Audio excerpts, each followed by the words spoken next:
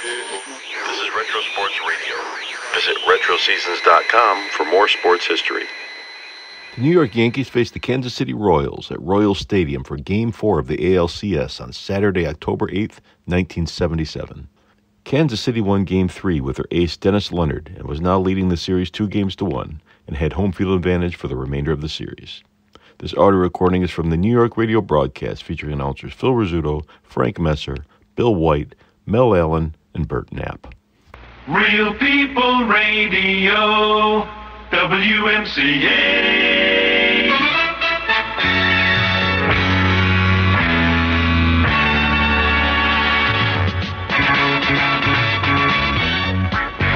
The Mel Allen John Sterling pregame show is brought to you by Carte Blanche. Since no credit card is accepted everywhere, you should have Carte Blanche, the credit card you need no matter what other credit card you have. And by Emory, the Air Force and Air Freight.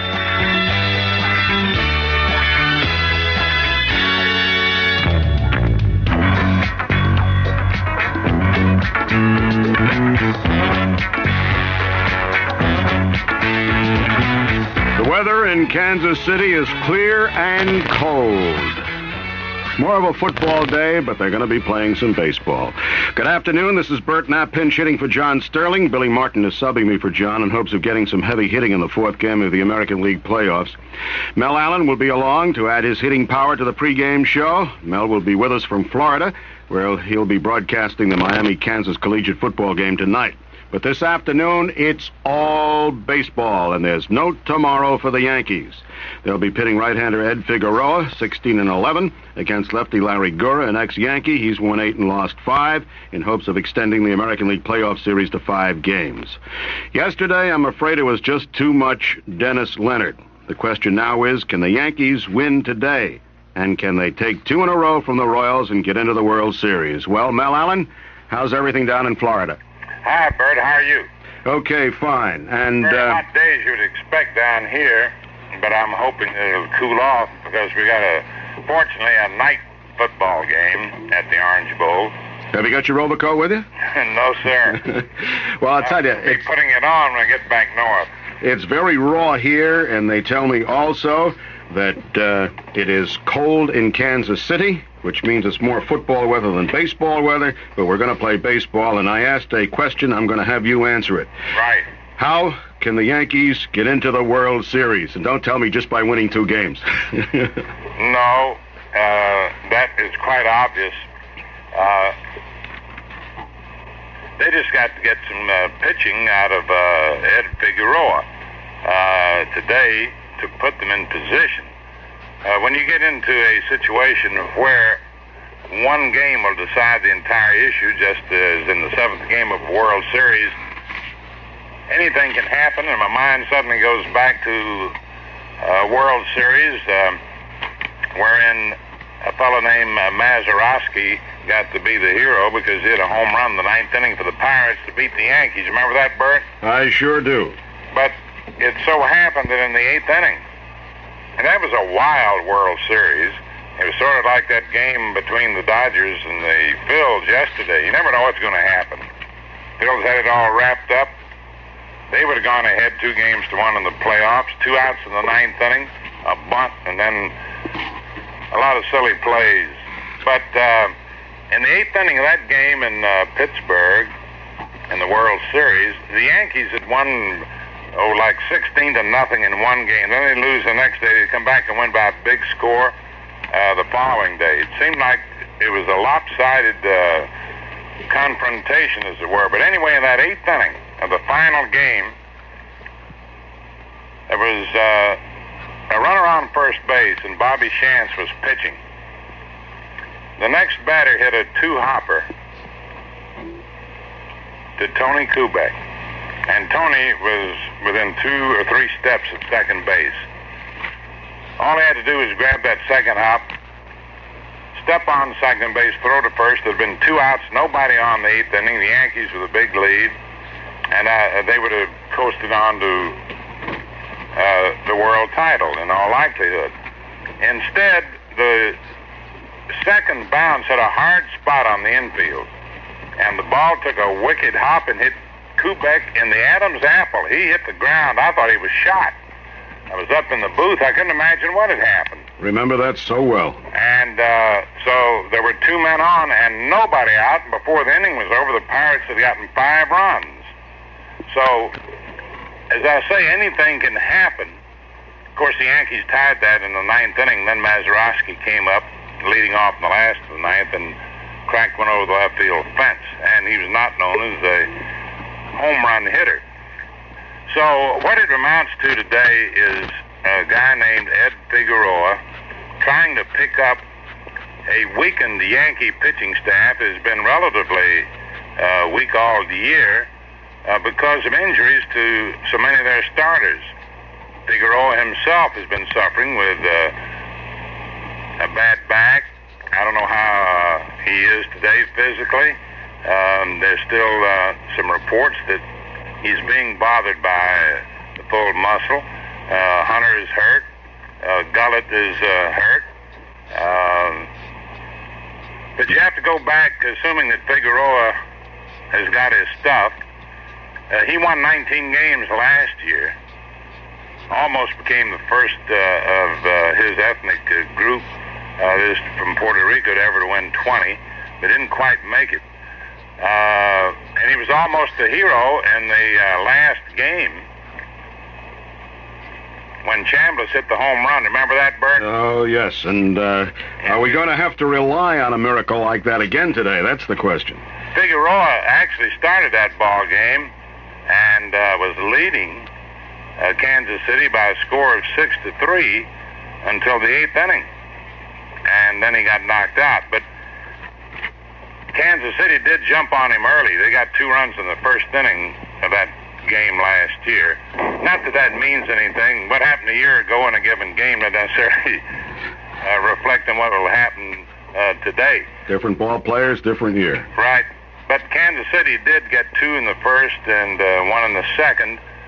But the Yankees had gotten 2 in the first and 2 in the fourth to take a lead, and they extended it to 6-3.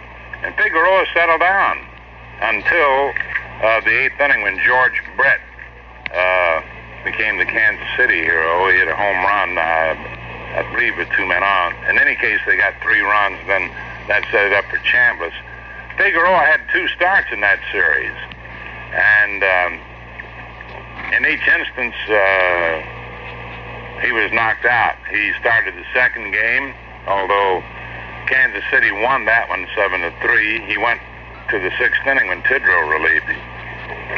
But now the odd thing to me, Bert, is as John and I were talking about last night, Kansas City has a pitching staff that is stronger all the way down the line because they're free from injury. And a terrific relief right. staff. That's they got several guys they can call on in the bullpen, but starting Gura today was the thing that interested us. Larry has been both a starter and reliever. He was with the Yankees. But this year, with Kansas City, he made a total of 52 appearances, but only started 6 games. So he was used largely in relief. He only completed 1 game. He wound up with an 8-5 record. But the thing we look at most is that he struck out 46 and walked 28, so that you like to have a ratio of 2 strikeouts to 1 base on balls. That's what they try to aim at. So his is a little soft on that score. Figueroa, on the other hand, had won 16, lost 11. He completed 12 games, made 32 starts, and he didn't do any relief work at all. And all I can say is he's not an overpowering type pitcher. And we have to get back to the Kansas City lineup. They've got the kind of a lineup where almost everybody on that ball club can hit the ball. They don't go for that long ball too often, though they can hit the long ball. They hit almost as many home runs as the Yankees did during the course of the year. The Yankees had 184 and Kansas City 146. They seem to get a piece of the ball more than the Yankees have this year. Instead of just those free swingers, they seem to get just a piece of it, as they call them these days, contact hitters. That's right. We always call them spray hitters, a lot of them. There are guys, the thing that happened, for example, last night was indicative. They went with the pitch with Mike Torres pitching for New York. They knew his style of pitching, and they adjusted that. Batting instructor or batting coach Charlie Lyle teaches them to do that. Of course, most batting instructors try to get the hitters to do that. But they knew that he would pitch away from them, whether they were batting lefty or righty, and in given situations, they would just go with the pitch. They go to the opposite field. When you have sluggers up there, they're always trying to pull the ball, and when you pitch, if you can pitch away from them and they try to pull the ball, they generally hit it on the ground to one of the infielders. So, and that's the situation that has, I think, prevailed throughout the first three games of the series, and I think that's why the Yankees are where they are at the particular moment. Mel, we have just a little bit of business to take care of, and then we'll be right back to you. Okay. Next time you have an appetite for fine Italian food, go directly to Valari at 147 West 4th Street in New York and carte blanche it. Valari is one of the many fine restaurants in New York where your carte blanche card will allow you to spoil, indulge, and treat yourself to the kind of food nobody can make at home. Dinner always tastes a little better when you have it with style with your carte blanche card, because people know carte blanche denotes more than an average measure of distinction and taste. With a carte blanche card, you can travel with style, too. You can carte blanche your airline tickets, carte blanche your rented car, carte blanche your hotel bill, and even carte blanche a vacation tour through Cartan Tours. Keep your card with you wherever you go, and carte blanche your way through over 250,000 doors across the country, including Valari. Carte blanche it. You'll know you're going first class, and so will everyone else. Mel Allen will be back with more analysis in just a moment. Voice recorder on. Oxygen masks on. You're listening to the sound of one of the world's great air forces. Hydraulic systems on and checked. An air force with more planes at its disposal than Russia or even America. Ground equipment clear. An air force that flies more often and to more places than any airline in the world. It's Emory, the Air Force in air freight. At Emory, we have more than just a fleet of planes at our command. We have a fleet of airlines, where we reserve space on key flights of practically every airline carrying packages. And we use hundreds of offline commuter and charter planes, even planes of our own where airline service is weak. We also have thousands of people, thousands of trucks, and hundreds of offices waiting for us on the ground. Control, this is TWA 463, ready for takeoff. The next time you have a package to ship, don't just ship it with an air freight company or even a package-only airline. Ship it with an Air Force. Emory, the Air Force in air freight. Bert Knapp back again with Mel Allen on the pregame show. Of course, it's the big game today. It's do or die for the Yankees this afternoon in Kansas City as they play the Kansas City Royals in the fourth game of the American League playoff series, with Kansas City leading 2-1. Getting back on track, Mel, we have a case here of the Yankees with their free swinging not hitting throughout this series. Of course, we know that with Splittorff, he's given them trouble all season long. A left-hander, he beat them. Now, the Yankees have had a pretty good record against left-handers. They handled Hassler pretty well. Can they handle Gura?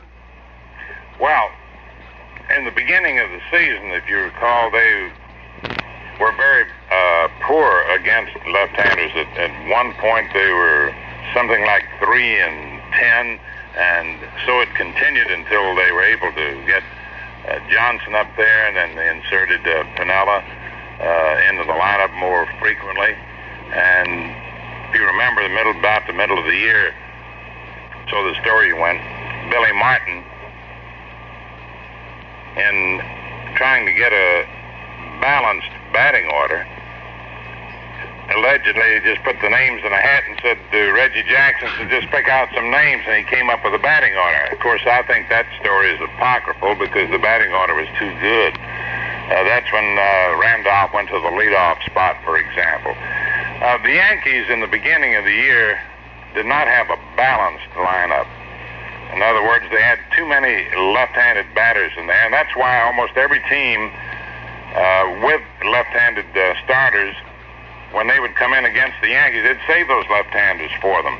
But eventually, with the arrival of Johnson and with Piniella being inserted, he's always been a good hitter, they started to turn things around, and they wound up, as you put it, being able to beat left-handers. But Larry Gura was formerly a Yankee, and he's pitched some pretty big games since he got to Kansas City. And he can either start or he can relieve. He has done both, which shows his versatility. And it added to the Royals' pitching depth. A guy that's versatile as he is, let me just put it this way, that tends to indicate that he knows how to set up a hitter, how to pitch to them. And even though he's relieved mostly this year, he can get himself mentally set when he starts the game as if he were coming in to relieve in a clutch situation. So he's used to pressure. And he's got a good curveball. He has a good fastball and a changeup. Let me ask you this question, Mel. I'm just trying to think. Right. I wanted to add the one thing to underscore what you had said earlier. Whitey Herzog and his scouts, they've gotten a pretty good report on the Yankee batters. Of course, they played him a few games during the year, but they have successfully neutralized the Yankees' batting power. Their top 4 RBI men have done hardly anything in this series. I'm talking about Munson and Jackson and Chambliss and Nettles. Go ahead, Bert. No, the question I just wanted to ask you was, getting back to Gura, if you were Herzog, putting you on the spot, would you have picked Gura to pitch this game for Kansas City? Or do you think Herzog is feeling that he can gamble and get a good game out of Gura, mainly because he was an ex-Yankee, he is a good pitcher, possibly he can beat them because of desire plus his talent? Well, the talent is the main thing. After all, Herzog wants to win this as much as anyone that you can possibly think of, including the owner of Kansas City. But he's in this very good position. Having won last night, he needs only one victory in the next 2 games. Should Gura not be good in the starting role, he's still got a lot of guys in that bullpen he can call, like Marty Pattin. He's got Mingori out there. Littell did pitch a little bit a couple of nights ago. He's got Bird out there. Jim Colburn loosened up yesterday, and Colburn was an 18-game winner for Kansas City this year, so he's got him in the wings, so to speak. He could either bring him in today, or in the event anything should happen, he's got a starter for tomorrow. But look at the Yankees. Who have they got? They haven't got anybody. That's the point. Where do they go tomorrow? Incidentally, what about Holtzman and Hunter warming up yesterday? Do you think that was just a ploy, or it was just the idea to loosen their arms up, or did Billy have an idea that maybe he would use one of them? I think it was more of a ploy than anything else. I don't look for Holtzman to do anything. He hasn't pitched a handful of innings, and it'd be a miracle if he came in and did anything. Hunter hasn't pitched in a long while, and he's been running, trying to keep his legs in shape, and he's been throwing over the last couple of weeks off and on, but I don't look for him to be sharp at all if he gets in there. And with a record of 9-9 earlier in the season, he had an earned run average way up there of almost 5 runs allowed per game, is 4.7 something. But today, as I see it,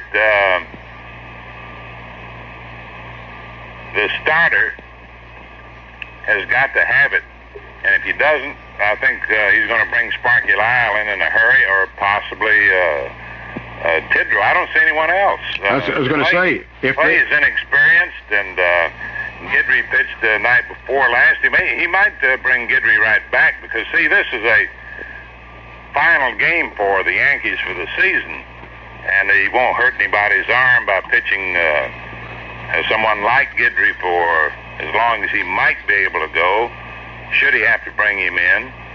And the same goes for Tidrow. The only thing is, if they do win today, what happens tomorrow? Who goes tomorrow? Is he going to try pitching Tidrow tomorrow, or everybody goes a couple of innings? It was like the 7th game of the World Series, going way back, 1947, when Spec Shea was a rookie. He was the Rookie of the Year that year. He's from Connecticut, around in the Naugatuck Valley. We called him the Naugatuck Nugget. Bucky Harris got down in the last game, and he'd used everybody in that 7-game series against the Dodgers, and he asked for volunteers. He didn't know who to pitch. Everybody's arms were dropping off. I think the Yankees, if they ask for volunteers, won't have anybody to volunteer. That's the problem. Well, Clay can volunteer. He hasn't been in very many ball games, but and he's kept in shape. But I just don't know what they would do tomorrow. Obviously, it would depend on how far, if they won today, how far Figueroa would go. He could come back with Tidrow or Guidry, or a combination of both tomorrow. In other words, in speculating, let us assume that Figueroa should go all the way.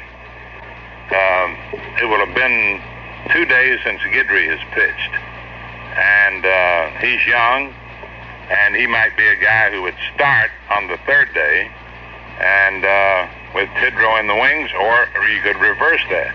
But I don't look for any help at all. And then you have Lyle, who can pitch every day for a while. Yeah, I don't look for anything from Hunter or Holtzman or Gullett.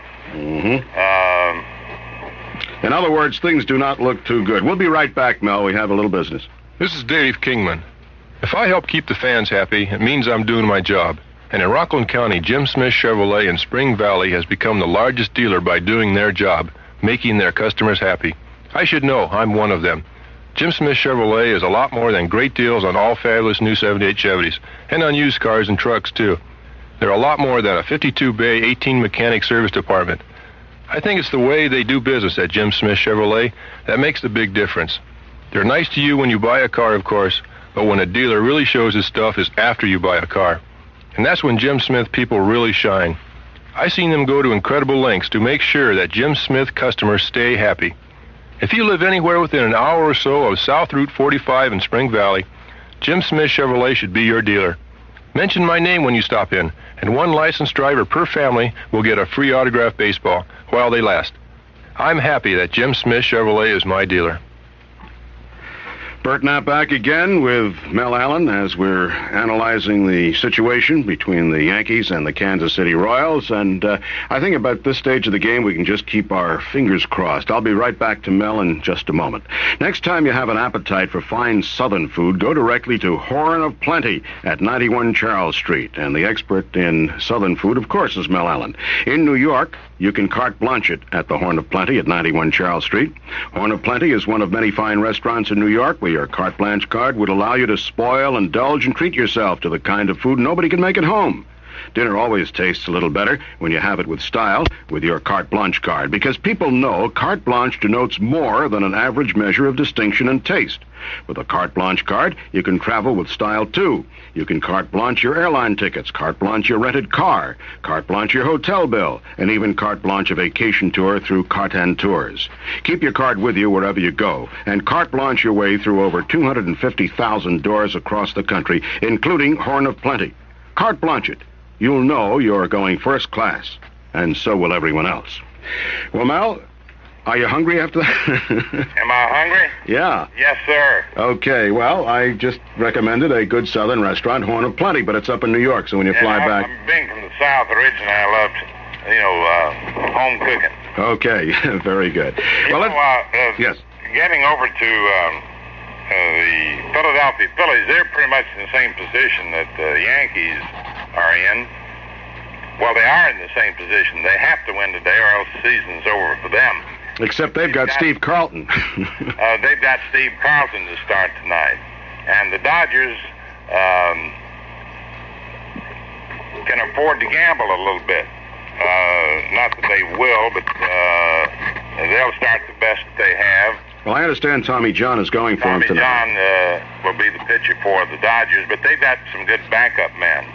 Oh, yes. And, that was a surprising win yesterday. That was incredible. With 2 outs, and with Garber having pitched so magnificently, it just took an amazing, fantastic number of plays, unusual plays, close decisions by the umpires and all that, all combined. As Tommy Lasorda always says, that big Dodger up in the sky was on his side. That's it. And that's the way it went. But to get back to the Yankees and whether or not we'll have any more ball games at Yankee Stadium this year, the two managers are pretty similar in style. They both are guys that don't mind gambling. They both like to run a lot, hit and run, squeeze, go against the book on a hunch.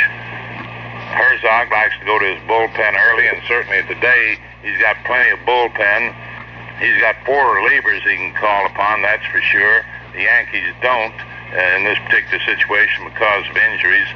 The Yankees won 100 games this year, Kansas City 102. They've been, they're each pretty tough to beat in their own ballparks. The Royals on their artificial carpet, Yankees with their long ball power at Yankee Stadium. They've got a lineup tailored to reach the handy right field seats. But that is why to get back to the starting pitcher today for Kansas City, Whitey Herzog is gambling on Gura because he is left-handed. He's got a good motion. He can neutralize, hopefully. He's going with a book. The long ball power of a Jackson, of a Chambliss, of a Nettles. And that's about the size of it. Both defenses are pretty good.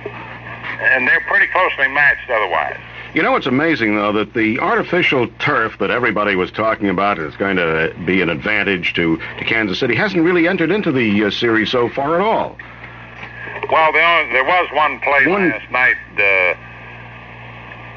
It didn't amount to a hard hit ball. It was a high chopper.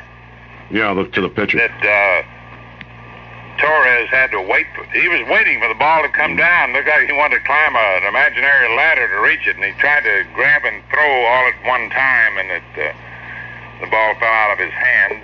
But that was the only incident at all. Right.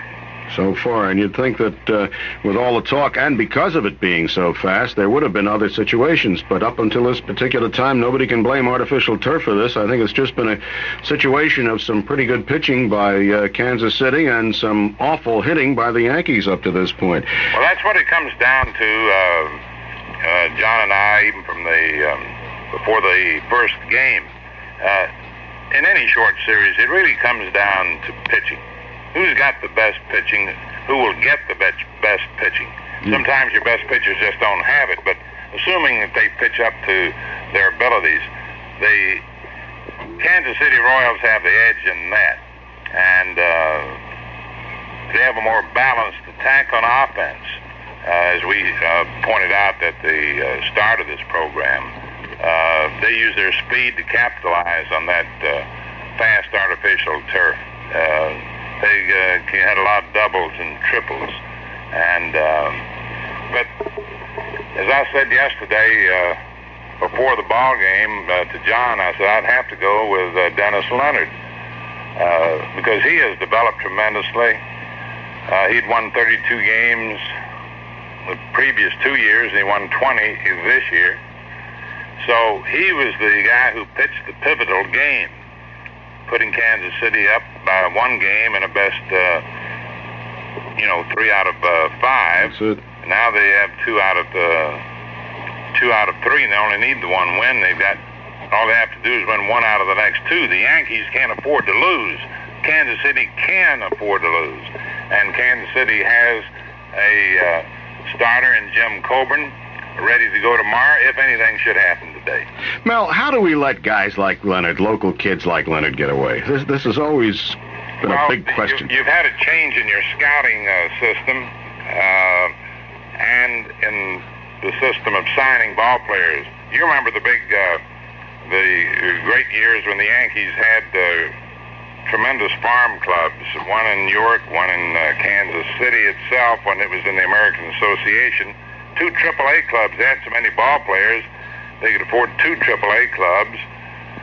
But they got around to where when they began to expand, they started to reduce the number of minor league clubs for economic reasons, and as a result, there weren't just enough ball players left. Then they got to a situation similar to pro football and pro basketball where they started to drafting ball players. So now a scout for a team, though he may like a player, he won't have the chance to go out and try and sign him. Somebody else will have that opportunity ahead of him through the draft. And we never had that draft until the last few seasons. And that's how boys get away. In fact, Whitey Ford's son, his name was selected by the Boston Red Sox. Naturally, he would prefer to have signed with the Yankees. He didn't have to sign with Boston, but if you don't sign with the team that selects you in the draft, then you're put back 6 months. Well, most kids don't want to wait, so they go ahead and sign with the team that picked them, and that's why a lot of these fellows get away that used to stay around town. Mel, we'll continue in just a moment. We'll be right back. Have you ever gone to the airport to get your package on a plane? Taxi! The airport, please. I don't know what it is about this cab, but it just refuses to go to the airport at rush hour. Probably afraid of planes. Taxi! When you finally get there, you're almost sorry you did. Could either of you gentlemen tell me where the World International Counter is? Sure, it's right over that way. No, Charlie, it's over that way. And when you get to where you're going, you have to be lucky to get your package to where it's going. Hi, I'd like to get this package on your next plane to Fargo, North Dakota, please. And why are you shaking your head? See that plane taking off? Yeah. Mm-hmm. That was our next plane to Fargo, North Dakota. There's an easier way. Call Emery. We'll pick your package up and rush it to the airport. And instead of your package waiting for a plane, chances are you'll find a plane waiting for your package. You'll also find that Emery goes to more places both here and abroad than any other air freight company. Hello, Emery? Help. Emery, the Air Force in air freight.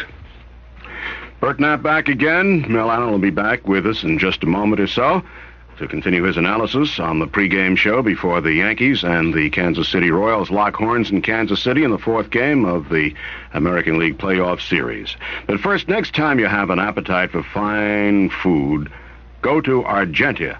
Go directly to El Gaucho at 93 McDougal Street in New York and Carte Blanche. El Gaucho Argentina food is one of the many fine restaurants in New York where your Carte Blanche card will allow you to spoil, indulge, and treat yourself to the kind of food nobody can make at home. Dinner always tastes a little better when you have it with style with your Carte Blanche card. Because people know Carte Blanche denotes more than an average measure of distinction and taste. With a Carte Blanche card, you can travel with style, too. You can Carte Blanche your airline tickets, Carte Blanche your rented car, Carte Blanche your hotel bill, and even Carte Blanche a vacation tour through Carten Tours. Keep your card with you wherever you go, and Carte Blanche your way through over 250,000 doors across the country, including El Gaucho. Carte Blanche it. You'll know you're going first class, and so will everyone else. Bert Knapp back again with Mel Allen, and it won't be long before they'll be out on that baseball field again down in Kansas City, and we'll see what happens then. Mel, I'd like to ask you one big question. Right. Your opinion. Do you think Billy Martin's job is on the line? There are rumors to that effect. There are rumors to the effect that the decision has already been made and was made some time ago. But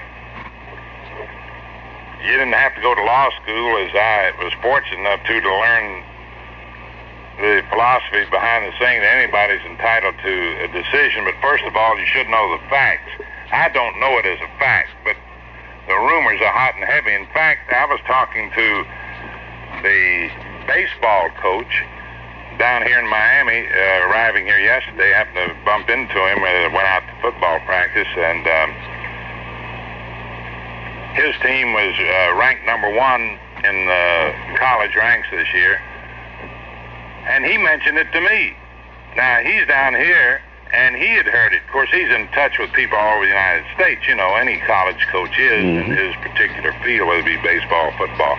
Well, he's in baseball, and he asked me the question. And he said he'd heard those rumors. So, you know, when it gets to be that widespread, there's a little smoke there anyway. I was thinking after Martin made his remark about after winning the World Series, he wants a big increase and what have you, that was more or less the cue to this whole thing, too. He claimed, of course, he was just kidding, if you remember. Well, that was after Steinbrenner really sat on him. But the rumors that have gone around are to the effect that the decision had been made, if it has indeed been made, and that I don't know, long before Martin made that remark. There's a rumor that Dick Williams is the man that George Steinbrenner would like to have.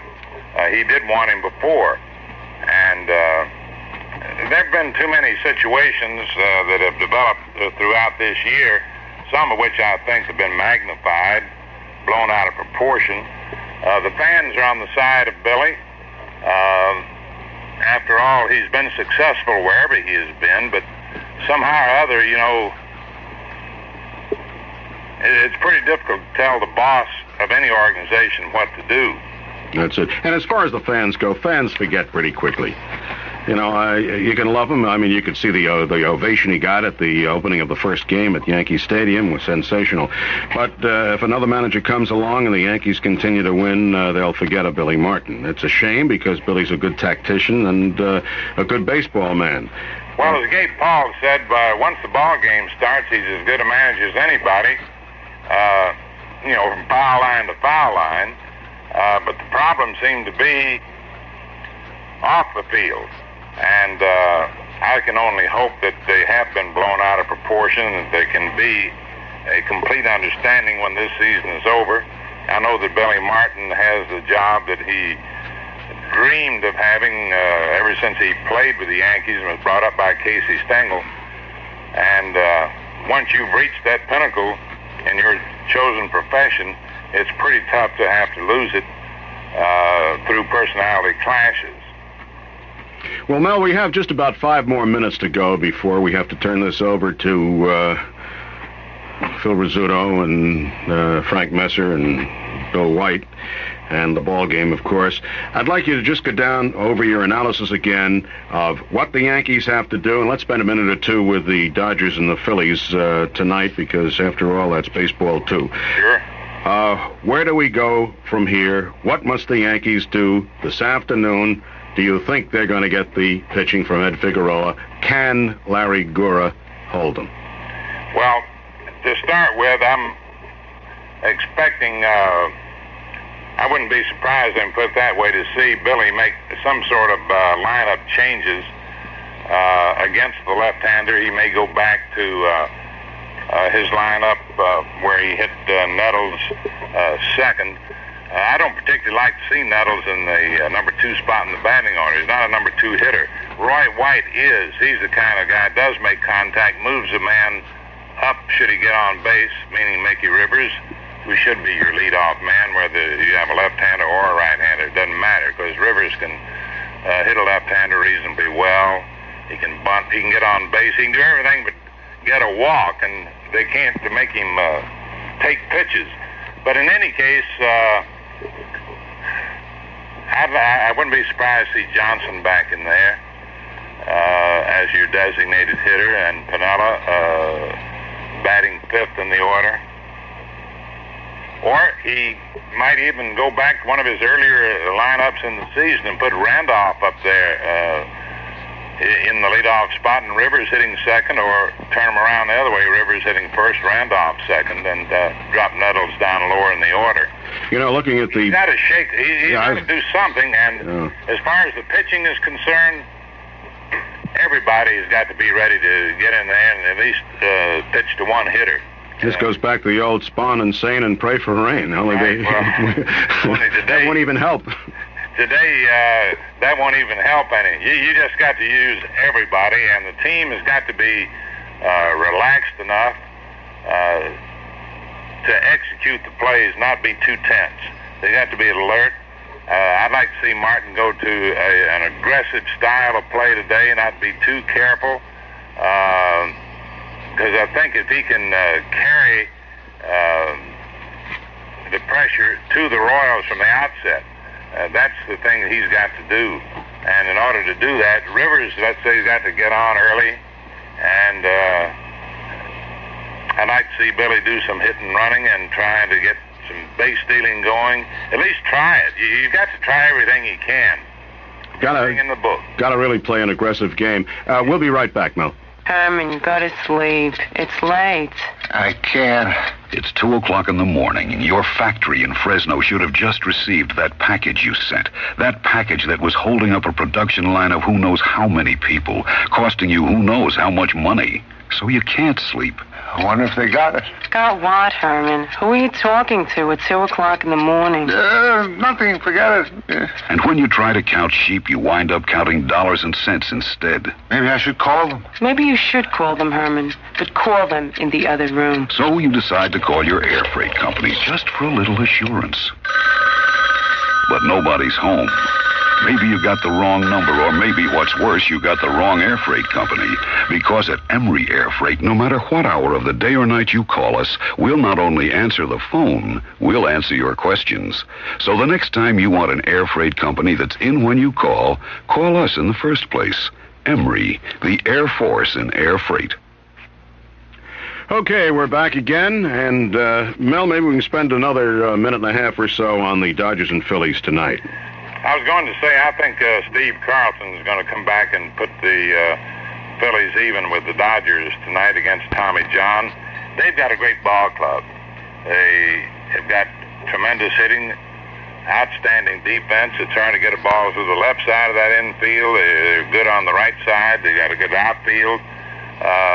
It was just one of those things that can happen to anybody yesterday, or else they would have been one up on the Dodgers. But I think Carlton is going to come back and beat John.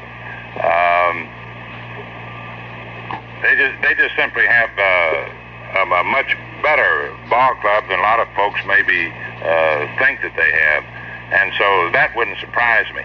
As far as the Yankees are concerned, Ed Figueroa has got to be the real aggressive guy to spearhead the Yankees today to try to keep them alive. And the thing that concerns me, Bert, is that in nearly 240 innings of pitching this year, while he struck out 104 men, he walked 75.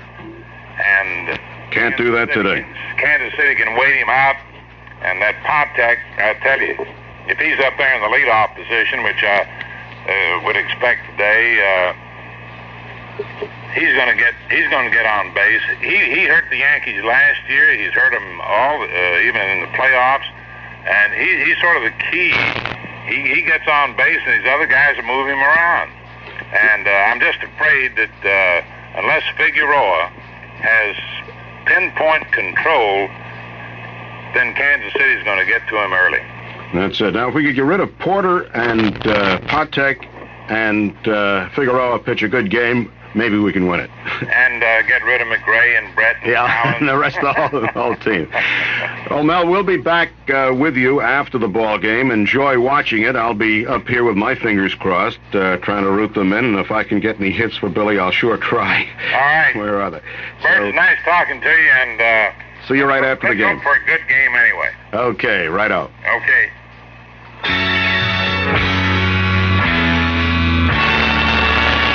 This is Bert Knapp, and I've been with Mel Allen on the pregame show before the Yankees and the Kansas City Royals lock horns in Kansas City this afternoon. They'll be getting underway in about 15 minutes. We'll hear from Frank Messer and the Yankee pregame show from the ballpark in just a couple of seconds.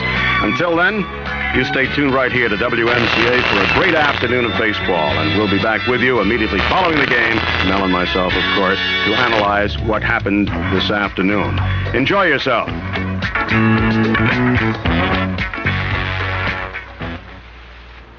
Start thinking straight.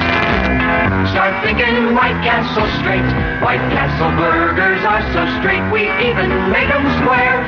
A different burger with a different taste, day and night, everywhere. Start thinking straight, get straight to White Castle, see you there. Let's get straight to the reason why White Castle burgers are small and square. It's so they can fit into your wallet. No, it's not. It's square so we can fill our whole griddle and not waste energy. And it's small so you can pay a small price. What if I'm really hungry? Then 2 White Castle burgers still cost less than 1 burger almost anywhere else. But you can still fit the patty in your wallet, see? Oh, look at that. Start thinking straight. White Castle puts a different taste on your plate. Bring the whole family straight inside and have a meal to share. You'll be White Castle steaming hot. Hit the spot, cause we care. Start thinking straight. Get straight to White Castle. See you there. See you there. The Mel Allen John Sterling pregame show is brought to you by Carte Blanche. Since no credit card is accepted everywhere, you should have Carte Blanche, the credit card you need no matter what other credit card you have. And by Emory, the Air Force and Air Freight. The New York Yankee pregame show is brought to you by Quasar Quality TV, the best way to watch the World Series, and by Spaten Beer, importers of Spaten Oktoberfest beer, and by New York, New Jersey Pontiac dealers. Here's one in your area.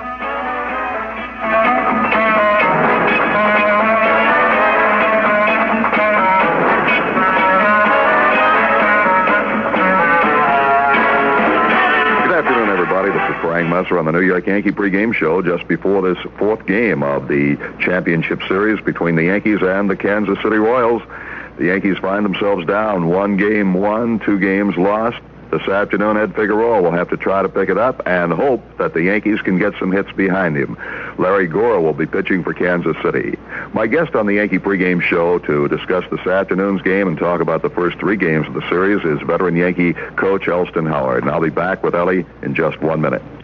Over WMCA, Strauss Communications in New York, Quasar scores again with 2 sensational World Series specials. Now you can see the series in brilliant Quasar color and save over $100 from the manufacturer's recommended retail price on a giant screen, works in a drawer Quasar Color Console TV. Big 25-inch diagonal picture, 100% solid-state service miser chassis for outstanding reliability. Super Instamatic color tuning, matrix picture tube, plus many other advanced Quasar features, and it's especially priced to let you watch the series from the best seat in the house, only $488.88 at your participating Quasar dealers. Save over $50 from manufacturer's suggested retail price on a Quasar 12-inch diagonal portable color TV, now at the spectacular low price of $258.88 at your Quasar dealer. Only $258.88 for a quality Quasar portable with 100% solid-state service miser chassis, inline matrix picture tube, automatic fine tuning, and it uses less energy than a 75-watt light bulb. 2 great World Series specials, and they're at your Quasar dealers, so see them now at 2 Guys, all stores, and Newmark and Lewis, all stores. Elston Howard, the Yankees now trail the Kansas City Royals 1-2 in this championship series. The Yankees have to win this afternoon's ball game. Just how do you size up the first 3 games and look at this one today? Well, Frank, in the first ball games that we played, I think we hit the ball a little bit better. But I would say that the thing that hurt us in the first, they won the first, we won the second, and the third they won the game, is the fact that we have Chris Chambers, who is not hitting, Reggie Jackson, who is not hitting, and Craig Nellis, who is not hitting. Mickey hit in the first game, but now the next 2 he fell off a great deal. And I think the whole thing you can sum it up to that the big guns in your lineup are not coming through, and if these guys would get some base hits, I think we'd be in a much better position than we are right now.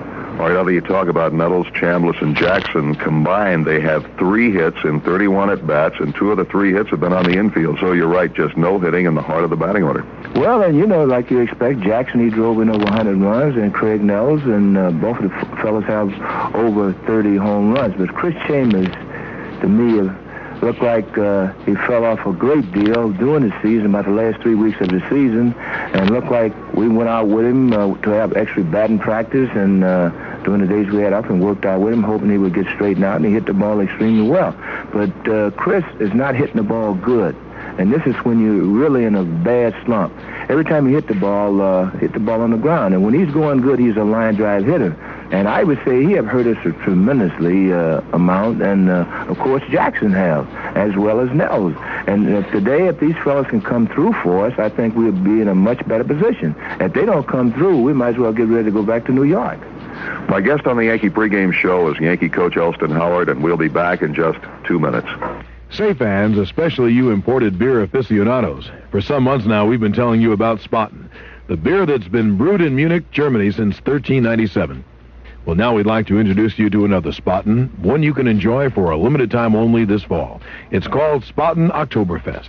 And as its name suggests, it's brewed every March, so it can age properly and be ready for the giant October Festival held in Munich every fall. In fact, this beer is so honored, the festival can't start until the Lord Mayor of Munich has tapped the first keg of Spaten Oktoberfest and tasted the first glass.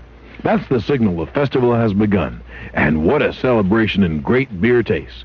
Spaten Oktoberfest is between light and dark in color, with a beautiful aroma of malt and hops, and a taste that goes with the autumn season. Spaten, the original Oktoberfest beer. And now Spaten Oktoberfest is imported for your pleasure by Sieb Distributors, Brooklyn, New York.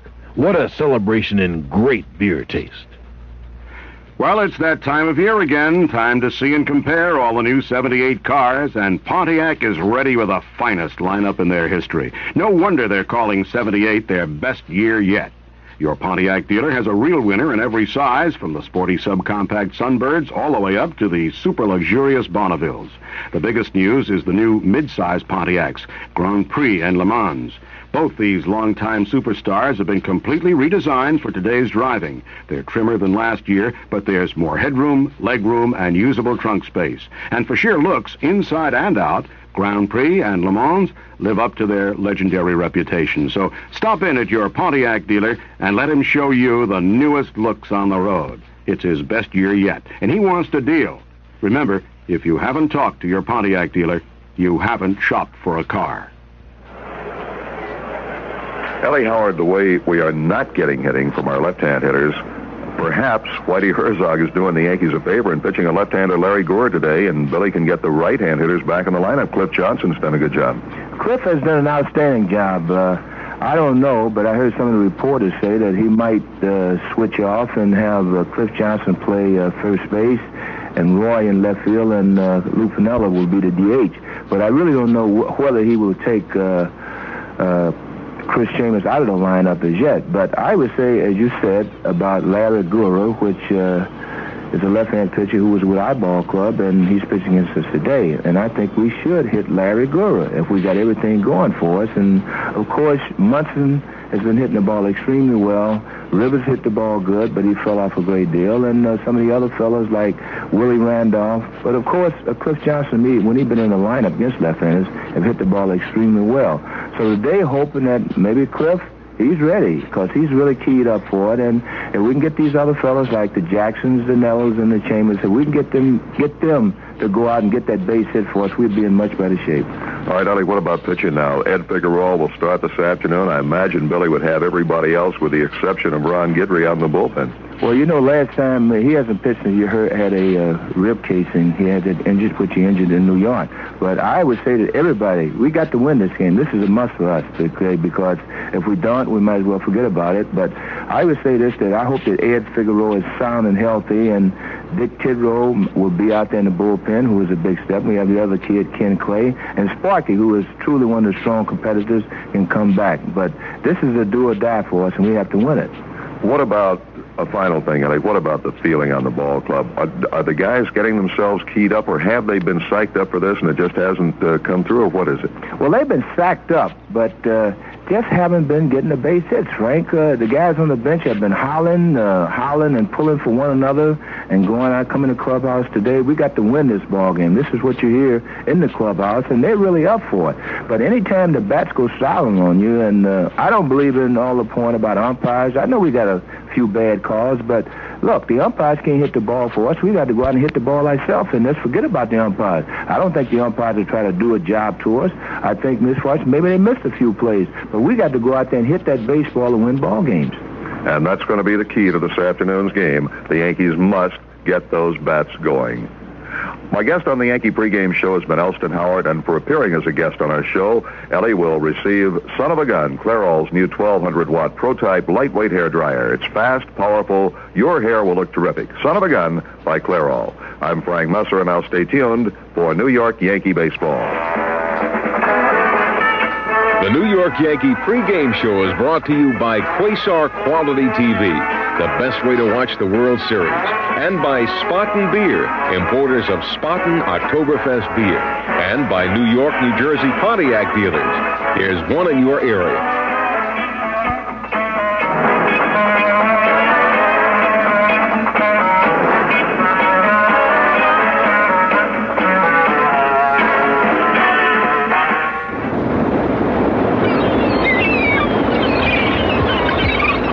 Garbage and raw sewage from New York City began to wash up on Long Island's beaches. Hempstead Town Supervisor Al D'Amato refused to let our beaches die. He went to court to force the city and federal government to build sewage treatment plants so that the dumping of 200 million gallons of raw sewage a day would be stopped. The destruction of our beaches must be prevented. We have a right as citizens to live free of this kind of pollution, and we're going to see that it's stopped. With our beaches threatened, it was Al D'Amato who led the fight to expose the source of this pollution and take corrective action. Keep Al D'Amato working for us. Make him the presiding supervisor for the town of Hempstead on Election Day, and then vote the entire D'Amato-Bennett team on Roe v. Paid for by the town of Hempstead Republican Committee. To you by the Taste of Champions Rheingold Extra Dry Beer, and by Champion Spark Plugs. Champion reminds you that the fresher your plugs, the better your mileage. Pharmacraft, makers of Cruex and Desonex. By Yoo-Hoo, America's #1 chocolate drink. Household Finance Corporation, where people use their money to get the most out of life.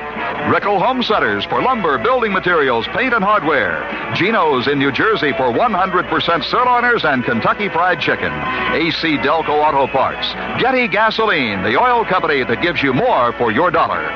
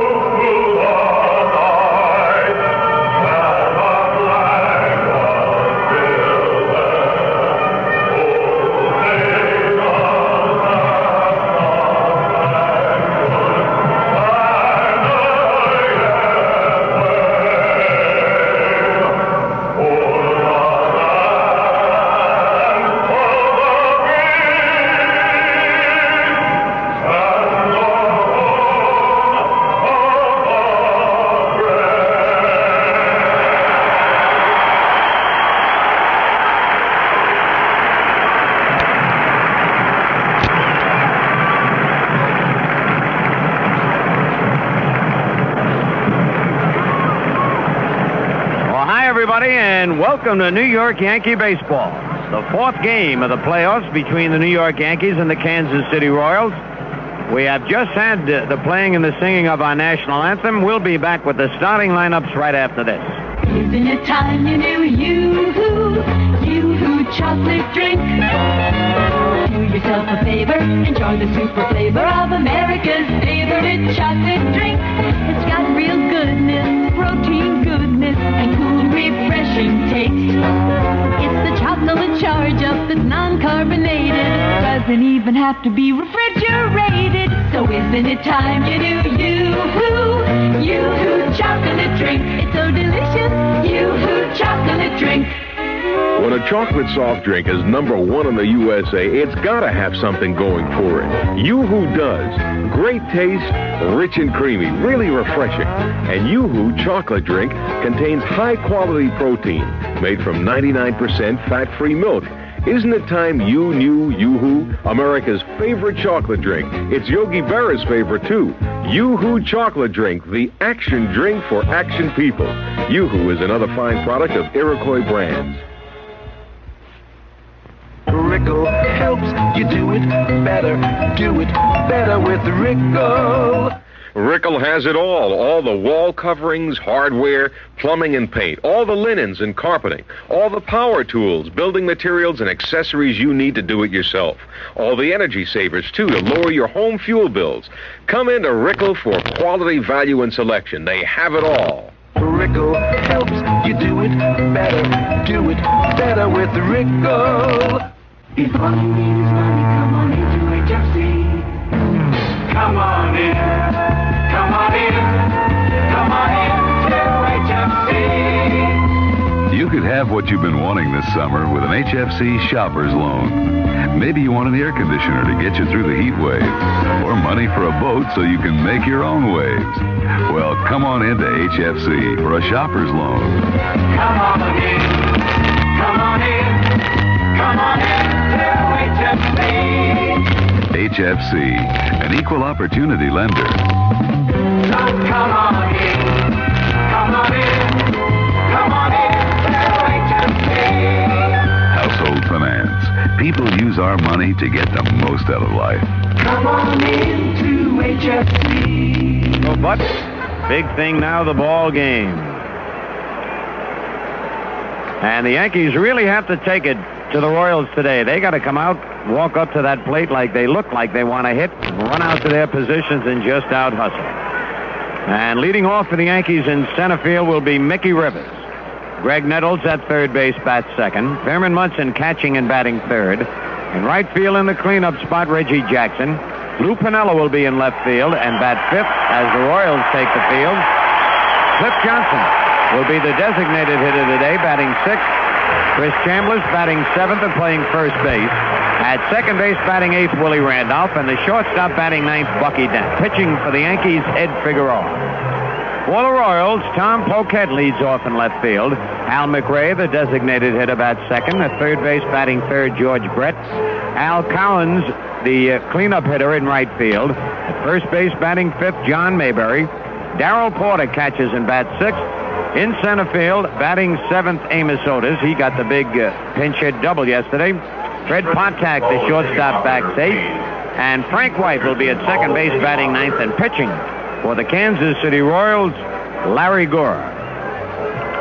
The umpires, who kind of got a tongue lashing from Billy Martin as they were exchanging lineup cards, will be Marty Springstead calling balls and strikes, Nick Bremigan at first base, Bill Deegan at second, Jerry Neudecker at third.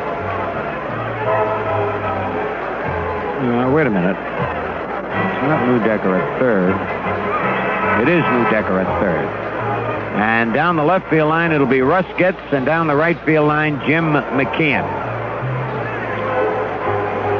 So we've got a windy, very cool day here in mid-America. The wind blowing straight out to right field. It's a lot warmer, even though it was a lot rainier yesterday and last night. Today, the sun is shining, but the wind is whipping to right field.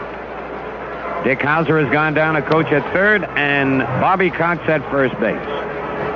Larry Gura, who won 8 and lost 5, no decisions against the Yankees this year or lifetime, will be on the mound. Of course, there are miles and miles of copy written about the ball game, interviews with the players. And I think Thurman Munson expressed it best of all when they asked if he thought the Yankees could win. Thurman said, "I can win. I think our team can win, and I certainly hope that they think they can win. So Thurman trying to light a fire under his teammates, realizing that they were outplayed and out-hustled in yesterday's ball game. And Mickey Rivers walks into the batter's box ready to lead off. And the first inning is always a key inning in a short series. Brett is in at third as Gura winds, and the pitch is hit deep to right center field. Nobody's going to get that one. That ball is off the wall, and Rivers is going in at second base with a stand-up double. Holy cow! The Yankees, I said, were going to come out swinging, and Rivers on the first pitch just missed a home run by about a foot. High off the 385-foot sign. Remember I mentioned the wind is blowing to right field, but Mick got all of that one. So, Mickey Rivers gets the Yankees started. And now Greg Nettles. Greg Nettles. If Nettles and Jackson start hitting the A today, the Yankees could have a laugher. Stretch by Gura. And the pitch to Nettles. Outside, ball one. You know, when a leadoff man gets up there, he starts the tempo of the game, and that base hit could make Gura a little more careful, and he might be trying to pitch to spots and get a little bit wild and then come in with a pitch. He sets again. Checking Rivers. And the pitch is blown away, ball 2-0.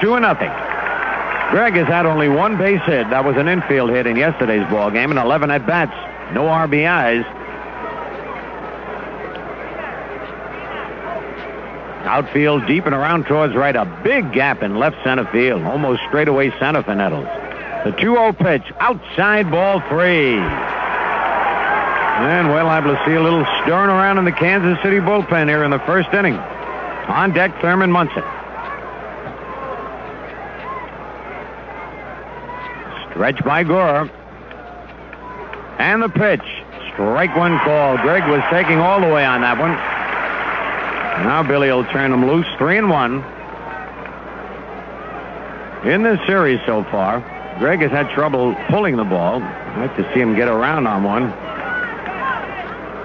Get the old confidence back. The 3-1 delivery. Whoop! Makes the outside corner. Started to stay outside. It's 3-2. Nettles was looking for a ball inside to pull. You can afford to take one when you're ahead on the count and you don't get your pitch. Now Greg has got to be ready.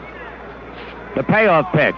He bounces it over the pitcher's head. That'll get Rivers to third. Patek up the throw. Not in time, and Nettles beats it out for a base hit. And this could be the day the Yankees get the break. That's the first ball that Patek has not been able to handle and throw it. He has had a great series in the field. Nettles beats out an infield hit. And Rivers alertly went to third. No chance to get Mickey over there. So the Yankees run as first and third. Nobody out, and Thurman Munson the batter. Thurman having another good series. He really comes alive when the chips are down. Playoffs, World Series last year. He's 4 for 9. Make that 4 for 12 for Thurman, batting .333. 1 homer and 2 runs batted in. So the infield playing deep, looking for the double play. They will give up 1 run on a ground ball. Nettles at first, Rivers at third. Nobody out here in the top of the first. And the pitch to Munson, a foul back to the screen. Thurman trying to shoot to right field, which he can do so well.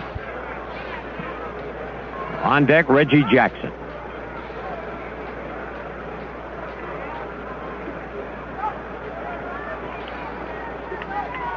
My voice not completely recovered. All I could do is just stick that microphone over there. I can hear Bill and Frank so well. Save a couple innings. All right, the kick and the pitch inside. 1-1.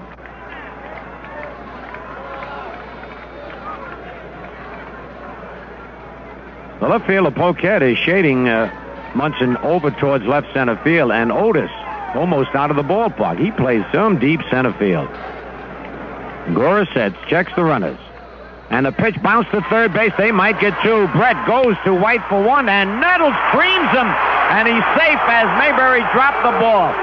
Nettles went in standing up and knocked Frank White back about 10 feet. Oh, the Yankees are out to play today. Rivers scores. I want to tell you, he never went down. He went in straight up and hit Frank White, who was so surprised. Yankees have been a little tender in this series, and the Royals have really creamed the Yankee infielders. And look at Nettles being congratulated by Martin and the rest of the team. So a run batted in for Thurman Munson. And the Yankees are out in front 1-0. The batter now, Reggie Jackson. The pitch to Jackson. Foul back and out of play. I tell you, the Royals have been lulled in a little state of complacency here because the Yankees have not been playing aggressive ball, but they certainly are playing it now.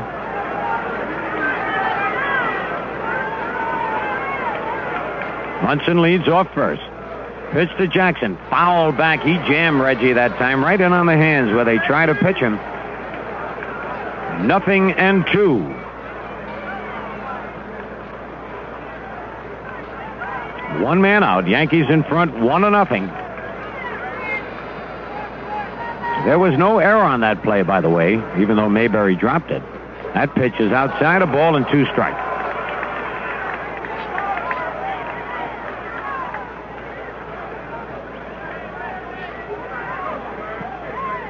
All right, Bill Kane has just said something in the booth, earth-shattering. We'll tell you about in a moment. The pitch to Reggie, high and tight. Reggie hits the dirt, spins around, gets right up. We could see a little action out here in the field today. The Yankees certainly are ready. They came out battling, starting with Billy Martin in the lineup cards. Matter of fact, prior to that, Billy had a big meeting in the clubhouse. Players should know that this is it, do or die. And Billy just wanted to make sure they knew. All right, the stretch. The pitch low and outside, 3-2. One man out. Otis deep and way over in right center field. And now the payoff pitch. Throw to first base. Just lobbed it over there. Rivers opened with a double off the right field fence. Nettles had an infield hit. Munson's force play, in which Nettles creamed Frank White. Rivers scored. One man out. Munson at first and a 3-2 count on Jackson. Gura comes to the belt. The pitch. He struck him out. Looked like he threw him a breaking pitch on 3-2. Reggie reached a little bit for that one. Oh, that's a big strikeout for Gura. And the batter now, Lou Piniella. Piniella is 3 for 7 in the playoffs. 1 double and 1 run batted in. He got that double and RBI in last night's game. And on deck, Cliff Johnson.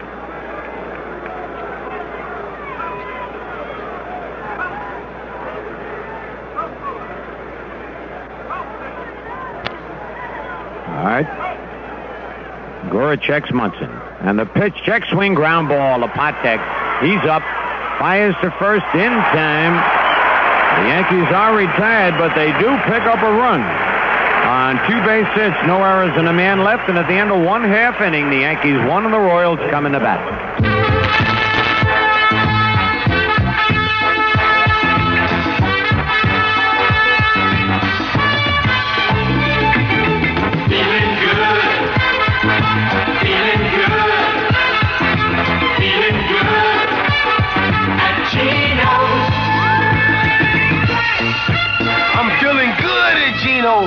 I mean, Ali is really feeling good at Geno's. And here's why. Geno's Giant, a burger that tastes as good as it looks. 2 all-beef burgers packed with all the trimmings. Take it from Ali. Try Geno's Giant. It's the greatest next to me.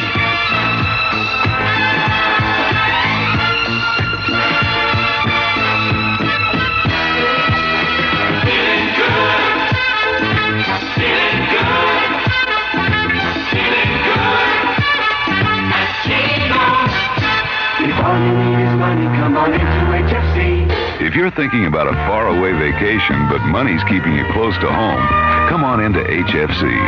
With an HFC travel loan, you could get away from it all.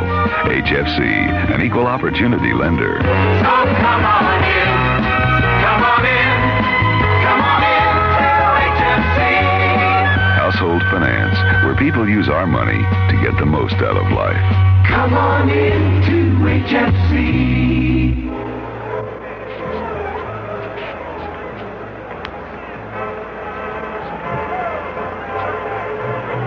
All right, Ed Figueroa has just come in from the bullpen, is on the mound. Home plate umpire Marty Springstead had a chat with Larry Gura before he started pitching to the Yankees, and he had a chat with Ed Figueroa. We are speculating up here as to what was said down there, and I thought it was the fact that they want to make sure there are no beanball throwing, or, in other words, throwing at the opposing batters. That's just my thought. Not necessarily the thought of everybody in this booth. I'd like to have a little vote up here to see what everybody thinks.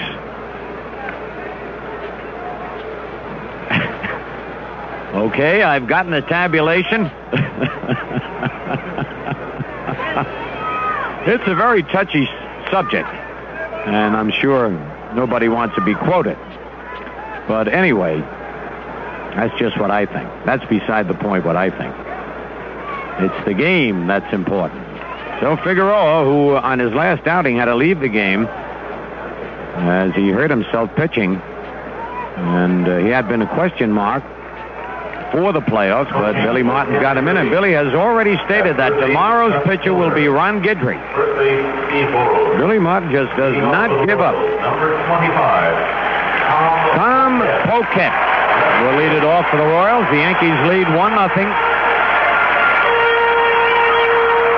Patek batting .333. He's 1 for 3. A left-hand batter. Nettles even with the bag at third as Figueroa winds. And his first pitch is a curve popped up.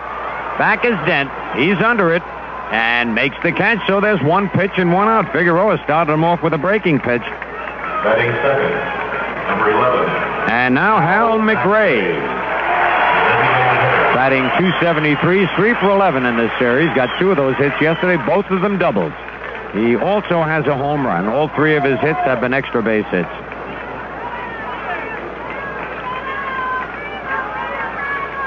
And Figueroa kicks, delivers, strike one called.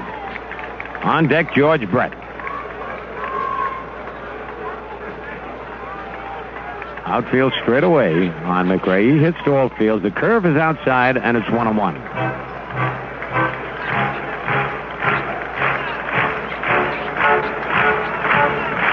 McRae gets a lot of doubles. He led the American League in doubles during the regular season. Curve ground ball, base hit in the hole of left field. He hung that curve ball.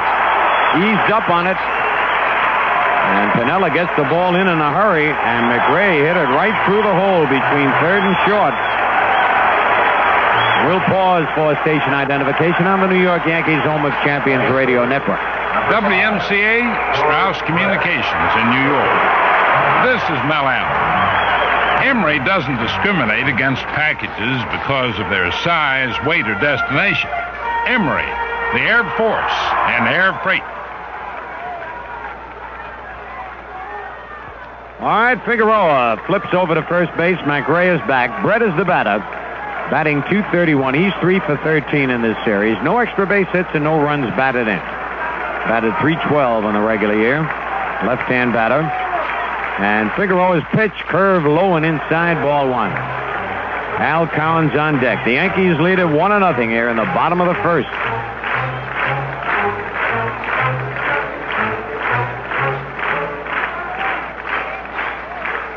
The green carpet they're playing on out here in Kansas City. McRae, pretty good lead at first throw over there. He's back.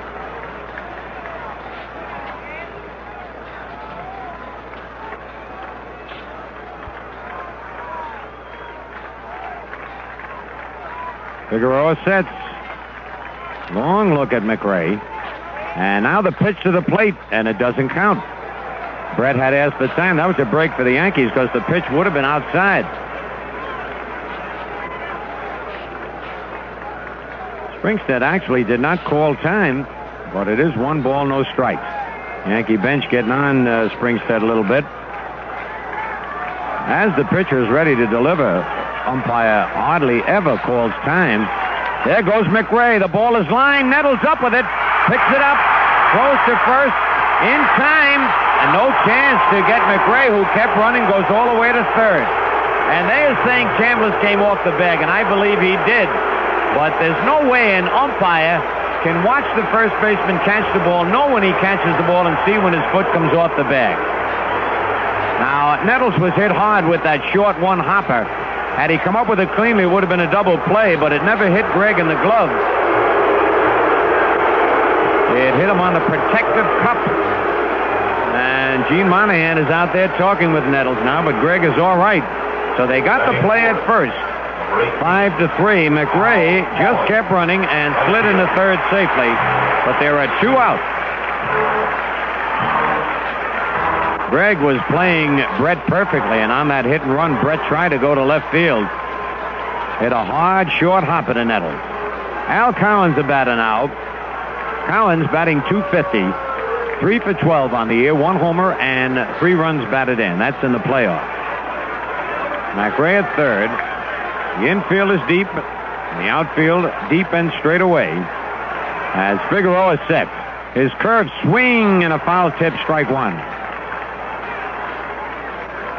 The thing you got to look for here, the breaks in the ball game, and Collins has done it a couple of times, is bounce that ball off home plate, and he can fly. And with the infield playing deep, you really have to make a great play to get him. He had the stroke in the first game, but since then, the Yankees have handled him. Fastball, he had a duck back out of the way. It's 1-1. Figueroa had curved him on the first pitch, and Collins was looking for it again. He almost fell into that one. Well, both these clubs certainly hustling, going all out. Figgy winds. Fastball jammed him. Ground ball to third. Nettles has it. Long throw. They got him. And the Yankees get out of the inning. No runs a hit, no errors, a man left at the end of 1. The Yankees 1 and the Royals nothing. And you're going to like when we do things at AMCO Transmission. Because if you take your car to AMCO in the morning, chances are you'll have it back the very same evening. That's 1-day service. And that's just another reason we're the world's largest transmission specialist. You're going to like the way we do things at AMCO. Because at AMCO, we get most cars done in 1 day. we do things right. AMCO, AA, MCO. Hello there, everybody. This is Mel Allen. You know, I've spent a lot of years broadcasting baseball games, but man, what I wouldn't have given to broadcast a fight, a championship fight with heavyweights like Lewis, Alley, or middleweights like Graziano and Sugar Ray. Well, I've finally got my chance to broadcast a champion, the lightweight beer champion, new Rheingold Extra Light. Friends, you're going to hear a lot more about this premium beer, because Extra Light got it all together. Less filling, round after round. Only 87 calories a can. But the full-bodied taste still goes the distance. Believe me, this is the one that'll set you beer fans cheering. Less filling, round after round. The new title holder, the lightweight beer champion, Rheingold Extra Light. Go get 'em, champ. Rheingold Brewery, New York. All right, we go to the top of the second. Yankees leading 1-0, and Big Cliff Johnson leads it off for the Yankees. Cliff was a big man in the game the Yankees won. Tremendous home run in the center field bleachers and another base hit to drive in a run. He's 4 for 9 in this series, batting at .444 with a double, a homer, and 2 runs batted in.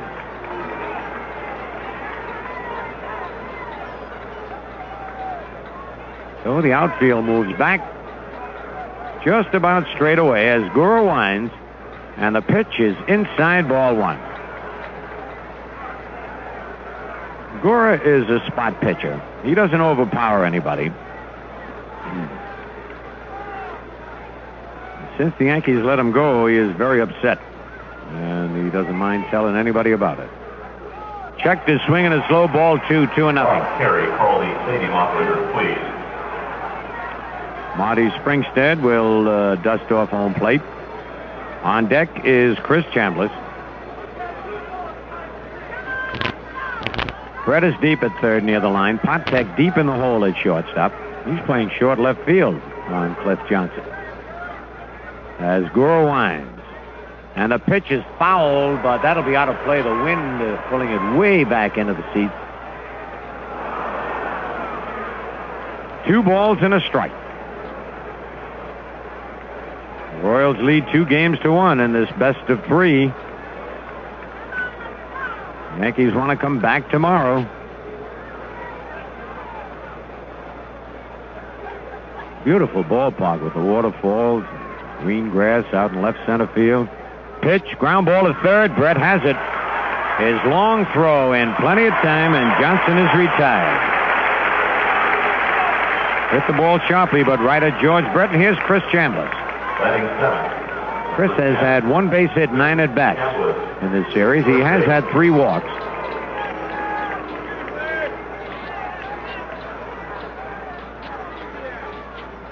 And the outfield plays Chris almost the same as they played on the right hand hitting Johnson. Brett moves a little bit more towards shortstop on him. And Patek moves over a little, and there's a swing and a miss, strike 1. Willie Randolph on deck. Yankees leading 1-0, top of the second. A 1-strike pitch, swing and a miss, strike 2. I'll tell you, Chris really took a rip at that one. He lost his timing, about 2 weeks ago, and just doesn't have it down, or hasn't gotten it back as yet. 0-2. And Gura's pitch is strike 3 call. So Chambliss is the second strikeout victim for Gura. I'll tell you, when you're in a slump like that, you're not swinging the bat well. You even lose the strike zone. You take pitches that you think are outside and swing at pitches that are outside. Willie Randolph having a fine playoff. He's 3 for 11, a double and a homer. And Willie fouls the first pitch back off the screen, strike 1.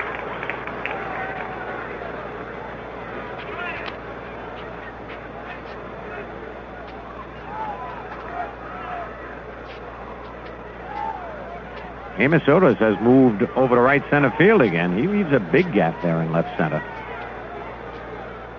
Pitch to Willie is inside, 1-1. On deck, Bucky Dent. Tell you, none of us, meaning the Yankee players or Yankee brass, want to go home. There's a base hit in the hole of left field. Pulled it right between Brett and Patek. So a 2-out single by Willie Randolph.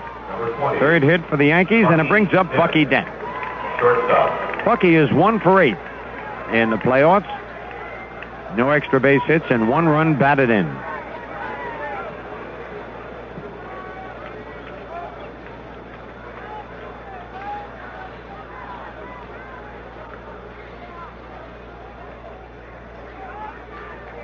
Two out. Randolph with a big lead at first base. He's got 1 foot on the carpet. Gura stretches, and the pitch to Dent is inside, ball 1.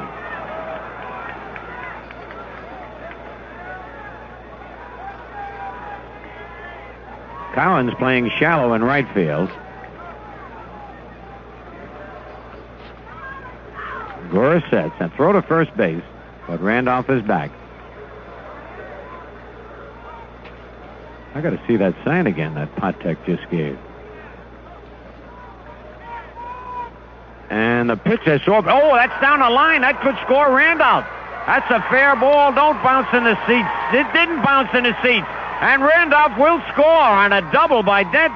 And the Yankees almost got hurt by that because it bounced fair, hit the foul pole, and almost went into the bleachers. Would have been a ground rule double. But luckily it came back on the field, and the Yankees are out in front 2-0. Holy cow, that was close. So the Yankees, after 2 out, come back with a hard single and an even harder double.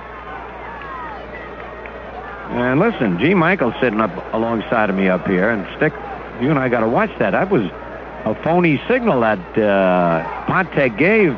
If he's just going to use the glove, the Yankees might be able to pick something up on that. What the shortstop does, and usually the shortstop is the smartest player on any team.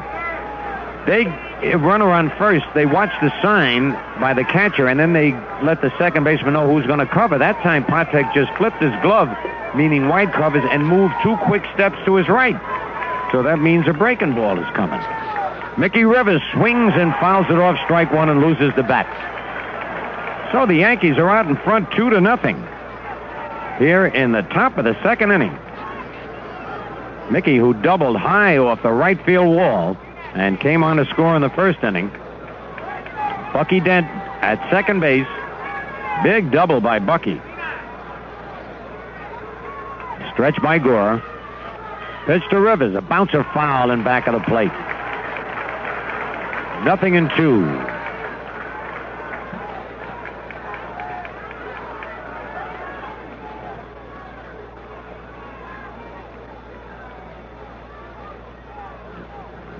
All right, Mick with 2 strikes on him. Brett now moves back to where he's even with third base. Otis still playing fairly deep in center field. Pitch to Mickey. Up the middle, a base hit for Rivers, and the Yankees lead 3-0 as Dent comes around to score. I want to tell you that Rivers is the best 2-strike hitter on the Yankee team. He really guards that plate. He punched it right back past Gura up the middle. And we're going to have action in the Royal bullpen.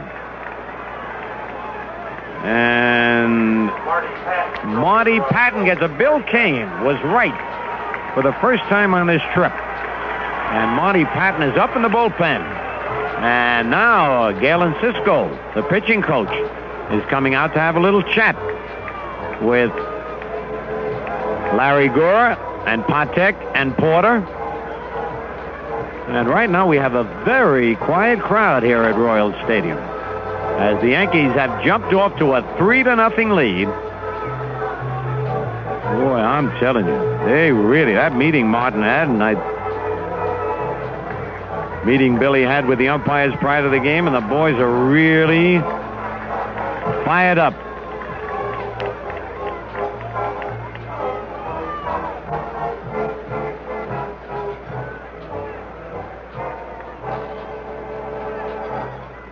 All right, Greg Nettles, who had an infield hit to help build that Yankee first run in the first inning. It moved Rivers to third. Rivers at first with 2 out, and the pitch to Nettles. Bouncing ball, but right at Frank White. He's up with it over to first. Nettles is retired, but the Yankees pick up 2 big runs on 3 big hits after 2 are out. No errors and a man left, and at the end of an inning and a half, it's the Yankees 3 and the Royals 0. Next time you have an appetite for fine steakhouse food, go directly to Frankie and Johnny's at 269 West 45th Street in New York and carte blanche it. Frankie and Johnny's is one of many fine restaurants in New York where your carte blanche card will allow you to spoil, indulge, and treat yourself to the kind of food nobody can make at home. Dinner always tastes a little bit better when you have it with style, with your carte blanche card. Because people know carte blanche denotes more than an average measure of distinction and taste. With the carte blanche card, you can travel with style, too. You can even carte blanche your airline tickets, carte blanche your rented car, carte blanche your hotel bill, and even carte blanche a vacation tour through Cartan Tours. Keep your card with you wherever you go, and carte blanche your way through over 250,000 doors across the country, including Frankie and Johnny's. Carte blanche it. You'll know you're going first class, and so will everybody else. Rickle helps you do it better. Do it better with Rickle. Rickle has it all. Quality, value, and selection in every department. Come in and check out the hardware, plumbing, power tools, paint, linens, draperies, housewares, carpets, building materials. You'll save on energy savers, installation, caulking, storms, screens, and more. Rickles helps you do it better because they have it all. Rickle helps you do it better. Do it better with Rickle.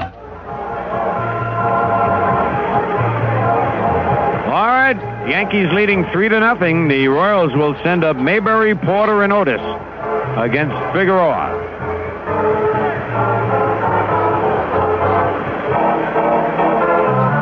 Big John Mayberry.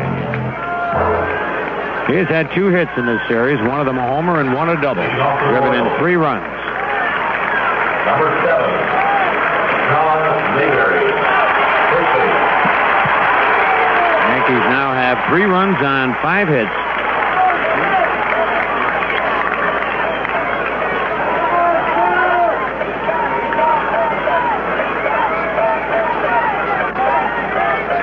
The pitch to Mayberry, swing and a miss, strike 1. No, it's not Stanley. It might be Mickey Klutz. It's not a pitcher, I know that. Well, we'll wait and see.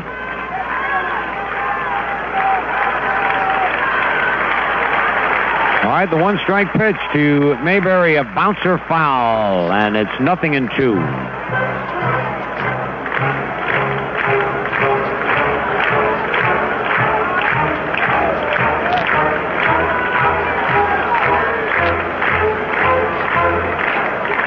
Greg is way over. He's playing shortstop. Dent is playing short center field. Randolph playing right field. And he struck him out. 2 curveballs and a fastball. And he pitched Mayberry beautifully right there. Batting 6. 1 man out. And Darrell Porter, the batter. Porter's had a hot series. He's 4 for 7. All singles, no extra base hits. And no runs batted in, but he's scored 3 times and he's walked 3 times.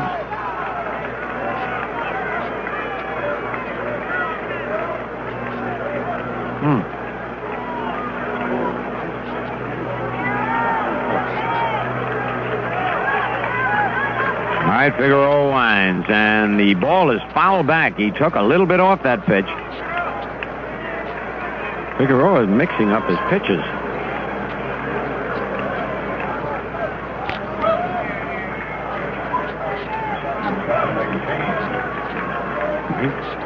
Curve, he pulls foul. 0-2.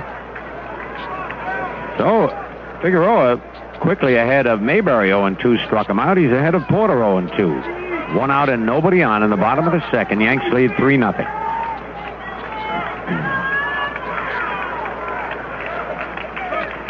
The kick and the curve bounce to second. Right at Willie Randolph. Willie up with it. Over to Chambliss. 2 out. 2 out. Nobody on, and Amos Otis the batter.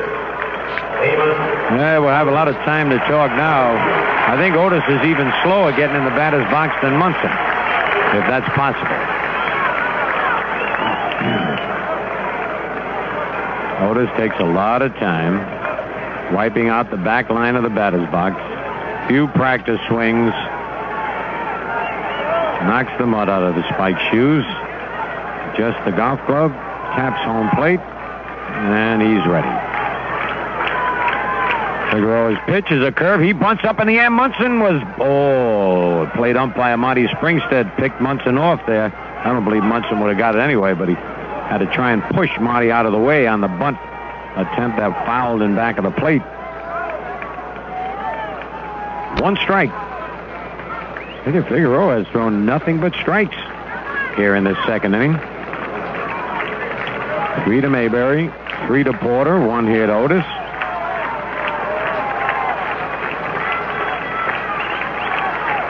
Figueroa shakes off a couple of signs. And the fastball is right in there. Strike call, 0-2. So far, Figueroa has outguessed the Royal hitters.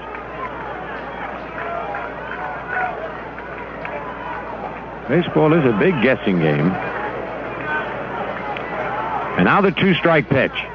Struck him out. Holy cow, 9 pitches. Figueroa's out of the inning. 2 of them strikeouts.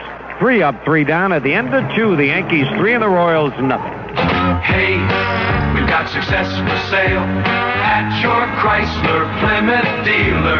Come on in and see what we've got. If success is what you're looking for, well, we've got a lot. Right now, during cleanup time, we're offering year-end deals on the small car America's getting comfortable with, Volare. Because of Chrysler Engineering, Volare offers you the ride of a big car and the value of a small car. And Volare comes in 3 models, the 4-door sedan, the 2-door coupe, and the popular Volare wagon, America's #1 selling wagon.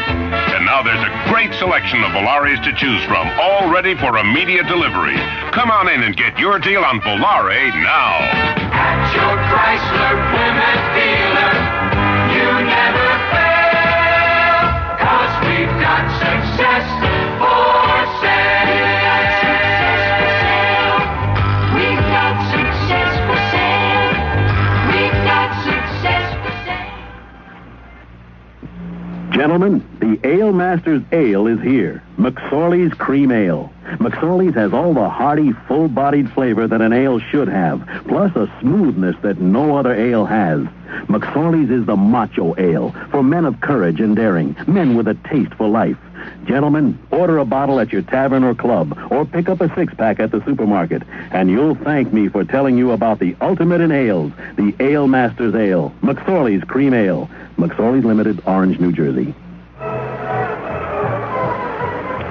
All right, the Yankees leading 3-0 as we go into the top of the third. They picked 1 up in the first, 2 in the second.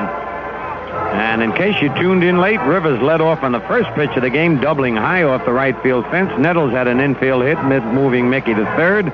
Munson bounced into a forced play, put the Yankees up 1-0 in the second inning after 2 outs. Randolph singled, Dent doubled, and Rivers singled. And the Yankees are leading 3-0. Thurman Munson drove in a run with his ground ball his first time up.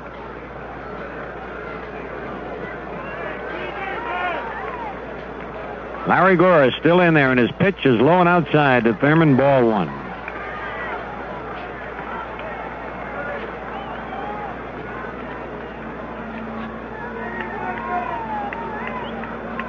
Gura looks in for the sign. And the pitch. On the outside corner, 1-1.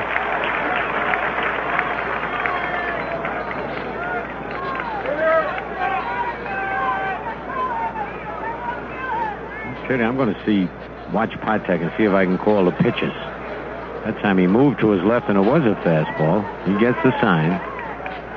He moved to his right 1 step. Might be a breaking pitch. Nope.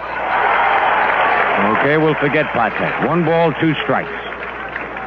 Thurman went after a high fastball.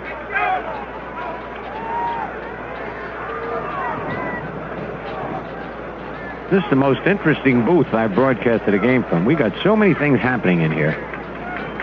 Really exciting, and with the game being exciting. Base hit left field. A bullet, that's going to be a double. It got by the left fielder. I tell you, this artificial turf going over there, Patek thought he was going to get to that ball, and suddenly it hit that artificial turf and just zoomed by him, hit the bullpen fence, and Munson is on with a lead-off double. And the Yankees have come out here firing today. And now Reggie Jackson. Reggie struck out his first time up.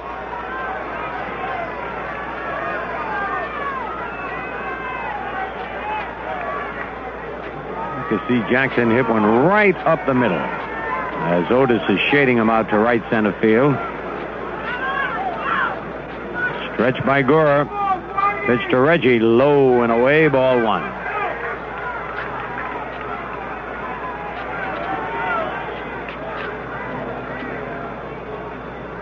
Nobody out, and Munson down at second base. And by the way,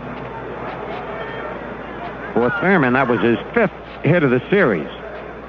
And that low gets away. Munson started and stopped. Good thing he did. It got away from Porter, but not too far. Porter would have picked it up and thrown Munson out had he gone. 2-0 the count to Reggie.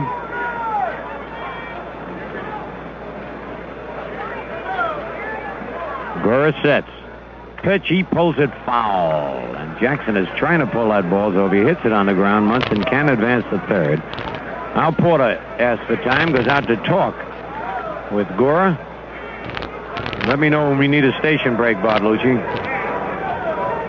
Let's do it now. Let's pause for station identification on the New York Yankees, home of champions radio network. WMCA Strauss Communications in New York. This is Mel Allen. If Yankee pitchers want to see someone with a really great delivery, they ought to call Emery. Emery, the Air Force in air freight. All right, it's 2-1 on Reggie Jackson. The pitch to Reggie. Outside, 3-1.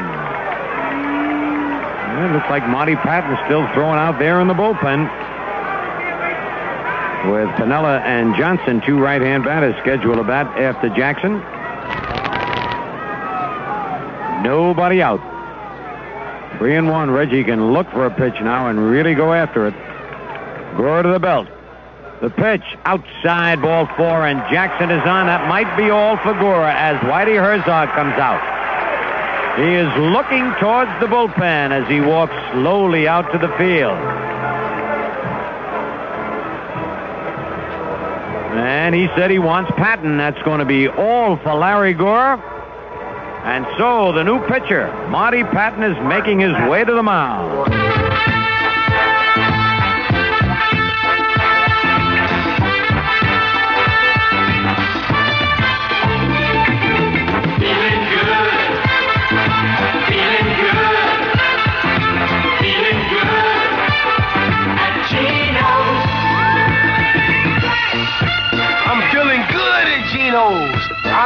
Ali is really feeling good at Geno's. And here's why. Geno's John, a burger that tastes as good as it looks. 2 all-beef burgers packed with all the trimmings. Take it from Ali. Try Geno's John. It's the greatest next to me.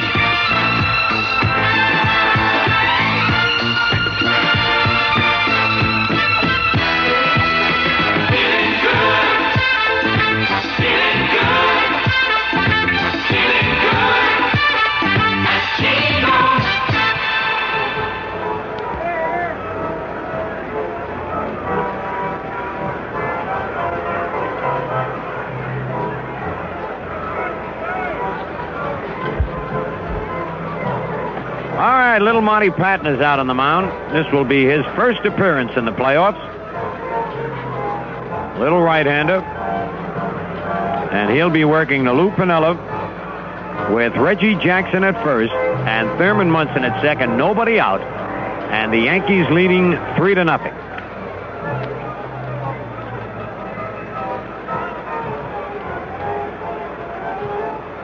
I tell you, the papers were so full of the Kansas City fans getting so excited at the... Well, you can't blame them. The Yankee fans do the same thing at Yankee Stadium. Of course, out here, they're not used to winning. In New York, they are used to winning. So here, no matter how they react, it's a first for them. But it's really great.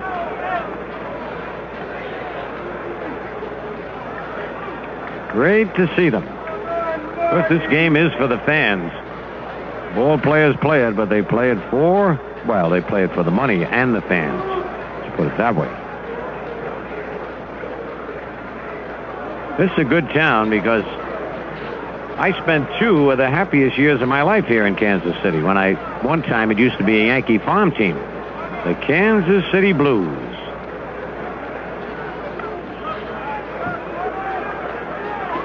Well, I tell you, they're different type fans out here. A little more subdued, a little more polite. If they hit you with something, they say, "Excuse me," which they don't do in New York. All right, Lou Piniella bounced to short his first time up. With Munson at second, Jackson at first, nobody out. Even with the bag is Mayberry. He's playing in front of Reggie Jackson. A lot of room down that left field line for Piniella. They're playing Lou to hit to right and right center. Pattin sets the pitch to Lou. He squares the bunt. Bunt's a dandy. And, went foul. I was hoping Pattin would try to pick that one up. Munson already to third and Jackson to second. Ball hit home plate and bounded high in the air. No chance for any force play. And had Pattin picked it up before it hit the ground, it would have been a fair ball, but he let it go and it went foul. Pinella started down to talk to Hauser, but Hauser gave him a sign, and Lou went back. Yankees leading 3-0 in the top of the third. On a very brisk, sunshiny day here in mid-America. Marty Pattin looks in, gets the sign from Darrell Porter. The runners lead away. And Pinella swinging away this time, fouls it off. And Mayberry was coming in, and Lou tried to hit one by him, but sliced it foul back into the seats. 0-2 the count. Pinella's a lot like Mickey Rivers. They're tough when they got 2 strikes on them. They really protect that plate. Of course, with Pinella, if he does hit the ball on the ground, he's a pretty good double play man. But also on this artificial turf, if it's not right at the infielder, it could go through. So Pattin comes to the belt. Pitch to Lou, low and outside. 1 ball, 2 strikes.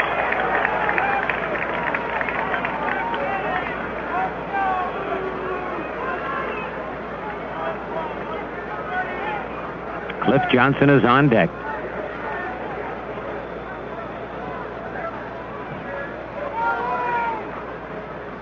Pattin, long look. He's got the sign now.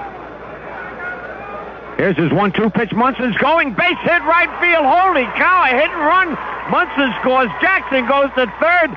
And the Yankees lead 4-0. Now, how do you like that strategy? Look at that Yankee bench. Billy Martin sent Munson and Jackson, and Pinella, as we told you, tough with 2 strikes. Sliced one between first and second, and the Yankees are out in front 4-0. And I can feel the old voice going again. But that doesn't make any difference. The stick can fill in tomorrow. The Yankees are leading 4-0. That run is charged to Gura. The hit to Pattin. Still nobody out. Runners at first and third. And Cliff Johnson, who bounced to third, the batter. Pinella at first, Jackson at third. Pitch to Cliff. Almost hit him, ball 1. I have never seen Cliff Johnson mad. And I don't know whether I want to see him mad either, but if I was Martin, I'd be a little careful. I mean Pattin. Marty Pattin. I didn't mean Billy Martin. Billy and Cliff get along very well. One of the few people Billy get along with. All right, nobody out. The stretch by Pattin. And a bouncer foul outside of third. 1-1.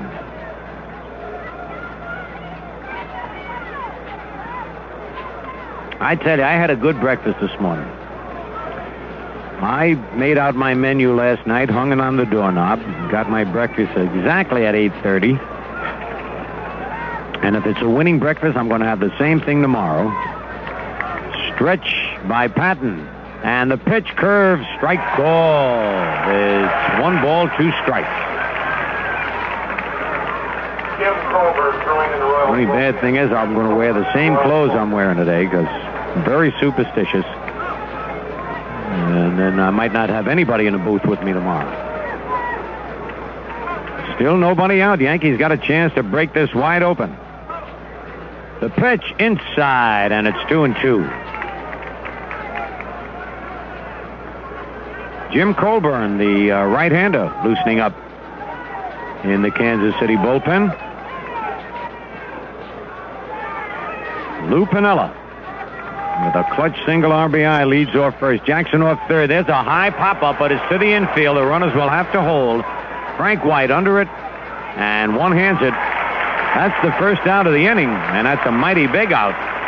And now Chris Chambliss, who is due to explode. He is 1 for 10 in the series. Called out on strikes his first time up. Yankees leading 4-0.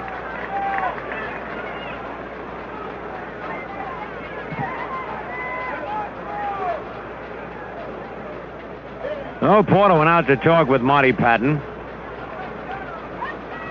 Hauser is talking to Reggie Jackson. Bobby Cox goes over to talk to Pinella.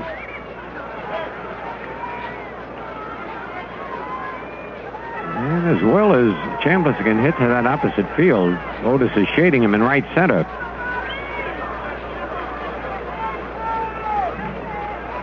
All right, the stretch. Throw to first base. And Piniella back.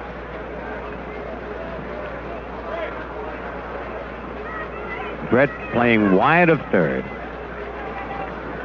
Chambliss gets a lot of hits to the opposite field. Pattin sets. Pitch to Chambliss. Outside, ball one. Looks like Chambliss is so anxious to hit, he's kind of jumping into the pitch. He used to be able to wait till that last fraction of a second. But as we mentioned, when you get in a little bit of a rut, you're not smooth, you just press that little bit extra, and one base hit will get him right back in the groove. Stretch by Pattin. And the pitch almost hit him. It's 2-0. On deck, Willie Randolph. So Rivers, Munson, Piniella, and Dent have all driven in runs in this game.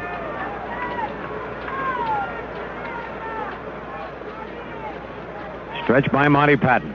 Runners lead away. And the pitch fouled back, and that was a pitch that Chambliss normally lines out to left field, but he just got under it. 2 balls and a strike. Now Chambliss looks down at Dick Hauser. He better step out if he's not quite sure of the sign. And he's back in again. Jackson has a little chat with Hauser. Stretch by Pattin. Here comes Jackson. The squeeze is on. He bunts it up in the air. It's a double play. Easy double play. Oh, he's out, though. The throw by Pattin almost went into left field. Brett had to lay down and catch it.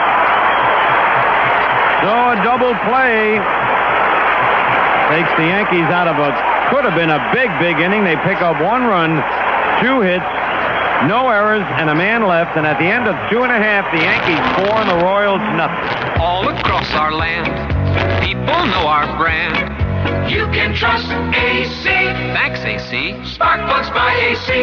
AC Fire Ring spark plugs start quick, run smooth, and if you need them, new AC plugs can help restore economy. Get the Fire Ring. You'll say, thanks, AC. You're welcome. So when you want to go, we're the name to know. You can trust AC. Thanks, AC. Spark plugs by AC. Fire Ring spark plugs by AC. Fire Ring spark. The price is right, you know, at NBO. National Brand Outlet, NBO. Leon Atkin, president of NBO Stores, saying, if you like famous brand menswear, if you appreciate the finest in suits, sport coats, slacks, outerwear, and accessories, if you like shopping in beautiful, friendly surroundings, if you like everything expensive but can't afford it, it's about time you visited one of my NBO stores, where you'll find just what you want at research-proven savings of 40 to 60%. At NBO, everything's expensive except the price of the clothing. Carl Place, Long Island, where Old Country Road meets Glen Cove Road, west of Roosevelt Field. Clifton, New Jersey, on Route 46. Yonkers Central Avenue, 2 miles north of Cross County Center. Westport, Post Road next to the Clam Box. Manhattan, 3rd Avenue at 86th Street. Open daily till 10. Most stores open Sunday. The price is right, you know, at NBO.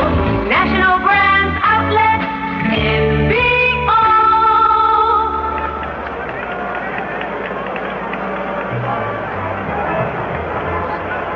All right. The Yankees are leading 4-0. They scored a run in the first, 2 in the second, 1 in the third. And the leadoff batter will be Freddie Patek. And he is the only man on these 2 clubs who has hit in every game of the playoffs last year and this year. He's 4 for 9, batting .444, 2 doubles and 4 runs batted in.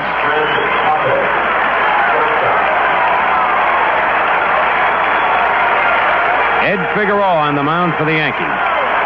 And his first pitch to Patek is a curve. A little bit low, says Marty Springstead. Ball 1.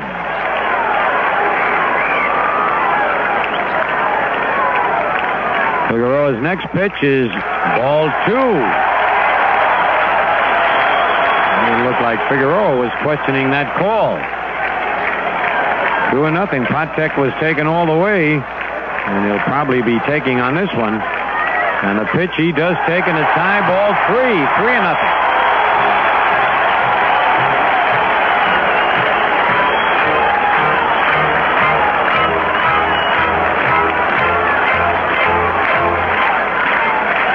3-0 delivery. There's one right down the middle, 3-1. I'd have to believe Patek will be taken again right here. The Royals will try to get a base runner on. The 3-1 pitch. No, he swings. Fly ball deep to right. Going back. Jackson back and loses the ball. It's over his head off the wall. And Patek will be in at third base with a triple. Reggie misjudged that ball. Thought he had it. And off his glove or just over it, bounced off the wall over his head. And Patek, with a little help from the wind, triples to right field. That's only the second hit off Figueroa. But now Patek has hit in every game. All 5 last year, 4 here this year. And the batter is Frank White, the second baseman. The Yankees now have to play their infield back. That's what's tough. Practically give up a run on a ground ball unless it's hit right back to Figueroa. Or possibly to Nettles, who's just a bit in back of the bag. Pitch to White. Curve low, ball 1. Yeah, that's what happens when you get behind a hitter. I figured he'd be taken. The Yankees figured he'd be taken, and Figueroa just laid it in there, and Patek jumped on it. Fastball foul down the right field line. Out of play, back into the seats. And the wind is really taking that ball to right field. Like a jet stream going out that way.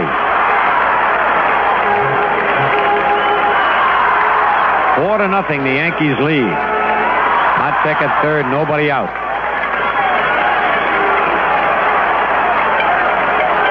Figueroa winds. And the curve fouled outside of third. So now Figueroa ahead, 1 ball, 2 strikes.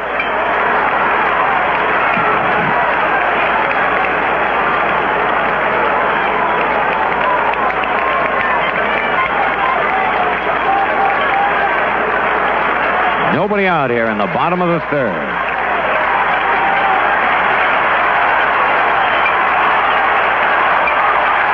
Figueroa swings into the windup. And the curve low and outside, 2-2.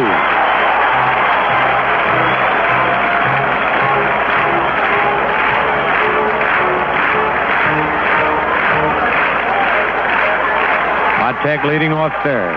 Low and outside, 3-2.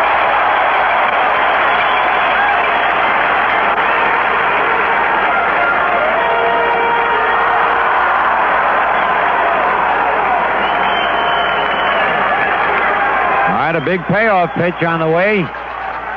Fly ball, right field. That'll score the run. Patek is very fast. It's not too deep. Jackson makes the catch. Throw to the plate is on the money, but Patek beat the throw in, even though the ball got by Munson. A sacrifice fly by Frank White. And the Royals pick up their first run of the ball game. It's now the Yankees 4 and the Royals 1 with 1 out. Jackson made a strong throw, but Patek is just too fast, and Munson, knowing that Patek was fast, tried to reach out, grab the ball, dive back over the plate, but the ball skipped by him. No error on the play. 1 man out.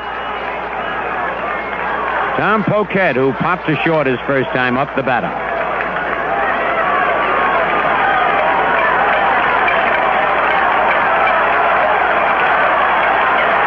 And the pitch to Patek is a curve over, strike 1 call.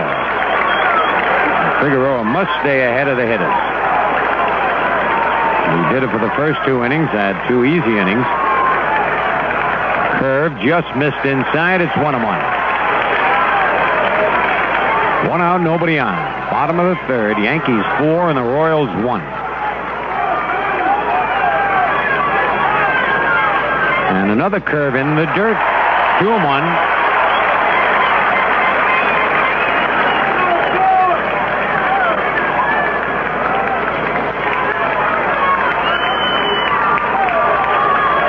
Figueroa gets the sign from Munson. Fastball, ground ball is short. Dent right there, up. Fires to first. Big reach by Chambliss, and he kept his foot on the bag. 2 men out. That ball sailed on Bucky Dent. Chambliss did a fine job keeping his foot on the bag that time. Here's Hal McRae. McRae single to left field his first time up. He has now had 4 hits and 12 at-bats in the series.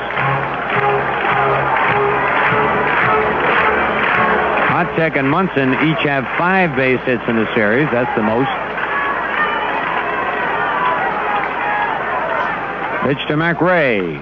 Foul down the right field line. He was shooting that way back in the seats in the upper deck.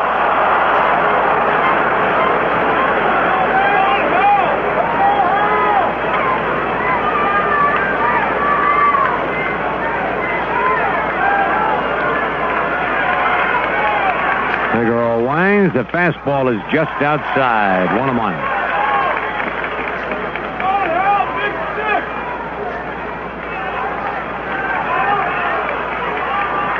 The 1-1 delivery. Curve bounced up the middle. A base hit. That's twice he has thrown that pitch to McRae, and both times McRae has gotten a base hit. First time up, he pulled it between third and short. And now George Brett will be the batter. And Billy Martin's going out to the mound to talk with both Munson and Figueroa. Brett bounced to third his first time up. Nettles had to make a fine stop and throw to get George Brett.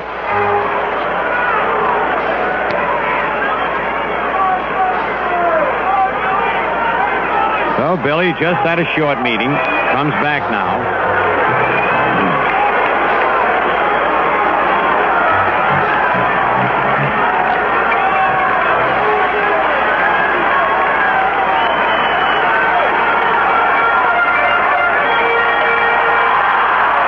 Chambliss holding the bag against McRae with 2 out. Throw to first base. Brett is back.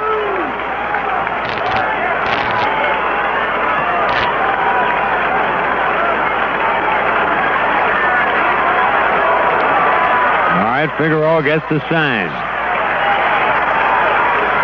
And the pitch. Fastball bounce past Chambliss. And they better hurry that ball in or McRae's going to score. He's going to score. Jackson dropped the ball again. I tell you, he's having a rough time, and Brett's in a third. And it's a 4-2 ball game. Chambliss was holding the bag against McRae. And then as the pitch came in, he moved to his right. McRae pulled it right by Chambliss, who tried to dive back, couldn't get it. Reggie waited for the ball to roll all around the fence. And then bobbled the ball again, and McRae scores. Brett goes into third quickly. It's a 4-2 ball game.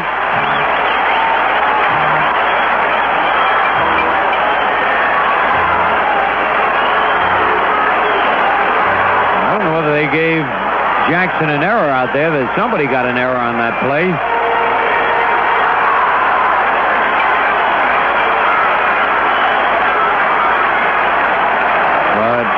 McRae scores, and it's a 4-2 ball game. Al Collins, the batter. And the curve low. Grabbed by Munson. Ball 1.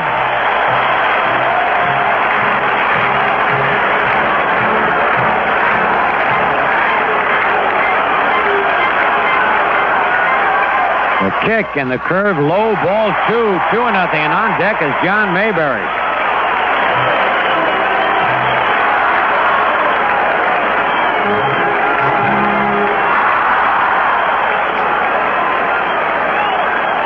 The 2-0 pitch. High ball 3. 3-0.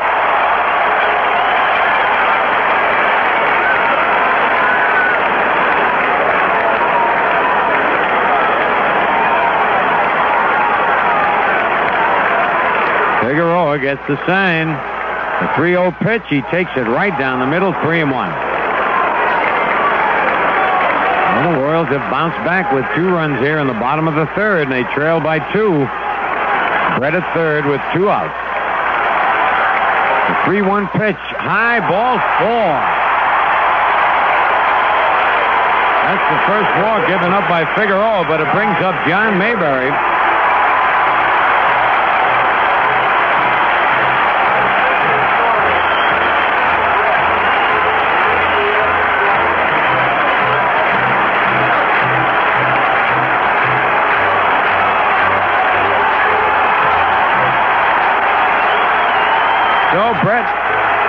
at third, Collins at first, and the batter John Mayberry. Now they got to be doubly alert because they might let Collins try and steal second to get the potential tying run in scoring position.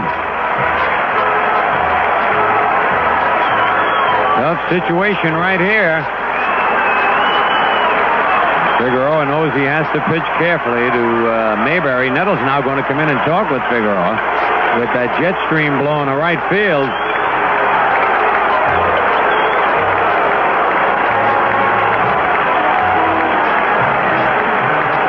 All right, they have taken the error away from Jackson now and made it a triple. 2 out, 2 on, 4-2 the score. Sparky is up and throwing in the bullpen. Curve over, strike one called, along with Dick Tidrow. 2 top Yankee relief pitchers are up and throwing. On deck, Darrell Porter. First and third, 2 out. Figueroa sets. And the curve swing and a miss, strike 2. 2 curveballs. He's gotten 2 quick strikes on Mayberry.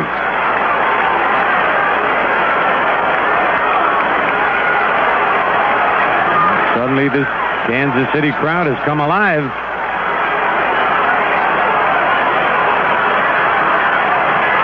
Runners lead off first and third. Figueroa stretches. And the curve swing and a miss, strike 3. He got him on 3 straight curveballs. Big clutch strikeout. 2 runs on 3 base hits. There were no Yankee errors. 2 men left at the end of 3. It's the Yankees 4 and the Royals 2. Ladies and gentlemen, it gives me great pleasure to introduce the new lightweight beer champion of the world, Rheingold Extra Light Beer. Rheingold Extra Light Beer is much less filling round after round, yet robust and full-bodied. Hey, try this new premium light beer. It's brewed by Rheingold, the originator of low-calorie beer. Rheingold Extra Light is a winner. It's the lightweight beer champion of the world. Rheingold Breweries, Orange, New Jersey. Fill her up, fill her up, fill her up with champions. Pull out the old, plug in the new. Fill her up with champions.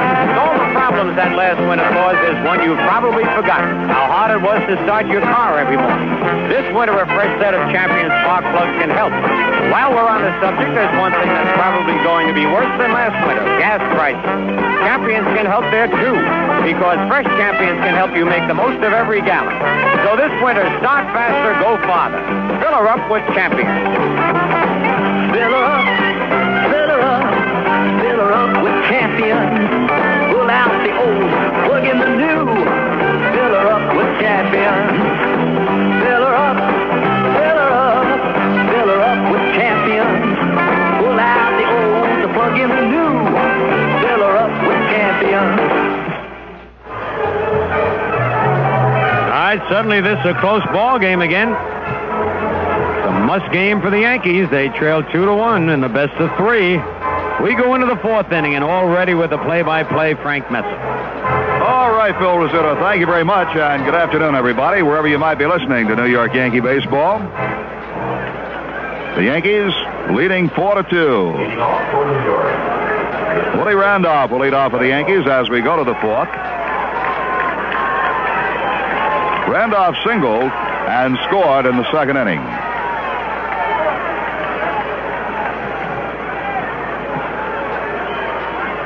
Marty Pattin looks in to Darrell Porter for the sign. The windup by the right-hander, and a strike called over the outside corner.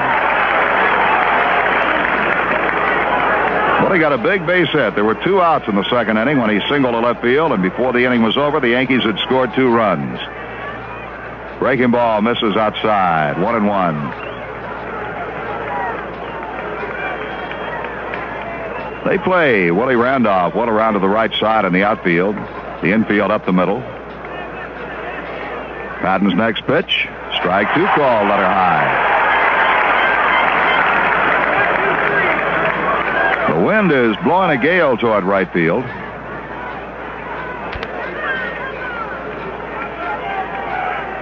1-2 pitch. Low. 2 balls, 2 strikes. Bucky Dent is on deck. Then Mickey Rivers here in the 4th.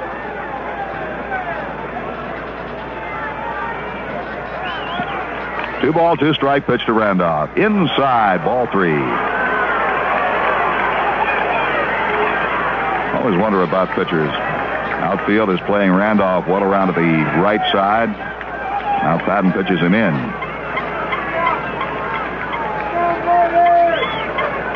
Three balls, 2 strikes. Nobody on, nobody out. Pitch on the way. Fastball is bounced to short. Patek's got it. Fires to first base in time. No, he's safe. Mayberry was pulled off the bag. The throw was there, but Mayberry was pulled off the bag to the right field side, and Randolph is on. That'll have to be a throwing error on Patek.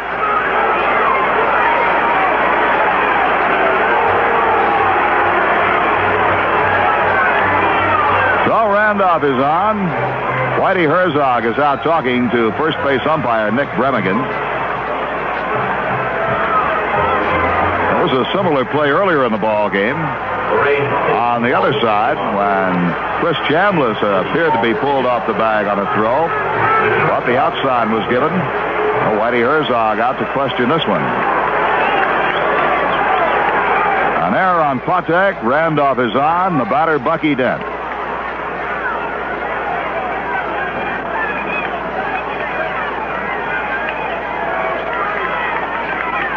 The Yankees are out in front, 4-2. We're in the top half of the 4th inning. Dent doubled to drive in Randolph in the second, and later scored in run number 3 himself on a base hit by Mickey Rivers. Pickoff throw to first, but Randolph is back. A must game for the Yankees. If you win today, there is a tomorrow. If you lose today, it's next year.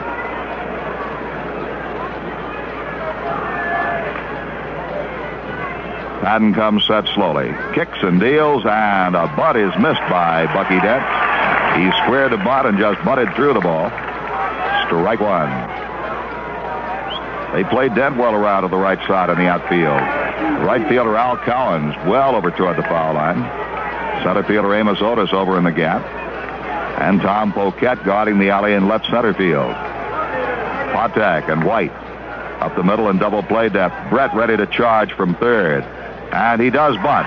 Back toward the pitcher. Pattin is up, looks to second, throws instead to first base as Mayberry gets back to take the throw. It will be a sacrifice. 1-3. It just appeared from here as if Pattin might have had a play on Willie Randolph down at second base. He looked that way and then changed his mind. So a sacrifice 1-3. Randolph at second, 1 out. The batter, Mickey Rivers. Carol Porter out at the mound with Marty Pattin now walks back. Mickey Rivers is 2 for 2, and we've said it so many times, when Rivers hits, good things happen for the Yankees. He doubled on the first pitch of the ball game. Out to right center field, off the wall, came in to score. On a ground ball by Munson, Rivers singled in the second inning to drive in the Yankees' third run. The Yankees lead 4-2, and the pitch to Mickey. He bluffs a bunt, takes the pitch low as he took the bat away. They make an appeal down to the third base umpire, Jerry Neudecker, who backs up the call by Springstead. Ball 1.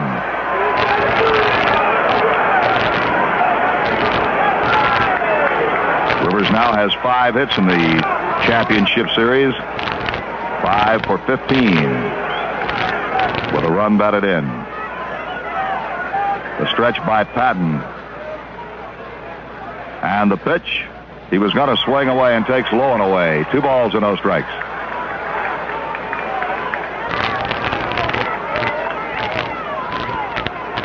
Nobody is up in the Kansas City bullpen. They really clogged the middle on Rivers with White and Patek. Now they back off a bit as Pattin comes set. The pitch hopped up on the right side. Mayberry coming down, and in foul territory drops the ball. Mayberry dropped an easy chance, and that should be an error.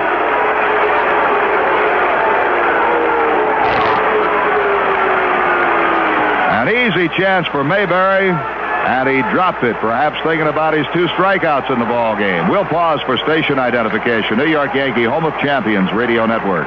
WMCA, Strauss Communications in New York. This is Mel Allen. If you have a package that has to get somewhere fast, call in the Air Force. Emory, the Air Force and Air Freight.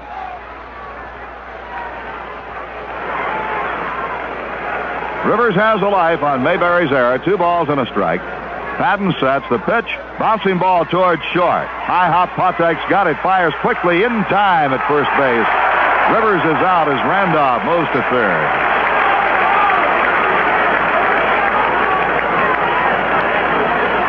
Two down, and Greg Nuttall's the batter. Greg got an infield hit in the first inning, moving Rivers from second to third, and Rivers was able to score on Munson's forcing grounder. Greg has 2 for 13 in the series, both of them infield hits.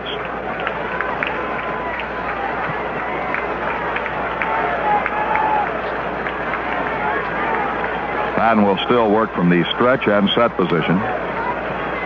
Infield shifted around to the right side. Outfield the same way. The pitch to Greg. Hit sharply through the right side. Base hit. Randolph is in to score. Nettles with a sharp grounder, even though they were overshifted to the right on him. Drilled it through the right side of the infield. His second hit of the ball game. His first RBI of the series, and the Yankees now lead 5-2.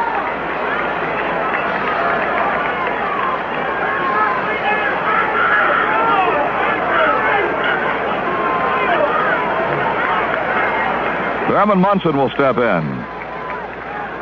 Thurman is 1 for 2, led off the third inning with a double to left field. Came to the score on a base hit to right by Lou Piniella on a beautiful hit-and-run play. Jackson at first, Munson at second. They were on the move, and Piniella drilled the ball through the right side. Well, Thurman has scored a run. He's driven in a run. He has 5 hits in the series. 3 runs batted in. And he bounces one to third. Brett goes to second base to White. They force Nettles. The side retired. The Yankees get 1 run on 1 hit. There were 2 errors and a man left. At the end of 3 1/2, it's New York 5 and Kansas City 2. In the time you knew Yoo-hoo chocolate drink. Do yourself a favor, enjoy the super flavor of America's favorite chocolate drink. It's got real goodness, protein goodness, and cool, refreshing taste. It's the chocolate charge up that's non-carbonated. Doesn't even have to be refrigerated. So isn't it time you knew Yoo-hoo chocolate drink? It's so delicious, Yoo-hoo chocolate drink. When a chocolate soft drink is #1 in the USA, it's got to have something going for it. Yoo-hoo does. Great taste, rich and creamy, really refreshing. And Yoo-hoo chocolate drink contains high-quality protein made from 99% fat-free milk. Isn't it time you knew Yoo-hoo, America's favorite chocolate drink? It's Yogi Berra's favorite, too. Yoo-hoo chocolate drink, the action drink for action people. Yoo-hoo is another fine product of Iroquois Brands. These Baby Ruth fun-sized bars sure are delicious, and I ought to know. Why is that? Well, it just so happens I consider myself to be quite a candy bar connoisseur. And a Baby Ruth's got fudge and peanuts, chewy caramel, a rich chocolatey coating, terrific stuff. Plus, these new bags are mighty economical. Some people call them fun-size, but I call them Bill White-size, because they're just right for me. I see. I'm crazy about Baby Ruth bars, and it's not easy for something to get to first base with me. Get it, Frank? Oh, brother. Well, Ed Figueroa and the Yankees have a 5-2 lead as we go to the bottom half of the 4th inning. It will be Darrell Porter, Amos Otis, and Fred Patek coming up for the Kansas City Royals. Figueroa has allowed 4 hits. He has walked 1. He has struck out 3, including Mayberry 2 times. Darrell Porter grounded out to Willie Randolph his first time up. Left-hand hitter. Porter hit 16 home runs during the regular season, the most ever by a Royals catcher. He gave him a good year, 275 average, 60 RBIs, Solid job behind the plate. He swings on the first pitch, lifts a fly ball to right center field. Rivers over, Jackson there. Rivers taking charge, and the center fielder catches it. 1 out. The center fielder. And that will bring up Amos Otis, the center fielder. Otis struck out in the second. Otis was very upset last night when he was not in the starting lineup. In fact, he didn't show up for the introductions on the field. Occupied elsewhere, he said. But when he was called on to pinch hit against Sparky Lyle, he drilled a double past Nettles at third to drive in 2 runs.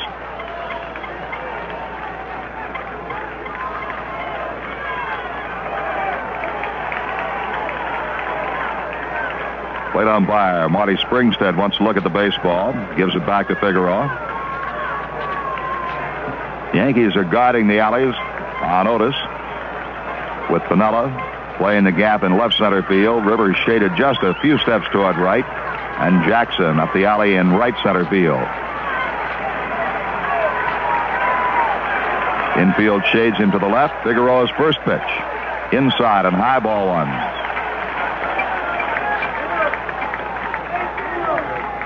Otis has averaged 15 homers, 71 runs batted in, and 29 stolen bases in 8 seasons as a Royal. Solid all-around player. He's won 3 Golden Gloves in the outfield. He had an off year this year for average, 251. The pitch, high and tight again. 2 balls and no strikes.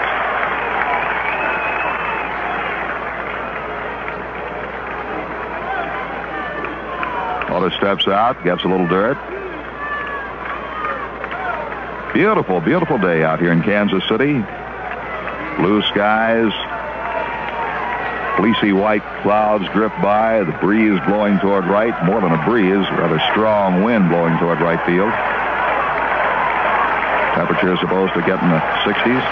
2-0 pitch. High, ball 3.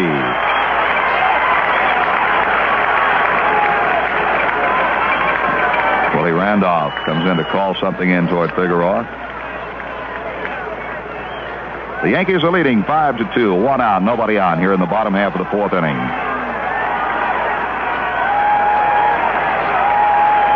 Figueroa bends for the sign, straightens up, and the pitch. Low, it's ball 4.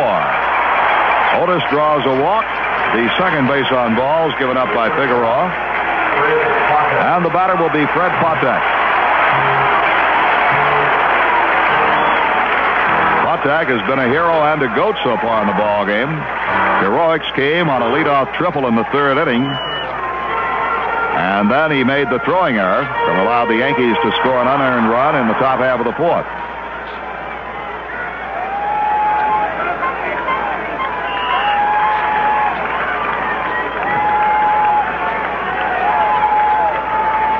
Chambliss holding on Otis, and the pitch.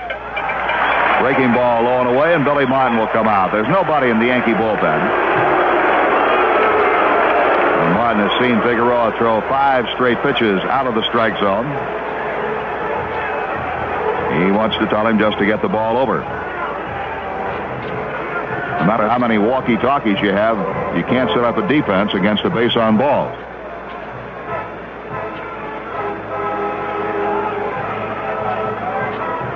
Sparky Lyle is not. He's up off the bench, walking around out in the bullpen.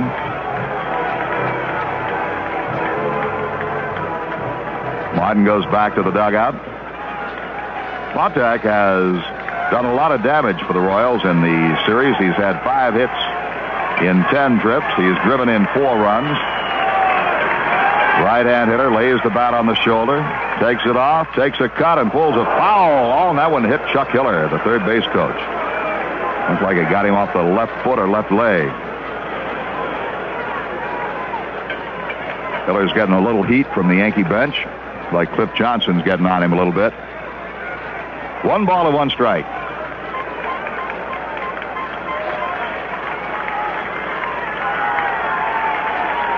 Otis at first, 1 out. Throw to first base, he's back.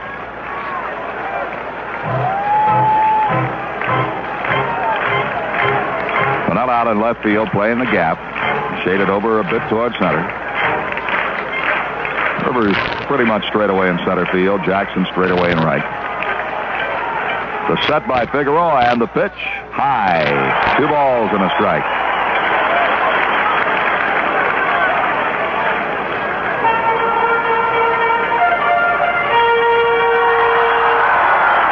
Figueroa had a strong finish for the Yankees. He won 4 of his last 6 starts.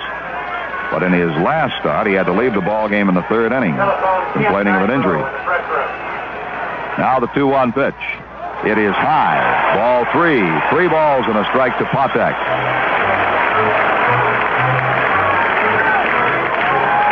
Frank White is the on-deck hitter. Now the Jackets come off again in the Yankee bullpen. Lyle and Tidrow will start warming up. Figueroa drops the hands. 3-1 pitch to Patek. He sends a high fly, foul, down toward the left field corner, well back in the seats, but a foul ball. The count is 3-2.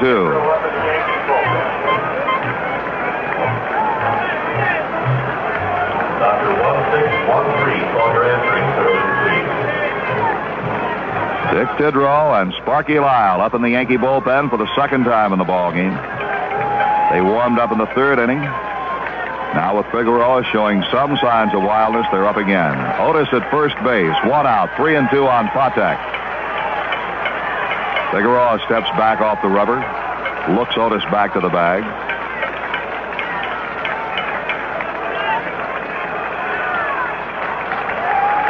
Right-hander ready again, hands at the belt. Otis is going. The pitch is swung on, popped up outside of first. Foul ball. Chambliss may have room, may not. Nope, he cannot get to it. The ball is in the seat.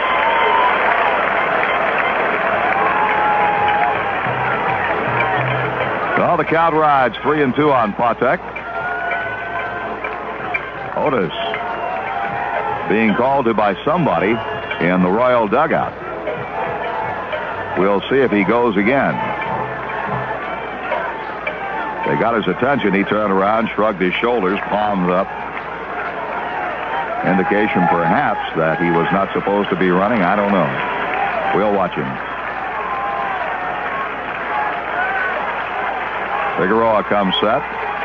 Otis goes. The pitch is lined to left field. That's going to be trouble. It's a fair ball, base hit off the wall. Otis is being waved home. Pinella's thrown to dead. Dent does not relay to the plate. 2-base hit for Patek, driving in Otis, and the Yankee lead is now 5-3. Patek now with a triple and a double in 2 trips. He has just driven in his 5th run of the series. And that will be all for Ed Figueroa. Billy Martin is out. His 2nd trip to the mound. He stops to chat with Marty Springstead as Springstead walks with Martin toward the mound.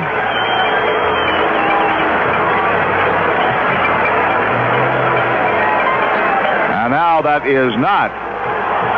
There's an injury trip to the mound as Billy Martin tells Springstead that he wants to check on Figueroa's arm. This may not count as an official trip to the mound. Springstead so motioned, but Figueroa is out of the ball game. Figueroa will leave the ball game, and Billy wants Dick Tidrow.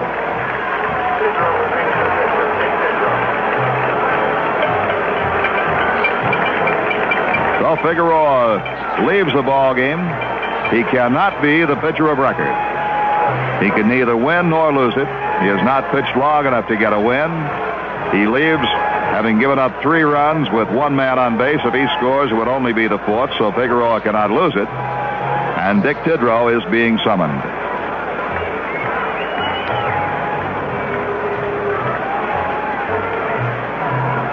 Let's go back and recap a little bit of this ball game as we wait for Tidrow to come in. The Yankees came out very aggressively in the 1st inning. Mickey Rivers jumped on Larry Gura's first pitch and doubled off the wall in right center field. Nettles beat out an infield hit. Rivers went to 3rd. Thurman Munson forced Nettles on a ground ball to 3rd base. But Rivers scored. Jackson struck out and Pinella grounded out. Then the Yankees picked up 2 more runs in the 2nd inning. With 2 away, Willie Randolph singled to left field. Bucky Dent brought him home with a solid line double to the left field corner. And Dent scored when Mickey Rivers picked up his second base hit, ripping a single into center field. And the Yankees had a 3-0 lead. The Yankees made it 4-0 in the third inning. Thurman Munson led off with a double. Reggie Jackson drew a walk. And on a hit and run with runners at first and second, Lou Piniella single through the right side. The count was 1 ball and 2 strikes, sort of an odd time to put on a hit and run.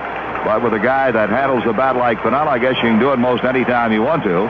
Piniella responded with a base hit to right field, driving in run number 4. And the Yankees had a chance maybe to score more. But with runners at first and third and 1 out, Chris Chambliss up. Billy Martin flashed the suicide squeeze side.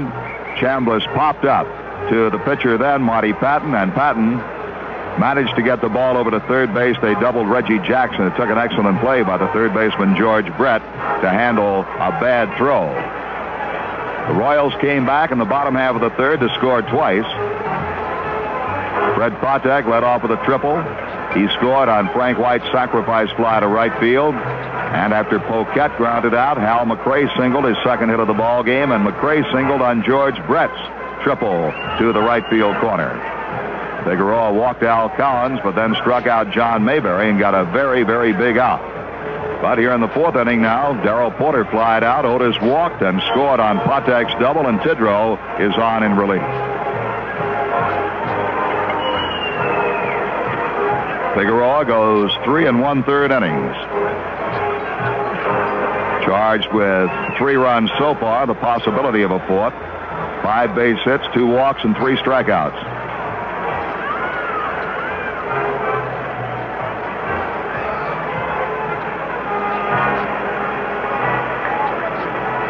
Dick Tidrow, during the regular season, did a very outstanding job, I think, for the Yankees, and perhaps did not receive as much credit as he should have. He won 11 and lost 4.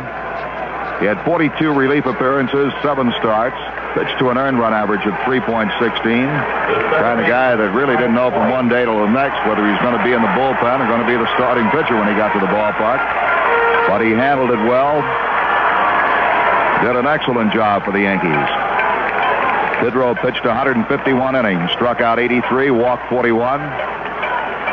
So he's on here in relief to pitch to Frank White with Patek at second base. The Yankees are leading 5-3. Tidrow stretches and comes set. The big kick in the pitch, and it is butted out and missed. Pitch was out of the strike zone away from Frank White. He butted at it and missed it. Strike 1.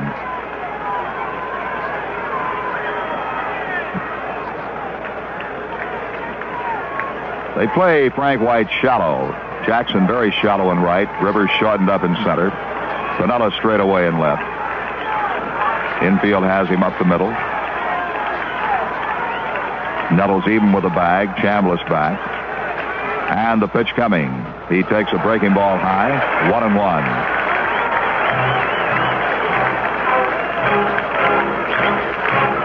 1 out, 1 on.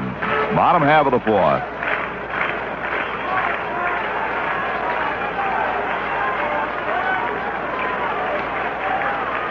Tidrow comes set again. Checks the runner. The pitch on the inside corner. Strike 2. Frank White looking for a ball away, and Tidrow got it over the inside corner. 1 ball, 2 strikes.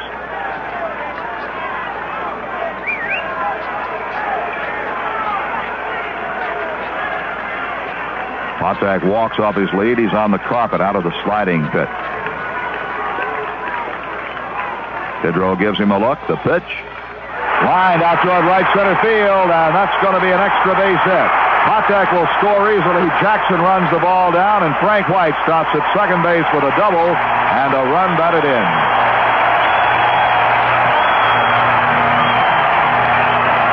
The Yankee lead is cut to 1 run. It is now 5-4. Frank White with his first hit this afternoon and his second run batted in. The run is charged to Figueroa. His record is complete. 3 1/3 innings, 4 runs, 5 hits, 2 walks, and 3 strikeouts. The batter will be Tom Patek. Patek, a left-hand hitter. Against Figueroa, he popped to short and grounded out to short. Tying run at second. Still only one out. And Figueroa's pitch, a strike call. Reggie Jackson just being moved a few steps away from the line, over more toward right center field. Rivers straight away, shallow in center. Piniella shortens up in left. This pitch is inside to the left-hand hitter. 1 ball and 1 strike. The Yankees are leading 5-4. Tidrow looks at White. And the pitch, Patek hits a ground ball to short. Net is up with it, looks to third, throws to first in time as Frank White dives into third base.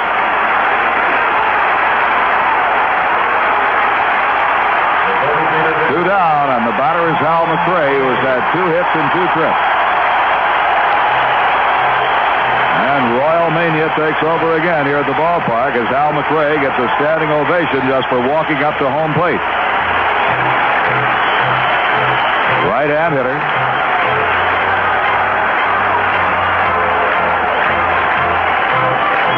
McRae, one of the more dangerous hitters in the league. He batted .298 during the season. He had 54 doubles. He had 21 home runs, drove in 92 runs. He led the Royals in total base hits. McRae had 191 hits during the season. He's had 5 hits in the playoffs. 5 for 13. Right-hand batter, runner at third, 2 outs. And the pitch is over, strike 1. McRae can pull the ball.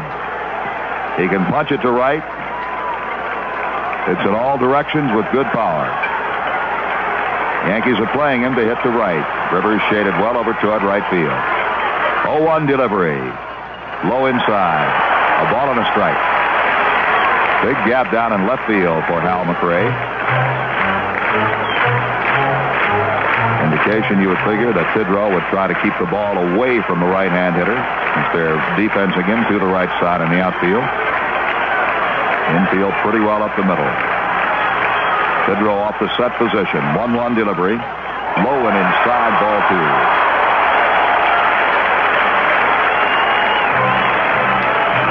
McRae steps out, goes for some dirt. Very aggressive base runner.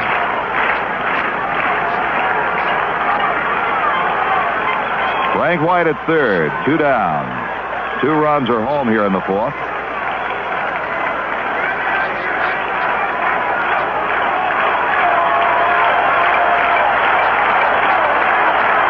Tidrow looks into Munson, has the sign. The big right-hander starts his move. And the pitch to McRae. Low, it's ball 3. 3 balls and 1 strike.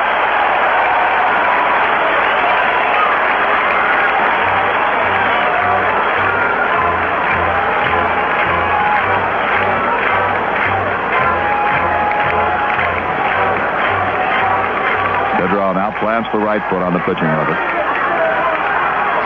Looks to Munson. White short lead in foul territory off third. Now McRae wants time and steps out.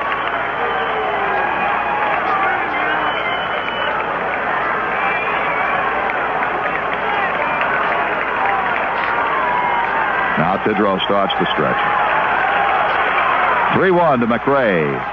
Line foul to the right side and back in the crowd.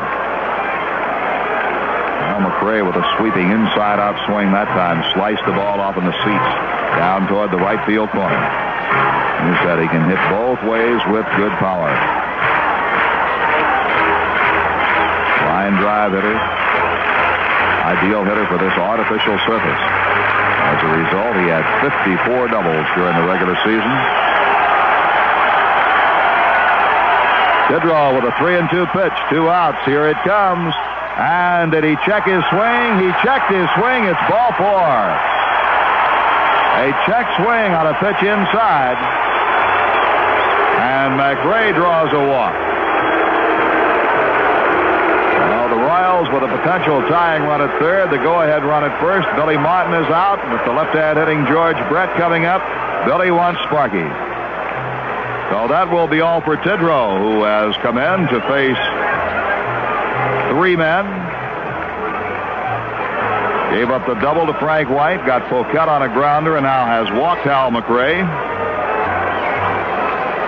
And Billy Martin wants Sparky Lyle. As we said, there is no tomorrow if you don't win this one. Should there be a tomorrow, if the Yankees do win this one, Billy will come back with Ron Guidry and everybody else in the bullpen. The Royals would pitch Paul Splittorff if there should be a game tomorrow. We're waiting for Sparky Lyle to come on from the bullpen. Lyle will be making his third appearance of the championship series. He's pitched 2 2/3 innings, allowed 4 hits, 1 run,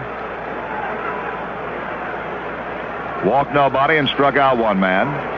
Your attention, please. So Lyle will be on to pitch to George Brett. Now pitching for the Yankees. Lyle relieved in the first game of the championship series. In the 9th inning, Brett was the batter, and he retired him to end the ball game.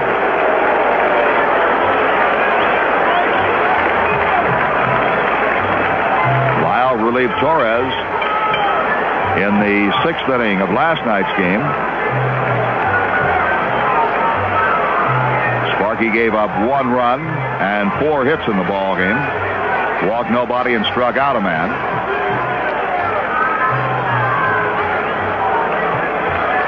Well, on this date in postseason history, in 1927, the Yankees beat the Pittsburgh Pirates 4-3 in Yankee Stadium to win the World Series in 4 straight games.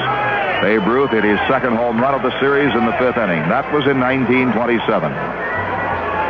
On this date, in 1956, Don Larson pitched the only perfect game in World Series history, defeating the Dodgers 2-0 at Yankee Stadium, one of the games that will never be forgotten.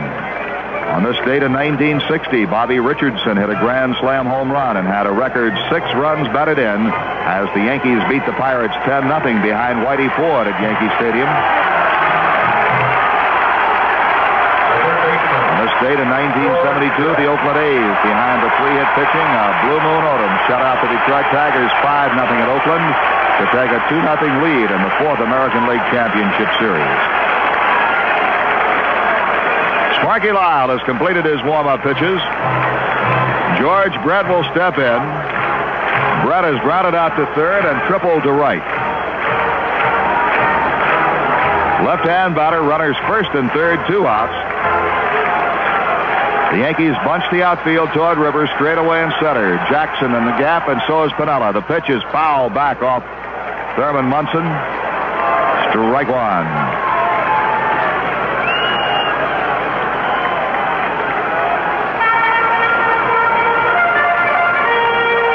Sparky Lyle, who had such an excellent season for the Yankees. He won 13, saved 26. Pitched to an earned run average of 2.17. He drops the hands, kicks and deals. Brett takes the slider low and away. 1 ball, 1 strike. The Yankees are leading 5-4 here in the bottom half of the 4th. Lyle ready with a 1-1 pitch. Here it comes. High. Ball 2. Way high. 2 balls and a strike. Al Collins is the on-deck batter.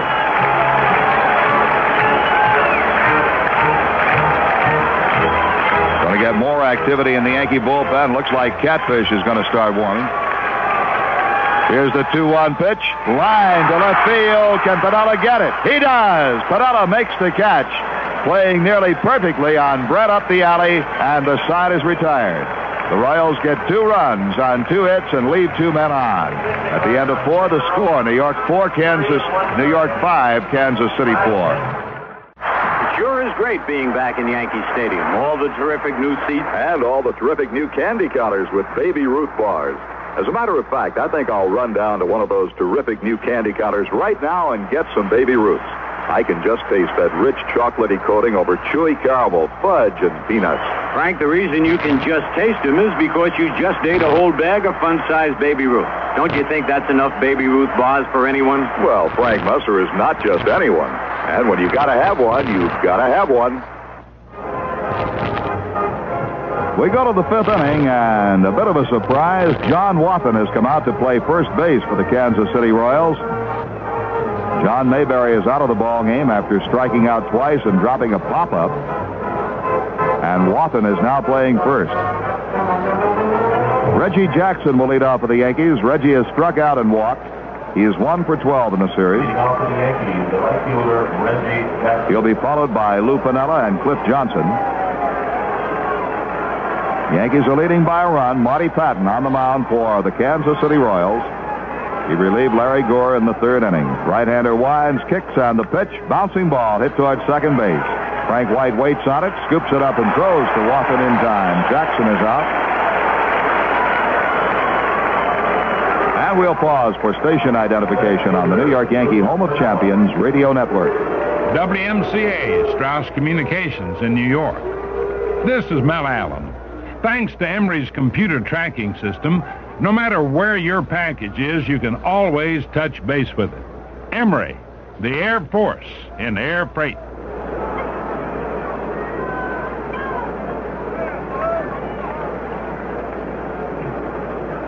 Lou Piniella is the batter. 1 out, nobody on. Piniella is 1 for 2 with a run batted in.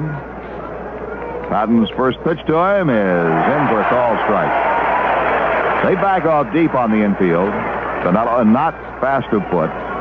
Everybody is backed off deep at the edge of what would be the outfield grass in a regular playing field. The outfield shades him toward right. Pattin winds, 1 strike pitch inside. A ball, 1-1. Cliff Johnson on deck.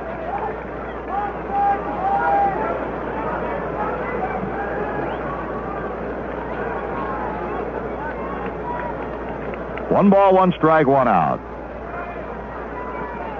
Pattin deals. Fastball is lined to right field, and that's going to be in for the base hit. Cowens cuts it off. Piniella's going to try for 2. The throw to second base. He's safe at second.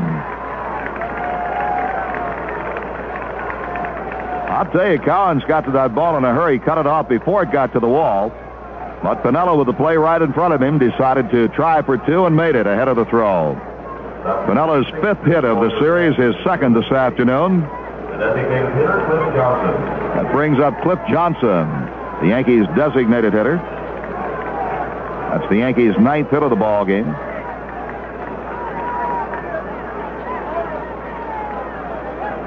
They spread the outfield for Johnson. Patek backed off in left field, and the breaking ball is over for a called strike on the outside corner. Cliff Johnson spins around to argue with plate umpire Marty Springstead.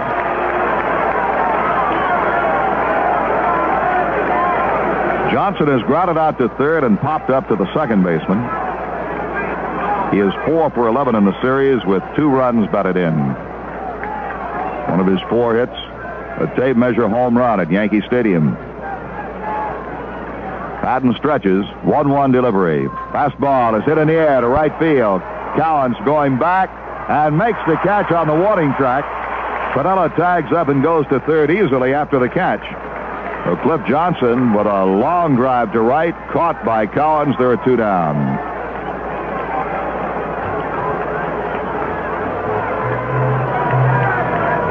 Chris Chambliss is the batter. Chambliss has had a tough championship series. He has 1 for 11. In this game, he's been called out on strikes, then called on to bunt on a suicide squeeze play, popped up into a double play. Conference out at the mound as Patek and Porter were both out there to talk to Marty Pattin, the pitcher. The first baseman, Chris Chambliss.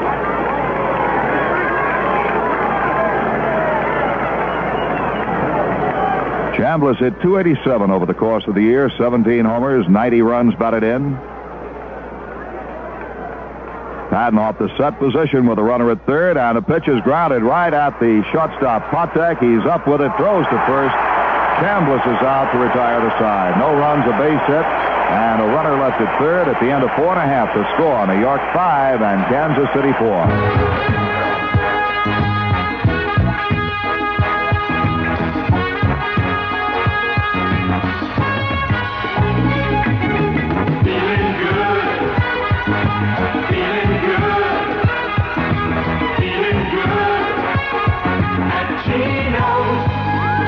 Feel good? Then you just gotta come to Geno's, because that's where you'll find Colonel Sanders Kentucky Fried Chicken. Golden brown and finger-licking good.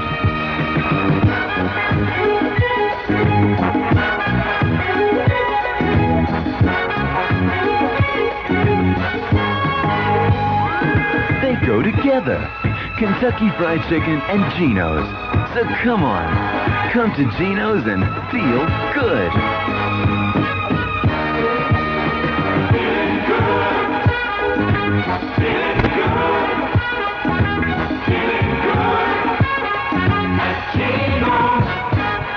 Rickle helps you do it better. Do it better with Rickle. Rickle has it all the wall coverings, hardware, plumbing and paint, all the linens and carpeting, all the power tools, building materials and accessories you need to do it yourself. All the energy savers, too, to lower your home fuel bills. Come into Rickle for quality, value, and selection. They have it all. Rickle helps you do it better.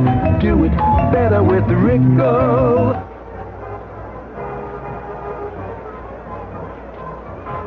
We go to the bottom half of the fifth inning. Al Collins will be the leadoff hitter, to be followed by John Wathan and Darrell Porter. Leading off for Kansas City, the right fielder. Al Collins is grounded out to third and walked. He's 3 for 13 in the series with 3 runs batted in. The Yankees spread the outfield on Collins. The infield plays him way around to the left side. The outfield is spread out. Now Rivers moves toward left, and the pitch is over. Strike call. Breaking ball from Sparky. Bucky Dad is way, way over in the hole at shortstop. Willie Randolph shades toward second. Chambliss wide of the line. Nettles guarding deep behind third. Lyle winds and offers. Pitch is popped up out into shallow center. Willie Randolph is back.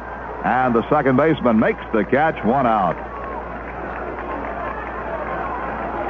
And now up for his first time in this ball game, John Wathan, who replaced John Mayberry at first base. Wathan is a right-hand batter. On the year, he batted .328 with 2 homers and 21 runs batted in. An outstanding pinch hitter for the most part for the Kansas City Royals.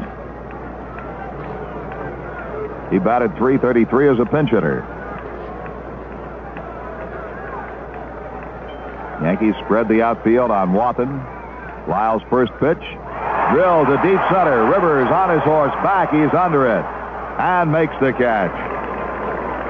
Wathan wasted no time. Went after the first pitch. And there were 2 down.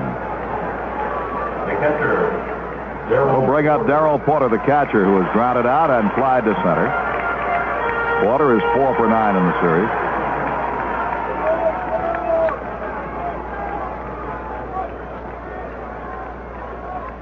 Rivers shades a few steps toward right on Darrell Porter.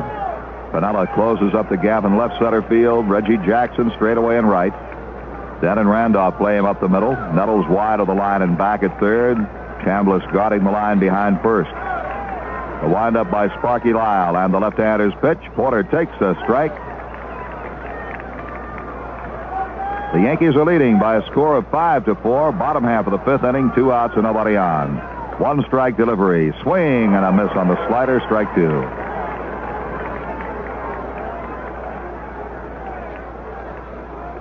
Porter steps out. Lyle goes off the back slope of the mound, blows on his pitching hand. Sparky takes the sign, standing straight up, and delivers low and away. A ball and 2 strikes.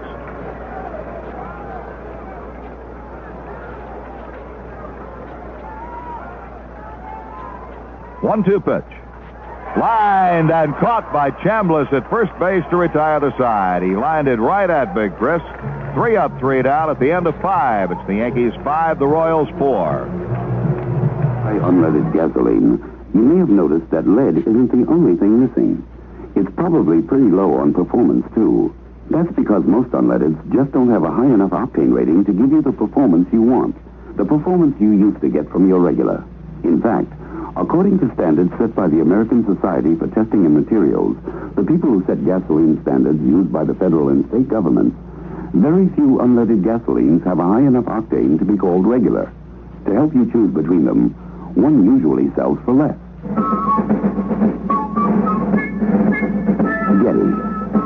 Getty unleaded regular gives you the clean running engine you expect from an unleaded, plus the octane performance you want. And you pay less than you would for most other major unleaded.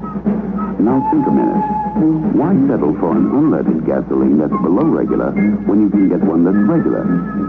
Getty unleaded regular. Once again, we've got what's best for your car. In 1915, the owner of Knickerbocker Beer bought the Yankees. He opened Yankee Stadium, put Ruth, Gehrig, DiMaggio in pinstripes, and Yankee history was made. This was a man with a natural instinct for the best. You can taste it in Knickerbocker Natural Beer. We say Knickerbocker Natural. Nothing should come between you and your beer. Two great traditions, the Yankees and Knickerbocker, from one great man, Jacob Rupert, 8 Orange, New Jersey. This program is authorized by the New York Yankee Baseball Club under rights purchased by Manchester Broadcasting Productions, Incorporated, solely for the entertainment of our audience. Any broadcast, rebroadcast, or other use of this game without the expressed written consent of the Yankees and Manchester Broadcasting is prohibited.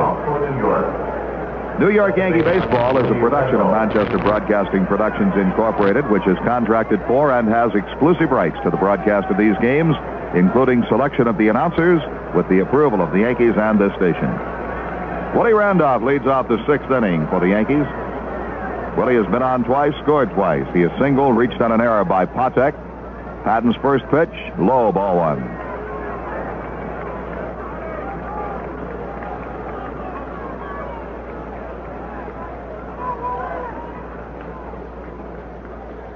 They play him up the middle. The outfield shades toward right, and the pitch is hit in the air to deep left center field. Amos Otis over to his right. He's there, and he makes the catch. Randolph flies to the center fielder, Otis. 1 down, and Bucky Dent will step in. Dent has doubled and sacrificed, driven in a run and scored a run this afternoon. The Yankees 5 runs on 9 hits. The Royals 4 runs on 6 hits. The run by which the Yankees lead in the ball game, an unearned run. Now the wind by Marty Pattin. The right-hander's pitch is over, but high, ball 1.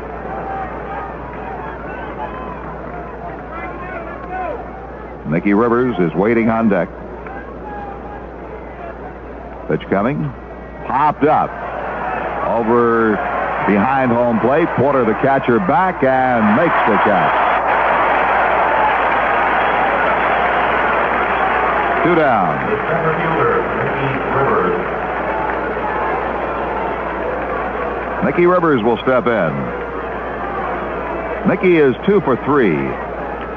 He doubled on the first pitch of the ball game.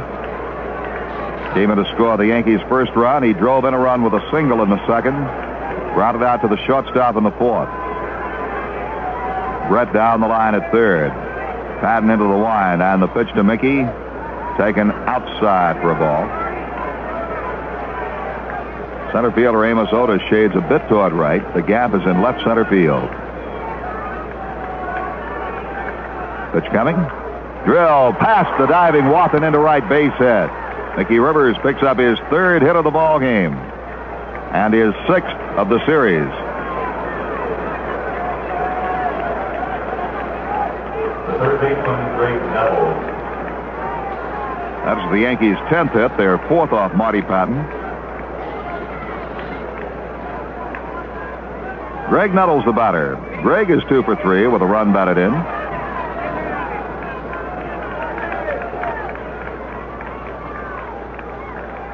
2 outs. Rivers down at first. Wathan will hold the bag on him. Out in right field, Collins comes way over toward the corner on Nettles. Infield shifted around to the right side. Pickoff throw, no play. Frank White plays shallow right field. Otis way over toward right center. The left fielder, Patek, well over toward left center field. Shortstop Patek is almost behind second base. The stretch by Pattin. Throws to first. Rivers is back.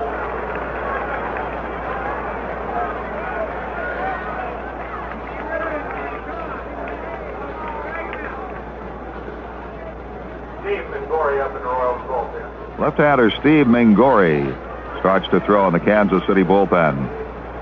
Pattin comes down and steps off. Rivers ducks back to the bag. Pattin a little bit worried about Rivers at first base.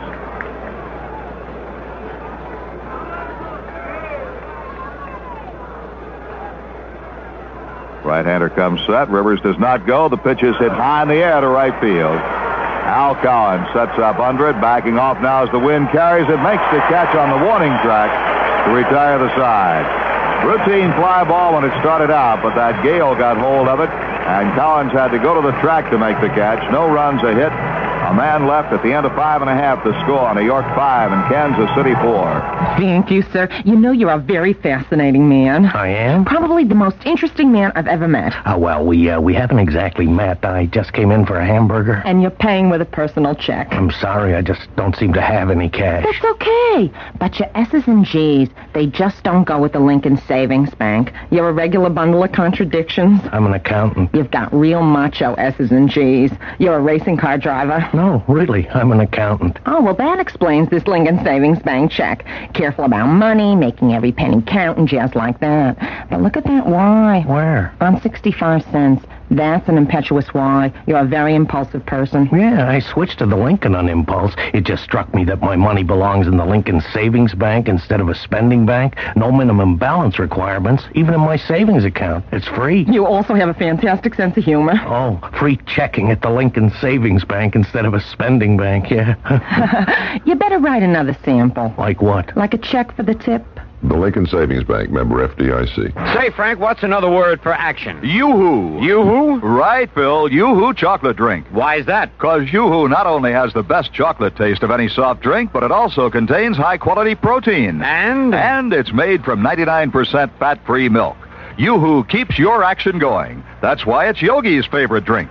Yoo-hoo is the action drink for action people. Right, the chocolate drink of champions. Join me in a Yoo-hoo. I'll drink to that. Drink Yoo-hoo, another fine product from Iroquois Brands. We go to the bottom half of the 6th inning. The Royals will have Amos Otis, Fred Patek, and Frank White coming out to bat in that order. The Yankees are leading 5-4. Sparky Lyle is the Yankee pitcher of record. Figueroa, who started, did not go far enough. Tidrow relief, pitched to 3 men. The center fielder, Amos Otis. Oh, it's Sparky Lyle's game. If the Yankees win this one, the two clubs will play again tomorrow night. 8:15 New York time, and Ron Guidry will pitch for the Yankees tomorrow night, if there is a 5th game. Paul Splittoff will be the probable starter for Kansas City. But first, the Yankees have to win this one. Otis, a right-hand batter, has struck out and walked. He has scored a run. He is 1 for 11 in the series with 2 runs batted in.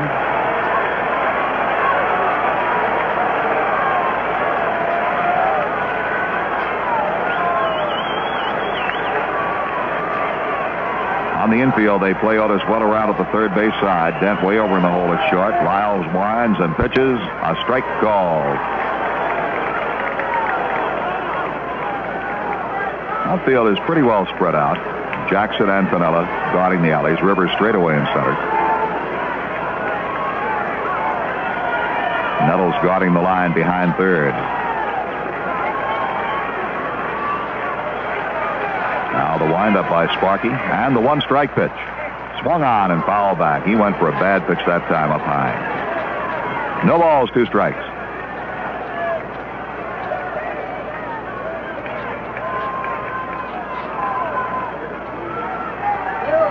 Very interesting sight way out beyond the left field bank here at this ballpark. A couple of horseback riders have stopped to watch the ball game. The 0-2 pitch. Foul back off Munson. Rolls down toward first base. Marty Springstead calls down to the first base umpire Bremigan to look at the baseball. And he keeps it in play. Very picturesque ballpark. Look way out past the ballpark. Traffic moving back and forth on Interstate Highway 70. Horseback riders. A lot of folks way up on a hill beyond a fence getting a free view of the ball game. Bird's eye view from a long way away. The Yankees are leading 5-4. Lyle into the windup and the 0-2 pitch taken high by Otis. 1 ball, 2 strikes.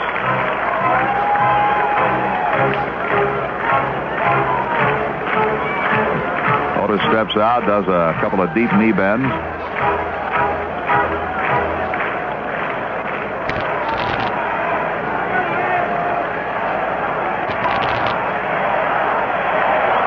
Now the fans get into the ball game.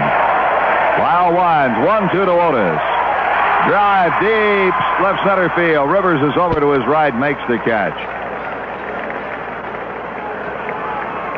That ball did not get that high in the air. Rivers got a good job, pulled it in. 1 down, and Patek the batter. Fred Patek has tripled and doubled in 2 trips to the plate. He has scored twice and knocked in a run. He is 6 for 11 in the series, with 5 runs batted in. Smallest man in the major leagues. The pitch to him. Strike 1 call. Patek 5'4" and 140 pounds. Strong throwing arm. Good range at shortstop. Lyle winds and the pitch. Line. Pass Randolph, base hit into center field. Rivers down on his right knee, feels the ball, throws back in. Ball gets loose on the infield. Nettles runs it down, and Patek holds it first. Rivers' throw got by Randolph and Dent. But Greg Nettles ran it down, and Patek is held at first base with his 3rd hit of the ball game and his 7th of the series.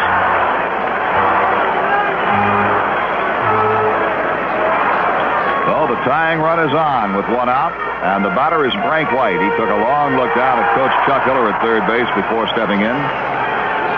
White has hit a sacrifice fly to right and double to right center. He has driven in 2 of the 4 runs for Kansas City this afternoon. Lyle sets and the pitch. Inside, ball 1.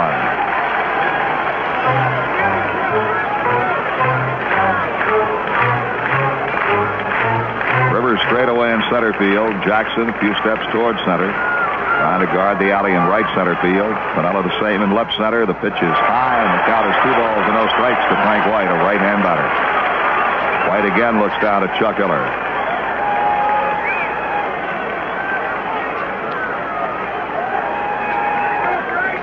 Now White is looking over toward the Kansas City dugout. He's back in now. And time is called at first base. Patek wants to check with Steve Boros, the coach down there.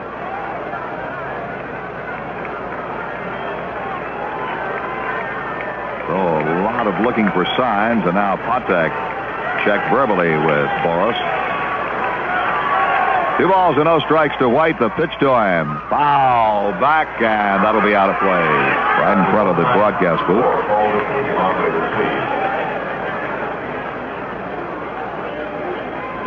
Sparky Lyle exchanges baseballs. He still doesn't get one he likes. Asks Springstead for another. Munson looks this one over.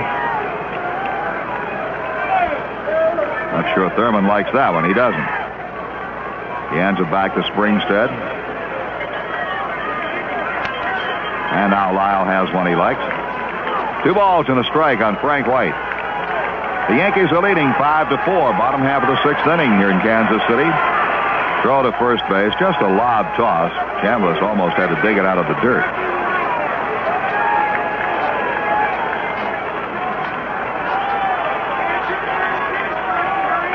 2 balls and a strike. The pitch coming. Runner goes. Pitches. Hit in the air to shallow right center. Rivers coming on. Mickey is there and makes the catch. Oh, they broke Patek with a pitch. Frank White sends a soft fly to Mickey Rivers. 2 down. And we're going to have Joe Zeb out to bat for Tom Poquette. Joe Zeb will bat for Poquette, and I'm sure Zeb will stay in the ball game to play left field, which is his position and was Poquette's. So we're waiting for Zeb to come out. ZDEB, a .297 hitter during the season. Came to bat 195 times, had 58 hits, 5 doubles, 2 triples, 2 home runs, 23 runs batted in.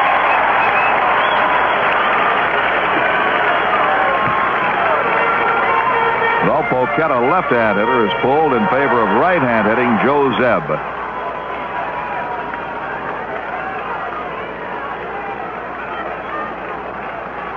Lyle comes set. Checks Patek at first. The pitch to Zeb. Hit in the air to right field. Jackson coming in. Under it. And Reggie makes the catch to retire the side. No runs, a base hit. The man is left on. Bill White will carry along, ladies and gentlemen. It's been a pleasure. At the end of 6, the score. The Yankees 5, the Royals 4. Buddy, this is Mel Allen. You know, I've spent a lot of years broadcasting baseball games, but man, what I wouldn't have given to broadcast a fight, a championship fight with heavyweights like Lewis, Alley, or middleweights like Graziano and Sugar Ray. Well, I finally got my chance to broadcast the champion, the lightweight beer champion. New Rheingold Extra Light. Friends, you're going to hear a lot more about this premium beer because Extra Light got it all together. Less filling, round after round. Only 87 calories a can. But the full-bodied taste still goes the distance. Believe me, this is the one that'll set you beer fans cheering. Less filling, round after round. The new title holder, the lightweight beer champion, Rheingold Extra Light. Go get 'em, champ. Rheingold Brewery, New York. There's a great taste of Italy in Polio food products at Food Fair, Pantry Pride, or Hills Supermarket. And there's a great chance to win one of 12 European vacations for 2 in the Food Fair, Pantry Pride, Hills 3rd Annual Mediterranean Affair Sweepstakes, plus other big prizes. Nothing to buy. Entry blanks are at the stores. Contest is on now through October 15th. Hurry and win a prized European vacation free. And win compliments on your cooking with the prize flavor of all Polio Italian food products now at Food Fair, Pantry Pride, and Hills. In the game, play left field. Well, Joe Zeb stays in this ball game. He had pinch hit for Tom Poquette. Zeb stays in the ball game, goes out to left field. So in the 7th inning, Thurman Munson will lead off against Marty Pattin. Yankees have a 5-4 lead over the Kansas City Royals. It'll be Munson, Reggie Jackson, and then Lou Piniella against the right-hander. Thurman, so far in the ball game, has forced a runner, driving in a run in the 1st inning. He's also doubled and scored, and forced a runner, so he's 1 for 3. 5 for 15 in the series with 1 home run and 2 runs batted in. Munson in right-handed, Royals playing him straight away. Another fine crowd here at Royal Stadium. Here's Patton's first pitch to Munson, fouled straight back. No balls and 1 strike. Munson batted .308 on the year for the Yankees at 18 home runs and drove in 100 runs. Wind still blowing hard toward right. As Pattin wants another baseball, and home plate umpire Marty Springstead gives it to him. Munson now taking plenty of time, adjusting his golf glove as he gets in. Actually, I guess I should call it a batting glove. 1 strike pitch to Munson. Inside, Thurman backs out. It's 1-1. Pattin doesn't have much of a breaking ball. He's a fastball slider ball pitcher. Moves the ball in and out. Now the right-hander winds, and the 1-1 pitch. Swung on and popped up on the right side. It'll be back out of play. Over the Royal dugout, about 6 rows. 1-2. Let's take 15 seconds for station identification on the New York Yankee Home of Champions Radio Network. WMCA Strauss Communications in New York. This is Mel Allen. Unlike other air freight carriers, McRae doesn't just go to the major cities, they also go to the minors. 1 ball and 2 strikes on Thurman Munson. Pattin winds and the pitch. Swung on and fouled back. Count remains 1 ball and 2 strikes. Shadows now beginning to edge toward the plate here at Kansas City. Right now, the whole playing field is bathed in sunshine. In another 45 minutes, should this game go that long, there'll be a shadow between home plate and the pitcher's mound, which will not help the hitters. Here's a 1-2 to Munson. Swung on, bounced to short, charged by Patek. Fires to first base and got Munson. 1 away. And the batter's Reggie Jackson. Jackson has struck out, walked, and bounced out. He's 0 for 2 and 1 for 13 in the series.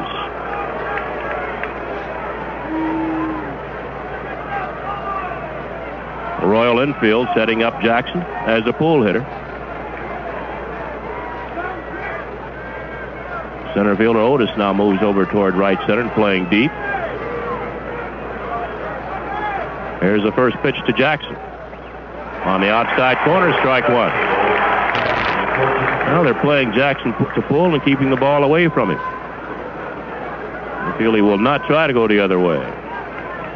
Here's Pattin's wind and the 0-1 pitch to Jackson. Inside, backs off a fastball down around the shins. Hits 1-1. Yankees ahead 5-4, top of the 7th. 1 out, nobody on. Pattin with the 1-1 delivery. Misses outside. 2 balls and a strike. On deck, kneeling, Lou Piniella.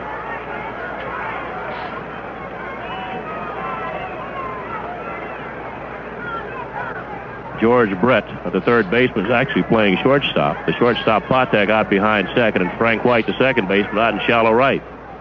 Fastball hit on the ground to White's right. He's got a big hop. Second baseman throws on the first. Have got Jackson. 2 out.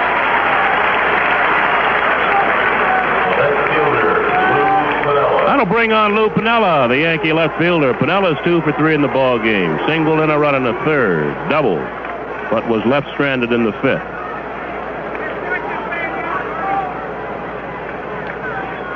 Bounced out in the first.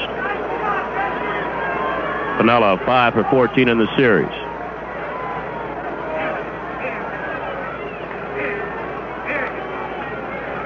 Infield straightens up for Piniella. The outfield plays him to hit the other way, toward right.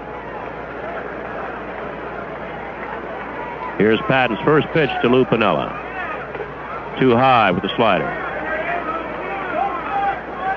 Lou had a great year for the Yankees, batted .330.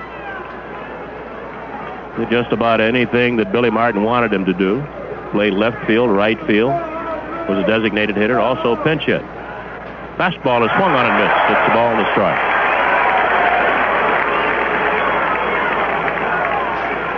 On deck, Cliff Johnson.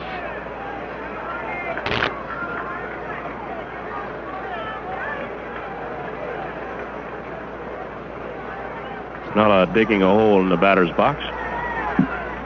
Settles in.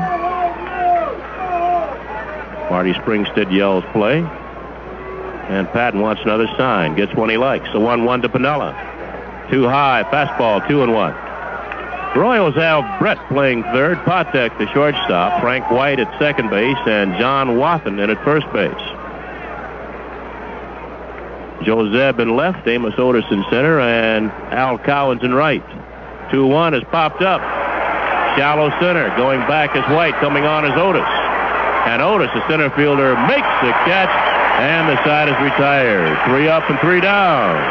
We're going to the bottom of the 7th. It's the Yankees 5, the Royals 4. What do we mean when we say, don't blame Desenex?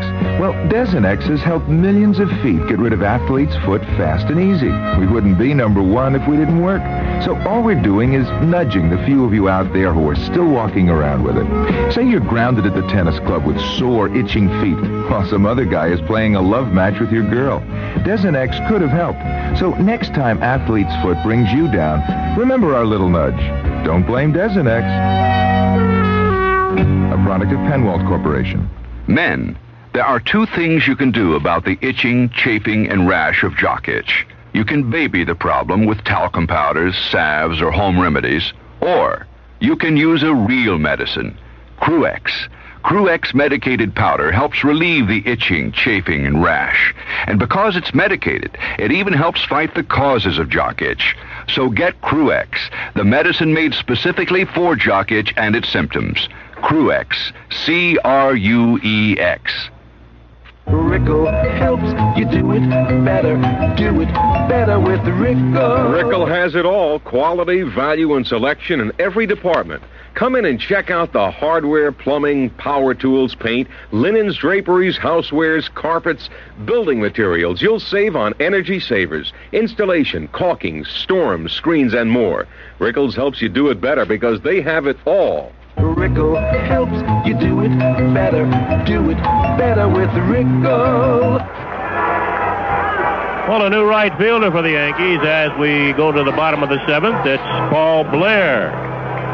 Billy Martin making a defensive move, putting Blair out in right field in place of Reggie Jackson. The Yankees now have Lou Piniella, Mickey Rivers, and Paul Blair in the outfield, reading from left to right. Same infield of Nettles, Dent, Randolph, and Chambliss. Munson still behind the plate as Sparky Lyle gets ready to pitch to Hal McRae. McRae is 2 for 2 in the ball game, both singles. He scored a run, and he's walked. Right-handed batter. Yankees ahead 5-4, playing the bottom of the 7th. McRae takes outside and low, ball 1.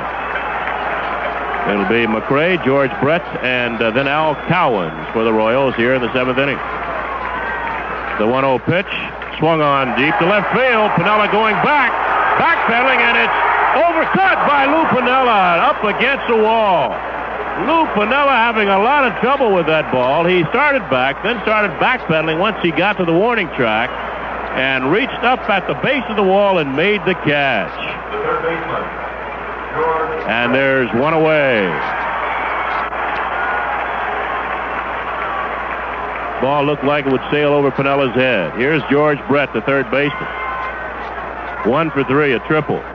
Hits one back up the middle. Randolph, backhand, off balance throw, will not be in time. Base hit for George Brett, an infield hit.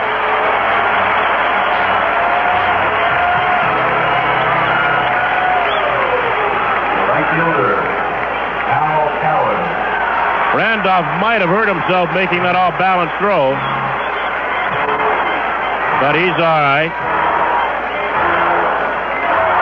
So Brett on at first base with an infield hit. 1 away. That'll bring on Al Cowens, the right fielder. Cowens has bounced to third, walked, and popped to second.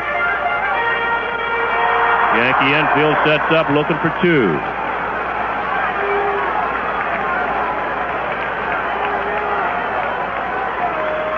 Yankees leading 5-4. 7th inning. Cowens hits one on the ground to Nettles. To Randolph. There's one. Back to first base. Double play. 5-4-3 double play, and the side is retired. No runs, a base hit, nobody left. At the end of 7, the score. The Yankees 5, the Royals 4.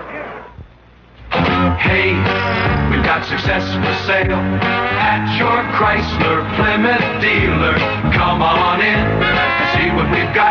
If success is what you're looking for, well, we've got a lot. Right now, during cleanup time, we're offering year-end deals on the small car America's getting comfortable with, Volare. Because of Chrysler engineering, Volare offers you the ride of a big car and the value of a small car. And Volare comes in 3 models, the 4-door sedan, the 2-door coupe, and the popular Volare wagon, America's #1 selling wagon. And now there's a great selection of Volaris to choose from, all ready for immediate delivery. Come on in and get your deal on Volare now. At your Chrysler Plymouth dealer, you never fail, 'cause we've got success for sale. We've got success for sale. We've got success for sale. Come on into HFC. The need for extra shopping money is a sure sign of spring and summer. And if you're not sure how to get it, come on into HFC for a shopper's loan. HFC, an equal opportunity lender. Come on in. Come on in. Come on in to HFC. Household finance, where people use our money to get the most out of life. Come on in to HFC. Leading off for the Yankees. Well, the Yankees turn a big double play to end the 7th, and they take a 5-4 lead into the 8th inning. And Cliff Johnson will bat against Marty Pattin. It'll be Johnson, Chris Chambliss, and then Willie Randolph.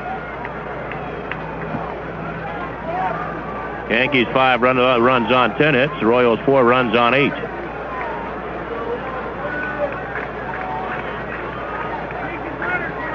Johnson's bounced to third, popped to second, fly to right. He's 0 for 3 in the ball game. 4 for 12 in the series. With a home run, 2 runs batted in. Marty Pattin in the windup, and the first pitch to Cliff Johnson. Swung on and missed. This is Game 4 of the 1977 American League Championship Series. Royals won the first one 7-2 Wednesday night in New York. Yankees came back and won the second one 6-2 Thursday. Actually, the first ball game was Wednesday afternoon. Thursday night, the Yankees won 6-2. Royals won 6-2 last night. Johnson backs off a fastball. It's 1-1. Pattin does not mind backing you off the plate. Paul Splittorff won the opener for the Royals. Ron Guidry, the second game for the Yankees, and Denny Leonard won last night for the Royals. Fastball is swung on and missed by Johnson. 1-2. Gullett lost the opener for the Yankees. Hassler lost the second game for the Royals. And Mike Torres lost last night's ball game for the Yankees. The Royals lead this series 2-1, so it's now or never for the Yankees. And they lead 5-4 in the 8th inning. Here's a 1-2 pitch to Johnson. Curveball is swung on. The bat flies out of Johnson's hands, and Pattin has to jump out of the way. And it's a ball and 2 strikes as Johnson just got a piece of the ball.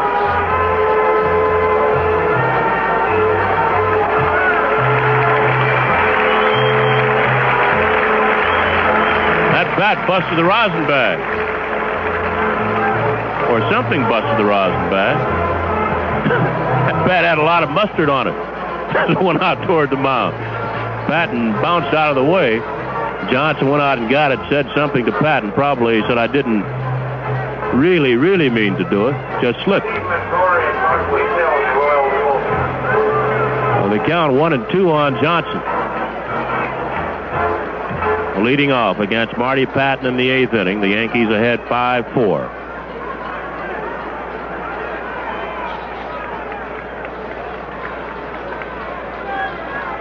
Now the 1-2 pitch. And Johnson backs off a fastball up and in. 2-2.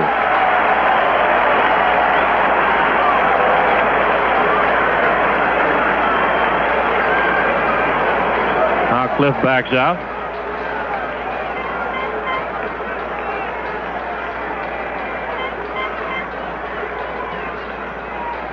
Now he gets back in.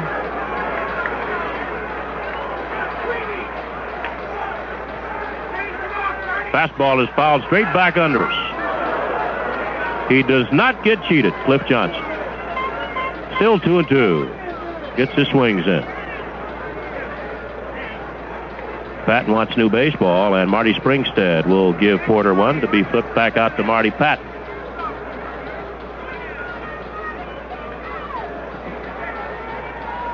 Two balls, 2 strikes on Cliff Johnson. Kneeling in the on-deck circle, Chris Chambliss. Attendance has not been announced yet. They will have at least as many as they had last night. 2-2 pitch. Check swing back up the middle. Frank White out behind second. Slips, throws on the first. Not in time. Johnson beat it out.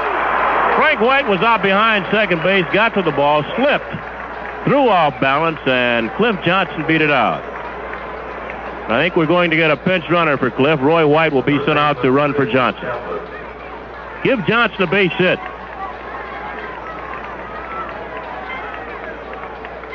And White is being sent out to run for Johnson, so Cliff will leave. That's his 5th base hit of the series. He's now 5 for 13. Number 6, Roy White. So Roy White becomes the Yankee designated hitter.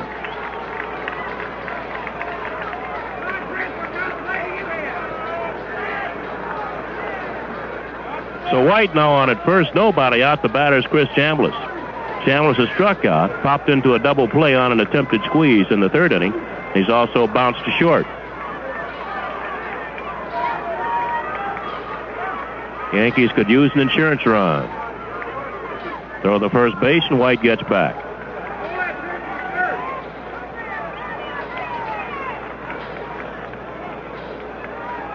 Wind still blowing hard toward right. Chambliss with 17 home runs, 90 runs batted in on the year for the Yankees. Pitch to Chris. He bunts, and it hits him. Foul, kicks foul. Ball looked like it might have hit Chambliss. Evidently it didn't. But it kicked foul anyway, so it snowballs and a strike. Chambliss trying to drag the ball to get White over the second base.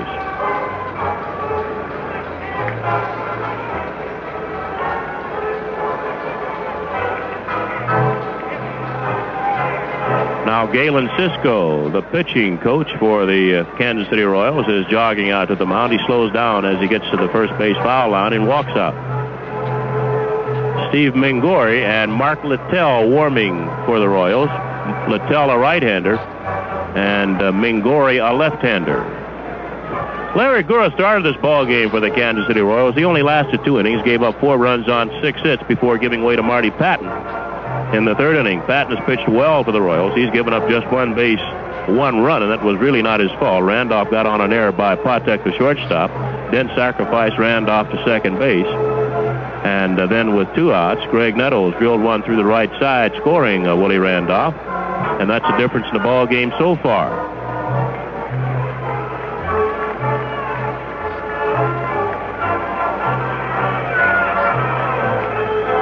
So Cisco goes back to the dugout with a count, no balls and a strike on Chambliss.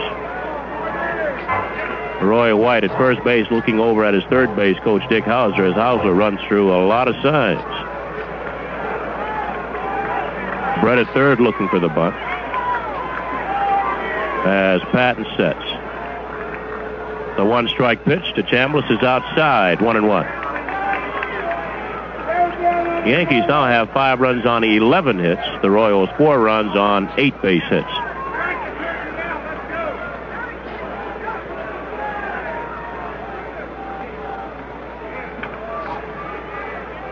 Pattin sets. Throws to first base, and White gets back easily. Gap for Chambliss would be in left center field as Otis is playing deep in right center. Zeb straight away and left. 1-1 pitch, runner going, swung on the ground to White. He only has 1 play. The second baseman throws on the first, and they've got Chambliss. White, it went into that bag hard at second base, and he's sitting there. Patek helps him up, gives him his cap, and Roy White looks like he's all right. Well, the Yankees stayed out of the double play there by moving Roy White. Ball was hit right to the second baseman, Frank White, and his play was the first base, getting Chambliss. So Roy White now down at second base, 1 away, and the batter is Willie Randolph. Willie has singled in 3 trips. He scored 2 runs. Pitch to Randolph. Breaking ball stays inside, ball 1.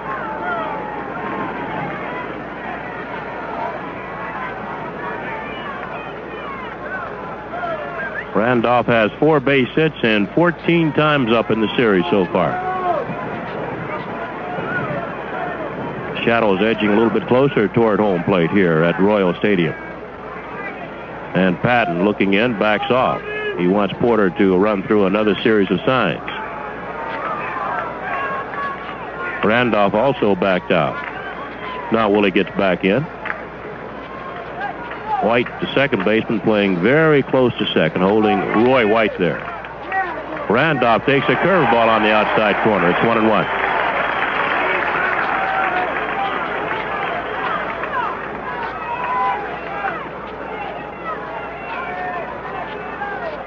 Pattin now taking a little more time. White, a short lead off second. Should be a big gap on the right side for Randolph, as close to second base as Frank White is playing. 1-1 pitch. Low. 2 balls and a strike. Roy White had an idea about trying to steal third then, but he didn't get a good jump, so he went back to second. Everything there is timing. You got to time that pitcher's delivery to the plate perfectly, or you're dead going to third. Now White walks off second. Pattin checks him. 2-1 to Randolph is outside. Ball 3, 3-1. Well, one thing, maybe Roy has Pattin thinking about him rather than thinking about the strike zone.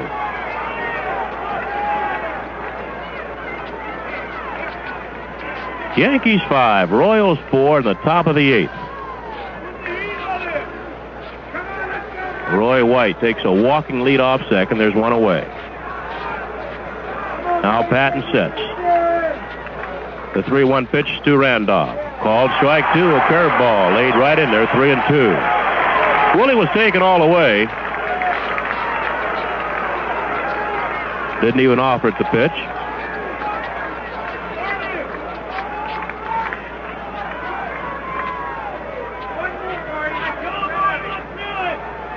Mingori and Littell still warming for the Royals in their bullpen out in right field. Yankee bullpen idle. They've got their best reliever in, Sparky Lyle.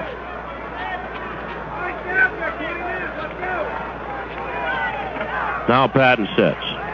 Checks White. Pitch to Randolph. Swung on and fouled straight back and out of play. Still 3-2. On deck is Bucky Dent.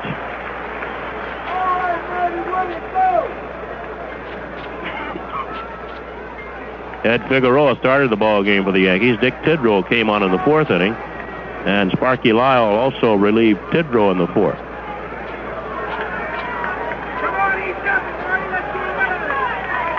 Pattin now gets a new ball.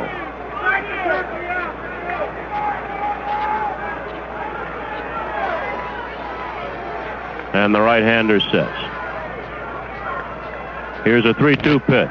Swung on, popped up out behind second base. Frank White calling. Glasses down, and the second baseman makes the catch. 2 outs. Roy White still at second base, and the batter's Bucky Dent.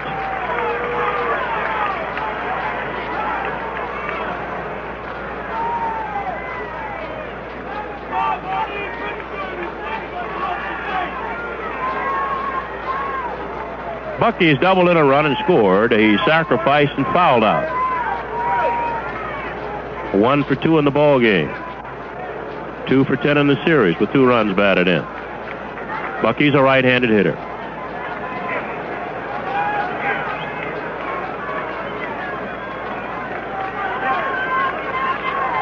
Marty Pattin taking a lot of time. Now he sets. Pitch to Dent. Curveball misses outside. On deck is Mickey Rivers.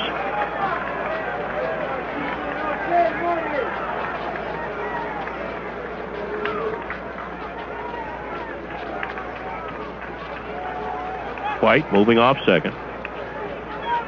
Pattin checks it.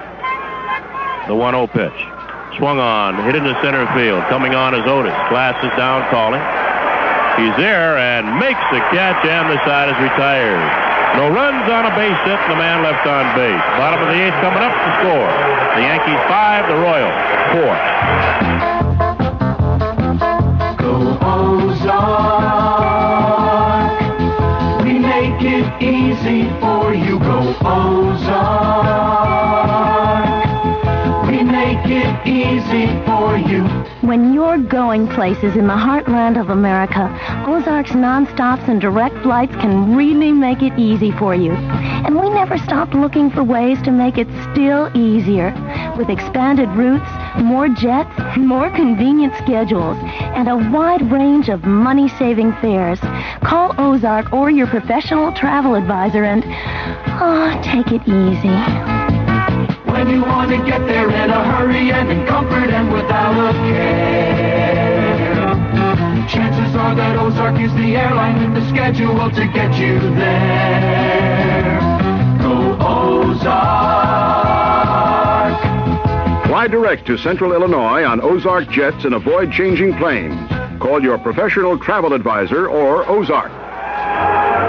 Well, the just announced attendance here at Royal Stadium. Last night they had 41,285, and this afternoon 41,135. A total for the two games here in Kansas City of 82,420. In the two games at Yankee Stadium, the two teams played before 111,160. Now, I can't add those two figures up, but it's just shy, it looks to me, of 200,000, about 6,000 shy for the total four games. Of course, the Royal Stadium seats just a little over 40,000. And leading off for the Royals, here in the bottom of the eighth, John Wathan. The first baseman, Wathan went in to play for John Mayberry back in the fifth inning. He's been up once in the ball game, fly to center field. Wathan's a right-handed batter. Lyle's first pitch is on the outside corner, strike one. Yankees ahead 5-4 in the bottom half of the eighth inning. Lyle winds and the one-strike pitch. Swung on and fouled back. It's no balls and two strikes.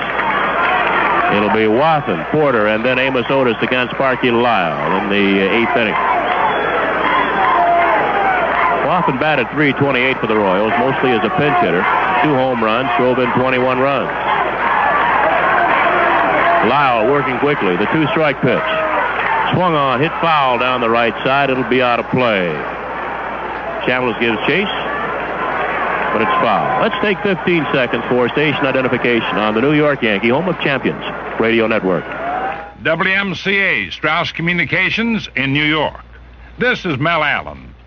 Emory goes to the places everyone else goes to, as well as the places no one else goes to. Emory, the Air Force in air freight. Two-strike pitch. Swung on and fouled back. Still 0-2.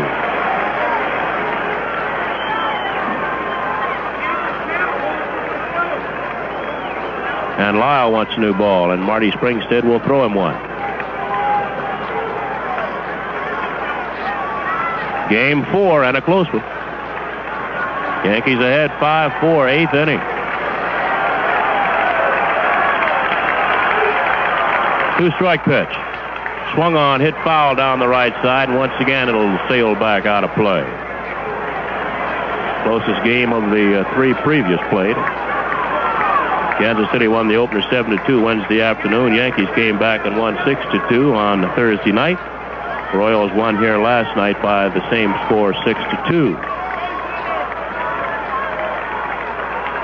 Lyle with the 0-2 pitch to Wathan.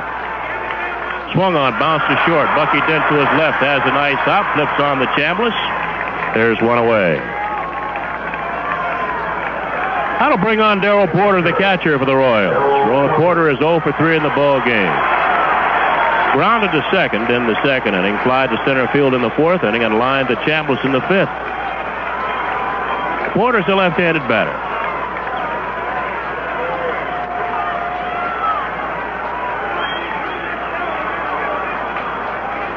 Lyle making sure that Chris Chambliss guards that line at first base. Chris is still off the line a bit. He's not right on it. Pitch to Porter's down low, ball one. Late innings, you got a 1-run lead. You got to guard the corners. Don't want that ball to get between you and the foul line. 1-0 pitch. Curveball is outside. 2 balls, no strikes on Porter. On deck is Amos Otis. Lyle with the 2-0 pitch to Porter. Swung on and popped up. Right side of the infield. Chambliss coming on. Randolph there too, but Chambliss calls and makes the catch for the second out. Oh, with 2 outs, nobody on, the batter is Amos Otis. Otis has struck out, walked and scored, line to center field. 0 for 2. 1 for 12 in the series so far.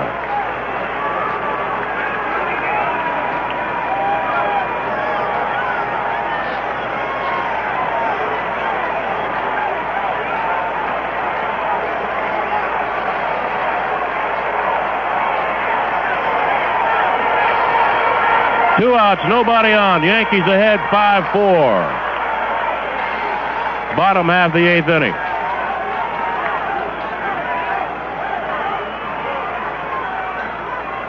Otis taking plenty of time.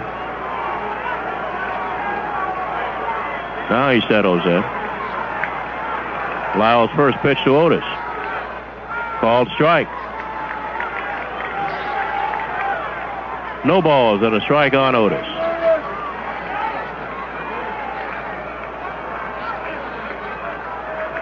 On deck is Freddie Patek, and Patek has really been a little thorn in the Yankee side. In fact, a big thorn for little fella. Pitch to Otis, gets the outside corner, 0-2. Nettles right on the line at third base. Bucky Dent, the shortstop, also playing Otis to pull. Outfield playing him straight away.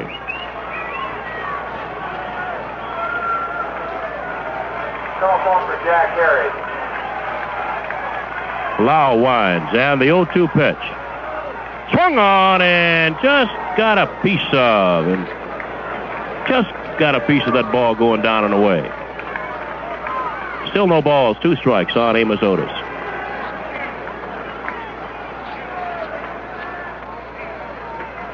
Lau wants new baseball for Marty Springstead. Gets it.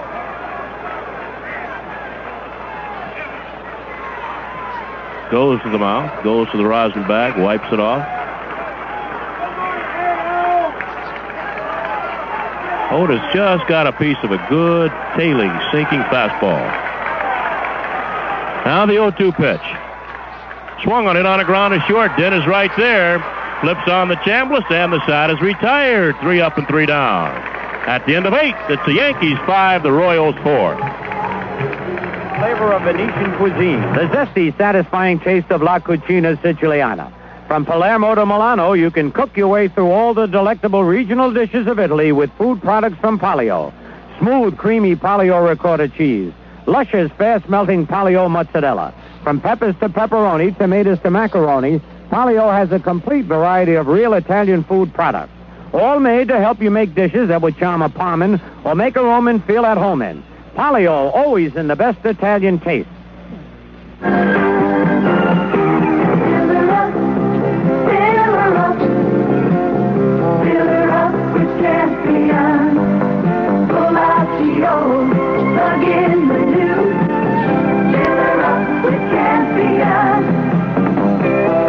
Haven't looked at a calendar lately, winter's going to be on us before you know it or want it. And the colder it gets, the harder it gets for your car to start up every morning. That's where a fresh set of Champion spark plugs comes in. Because the fresher your plugs, the surer your start. So this winter, don't let your old spark plugs leave you in the cold. Fill her up with Champion, world's #1 seller.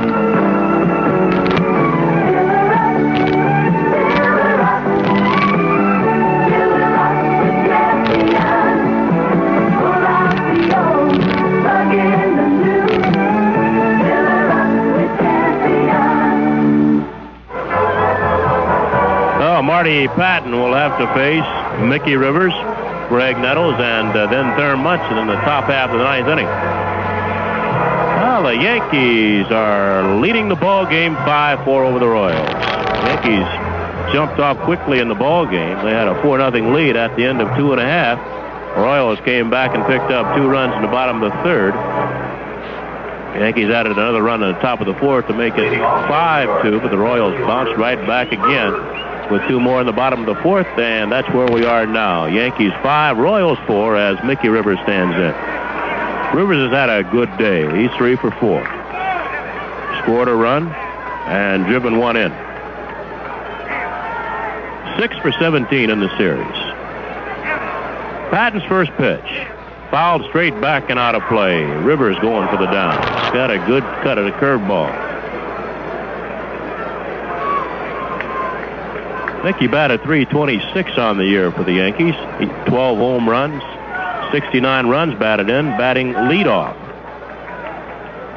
He should get quite a few votes in the most valuable player race in the American League. I think that voting's already taken place. So what the players do in this championship series will have no bearing on it. Curveball bounced up the middle, base hit for Rivers. He takes a big turn at first, but Otis in quickly will hold Rivers at first base with a single. Mickey Rivers now 4 for 5. Yankees could really use an insurance run. And that's going to be all for Marty Pattin. Whitey Herzog wants to bring on Steve Mingori to pitch to Greg Nettles. Of course, that'll do 2 things. Number 1, Nettles, a left-handed batter. And number 2, Mingori, with a pretty good move to first base, could keep Rivers a little bit closer there. So Pattin leaves and he gets a hand. And he's pitched well. He's given up just 1 run, and that was unearned since coming on in the 3rd inning. Well, he did give up the single to Piniella to right field that scored Munson. Of course, Munson scoring. That was charged to the starter, Larry Gura. The 1 run scored by the Yankees against Marty Pattin.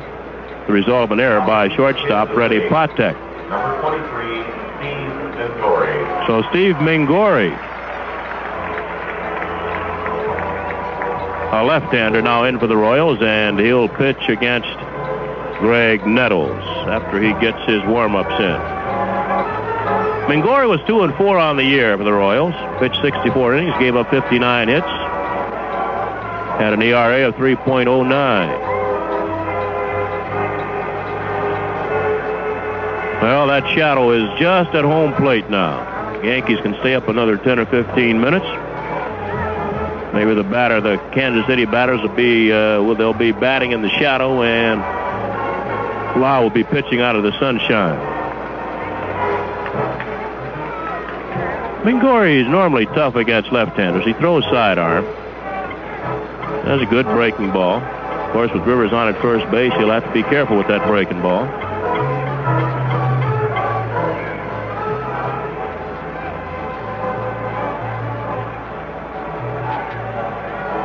Greg made a couple of good plays in this ball game. On the one, he went into second base high on Frank White. When the Yankees had runners at first and third, Nettles went in high and bowled White over. Kept Munson from bouncing into a double play. Also made a good play on a bouncer off the bat of George Brett. So Nettles is in. Rivers at first base. No outs, 9th inning. The Yankees lead 5-4. Nettles squares and bunts foul outside third base.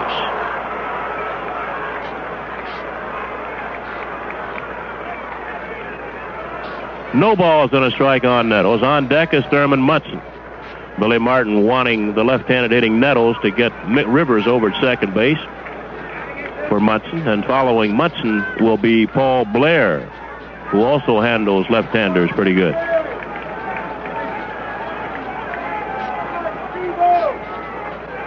Rivers does not have a big lead off first. Mingori checks it and goes to first base, and Rivers gets back. Mickey has about a 1-step lead there, no more. Either he respects the move of Mingori, or he just doesn't want to get cut off. Sidearm curve goes over Nettles' head, and Rivers will go to second base. Ball got away from Mingori, threw a sidearm curveball. Nettles had to duck under.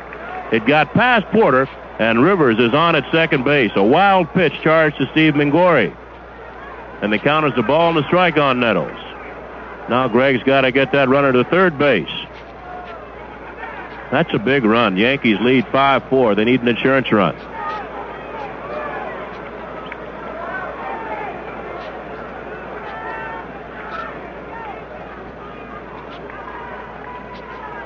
Now the set. The pitch. High with a sidearm fastball. 2-1. Doug Bird up in the Royal bullpen. Doug Bird, a right-hander, warming up in the Royal bullpen.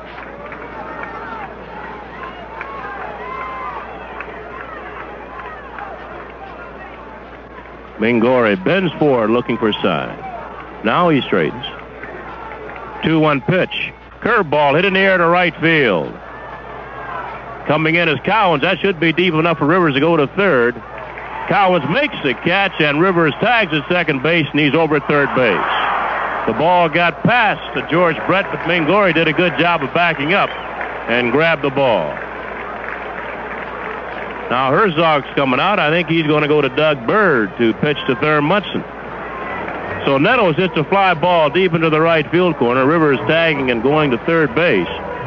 So Mickey over there with one away, and that's going to be all for Steve Mingori. Doug Bird will come on and pitch to Thurman Munson.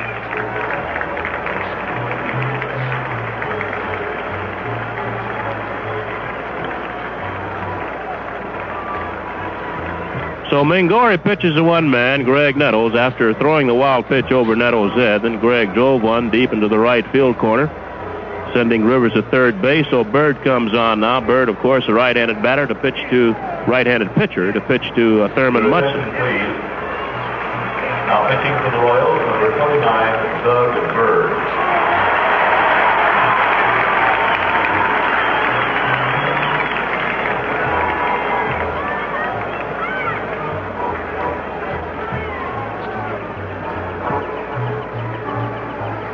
Yankees ahead 5-4, and the Royals trying to close them off here in the ninth inning. Mickey Rivers led this inning off by bouncing a single up the middle.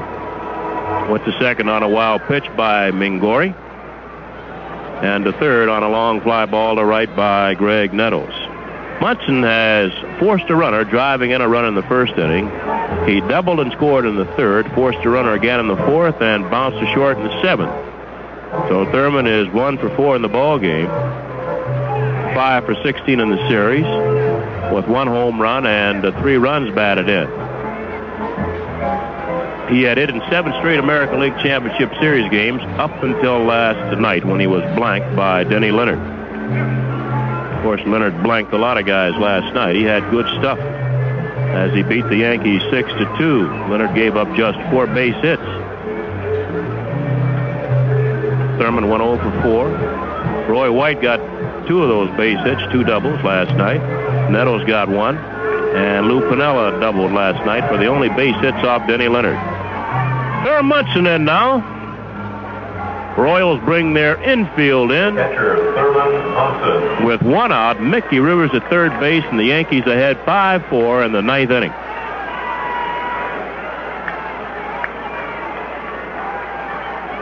Brett, Patek, White, and Watham all in close. Pitch to Munson. Fastball is fouled straight back. Munson got a good rip at a fastball. Big run down at third base. Mickey Rivers only 1 away. Yankees have a 1-run lead. By the way, in the bottom of this inning, it'll be Freddie Patek, who's had a hot bat for the Royals, then Frank White, or a pinch hitter, and Joe Zeb.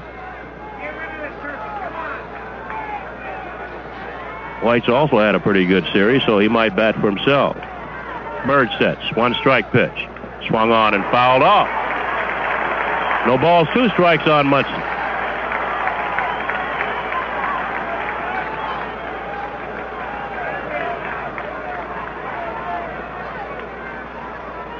Oh, and 2. Thurman has driven in a lot of big runs for the Yankees over his career. Drove in 100 this year with 18 home runs. Batted .308 for the Yankees. Now Bird gets a new ball. Looks in at Porter for sign. Still looking. Now he sets. 2-strike pitch. Swung on and fouled back. Still 0-2.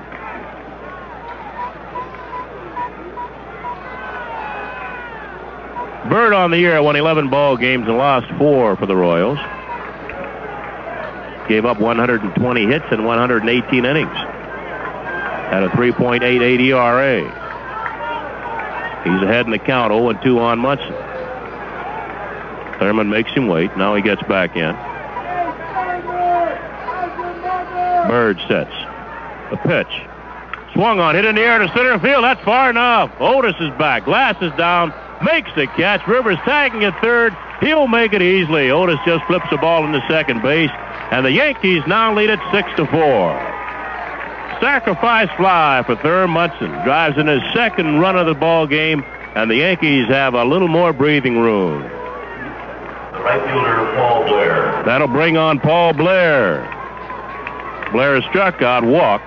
Check that. Now Blair's up for his first time. He replaced Reggie Jackson in right field in the 9th inning. Jackson had struck out, walked, and bounced to second twice. First pitch to Blair is too high, ball 1. 2 outs, nobody on. The Yankees leading 6-4, 9th inning. And once again, Mickey Rivers started things off. Blair bounces one out in front, and it hits him while he's in the batter's box. It's foul. Ball looked like it might kick fair. Came back down, hit Blair on his back while he was in the batter's box. So the count is 1-1.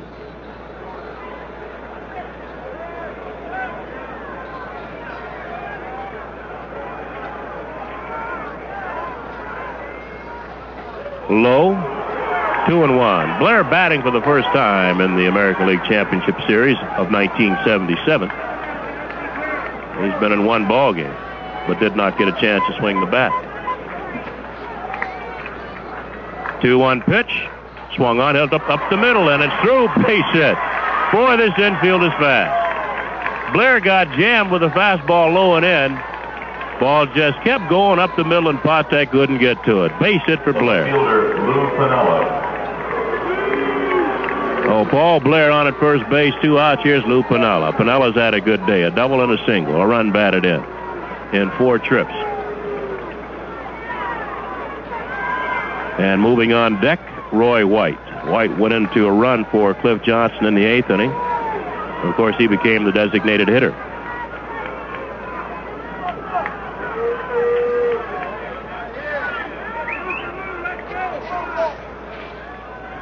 Yankees ahead, 6-4.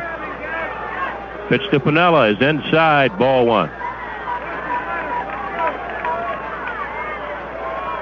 Yankees trying to tie this series up at 2 games apiece. They've got their backs to the wall. Throw the first base, and Blair's back.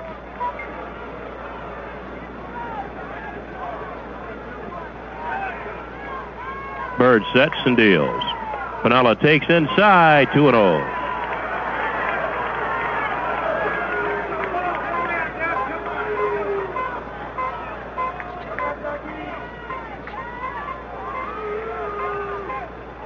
Now the set. And the pitch. Swung on and popped up. First base side foul. John Wathen, the first baseman over there, makes the catch, and the side is retired. The Yankees pick up an insurance run on 2 base hits, and they leave a man on base. And at the end of 8.5 to score. The Yankees 6, the Royals 4. Eat too much, drink too much, take Brioski. You remember that jingle? Millions of men and women remember, because that jingle means Brioski, and Brioski has meant fast, effective relief to millions for almost 100 years. That's product integrity. We believe that a manufacturer should stand behind his product, don't you? Then let me ask you, has any company ever offered you double your money back on an antacid, liquid, tablet, or seltzer? Because we know that Brioski will give you the fast relief you want. When you suffer from heartburn, acid indigestion, or sour stomach, we make the Brioski Consumer Pledge. Simply stated, if Brioski doesn't give you the fast relief you want, we'll send you double your money back. So the next time you have heartburn, acid indigestion, or sour stomach, just take pleasant lemon-tasting Brioski and discover what those millions before you have experienced.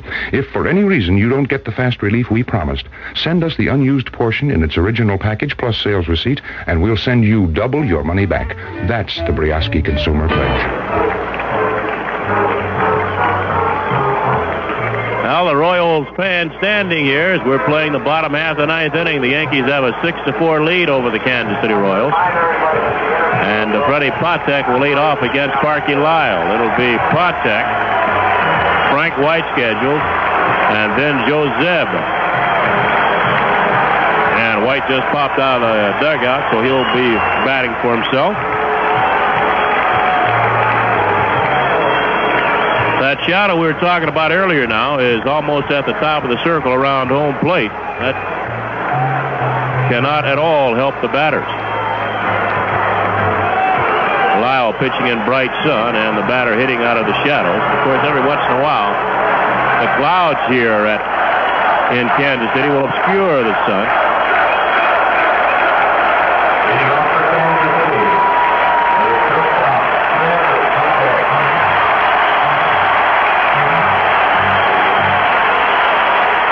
Well, that hand greets Freddie Patek as he stands in against Sparky Lyle. Patek has had a good day. In fact, he's had a great day. A single, a double, and a triple. He scored 2 runs and driven in 1. He's had an excellent series. 7 base hits and 12 times at bat. He's driven in 5 runs. Right-handed batter. Only 5 feet 4 inches tall. Lyle's first pitch. Called strike on the outside corner. They're playing Patek straight away. Neto shortened up just a little at third base. The 1-strike pitch. Swung on, chopped foul outside third. 2 strikes. And the ball boy down the left field line slipped going after that baseball. Boy, this artificial surface makes it a whole new ball game. Everything speeds up. Have to worry about standing up sometimes. Here's a 2-strike pitch on Patek. Swung on, hit in the air to the right side. Paul Blair has room. Backing up under it, makes a catch for out number 1. That'll bring on Frank White. Now the Yankees, of course, have to be very much aware of the possibility of a bunt. And Nettles is telling Chambliss now, he's moving Chambliss in, telling him to be aware of the possibility of a push bunt toward first base. White takes low, ball 1. 1 out, nobody on in the 9th inning. The Yankees lead 6-4. Royals lead the series 2-1. The pitch called strike. It's 1-1. On deck is Joe Zeb. White hit 5 home runs on the year, drove in 50 runs. Mike Torres and Catfish Hunter getting loose in the Yankee bullpen. Pitch to White is swung on and missed. 1-2. So 2 right-handers, Torres and Hunter, throwing. Here's a 1-2 pitch to White. Swung on and missed. 2 outs. Frank White struck out by Sparky Lyle. Good sinker.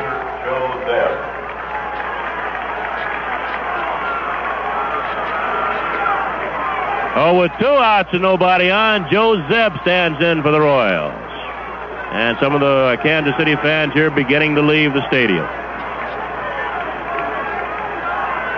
Joe Zeb has been up once, fly to right field. A right-handed hitter. Takes outside, ball 1. Zeb got into the ball game as a pinch hitter in the 6th inning for Tom Poquette. Lyle right back with a 1-0 pitch. Too high. 2-0. On deck is Hal McRae.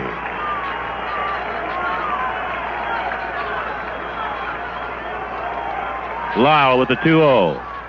Right in there, it's 2-1. Zeb taken all the way.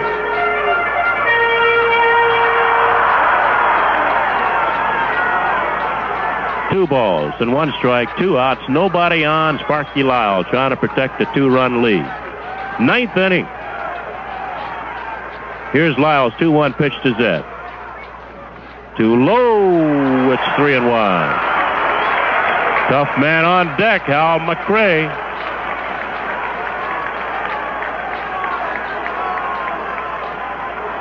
Zeb hit 2 home runs during the season for the Royals, drove in 23 runs. 3-1 pitch, Swung on and popped up. Munson coming back, but he can't get to it. He'll run out of room. Popped foul into the seats next to the Royal dugout on the first base side, and the count is full. 3 balls, 2 strikes.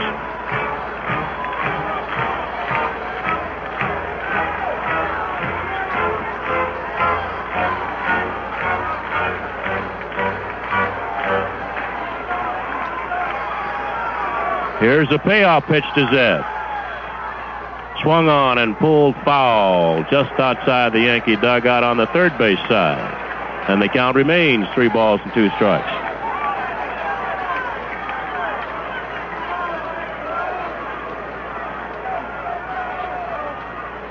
Lyle still looking for a ball he likes. Finally gets one.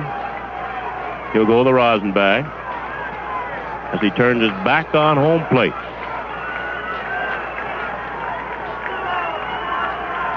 Now the 3-2 pitch. Swung on it in the air to left field. Coming on is Piniella. Calling for the ball. He's under it. And the ball game is over. The ball game is over. Joe Zeb flying to Lou Piniella for the 3rd out of the 9th inning. No runs, no hits, and nobody left on base for the Royals. The New York Yankees tie this season or this championship series game up at 2 games apiece. The final score, the Yankees 6, the Royals 4.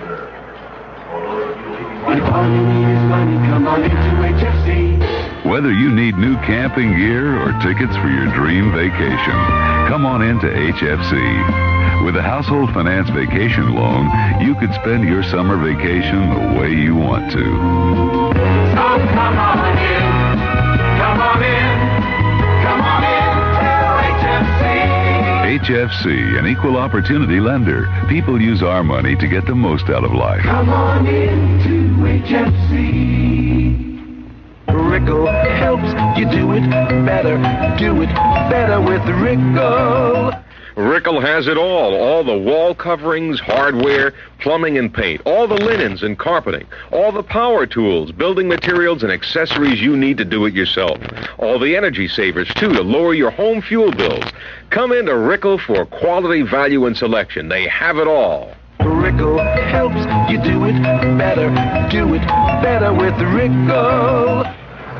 Well, the New York Yankees tie up this 1977 American League Championship Series at 2 games apiece by holding on to a 6-4 win over the Kansas City Royals. The Yankees had 6 runs on 13 hits. They played airless baseball. The Royals 4 runs on 8 base hits, and they made 2 miscues. Yankees got off and running in the first inning. Mickey Rivers doubled off the right field wall, and after Nettles got a single to deep short, Rivers going to third, Mickey scored on a bounce out by Thurman Munson. Yankees picked up 2 more runs in the second inning, 1 more in the third. Royals came back with 2 in the bottom of the third. Yankees added another run in the top of the fourth to make it 5-2. Royals came back with 2 more in the bottom half of the fourth inning, and it made it 5-4. And finally, in the 9th inning, the Yankees picked up an insurance run. Once again, it was Mickey Rivers picking up his 4th hit of the ball game, singling the center field, going to second base on a wild pitch, going to third on a long fly ball to right field by Greg Nettles, and scoring on a sacrifice fly by Thurman Munson. And that was all the scoring we've had in the ball game as Sparky Lyle slammed the door in the 9th inning. In fact, Sparky retired the last 7 Royals in a row to win the ball game. The Yankees won it 6-4. Recapping the series so far, on Wednesday afternoon in St. Louis, Paul Splittorff beat Don Gullett 7-2 for the Royals. Then on Thursday night in New York, Ron Guidry outpitched Andy Hassler. The Yankees won it 6-2. Last night here at Kansas City, Denny Leonard outpitched Mike Torres, and the Royals won 6-2. And here this afternoon, the Yankees come back and win the ball game 6-4. So it all goes down to the final game of the series, as it did last year in New York. The final game of the series will be played here tomorrow night in Kansas City. The executive producers of Yankee Baseball are Mike DiTomaso and Ed Babensky.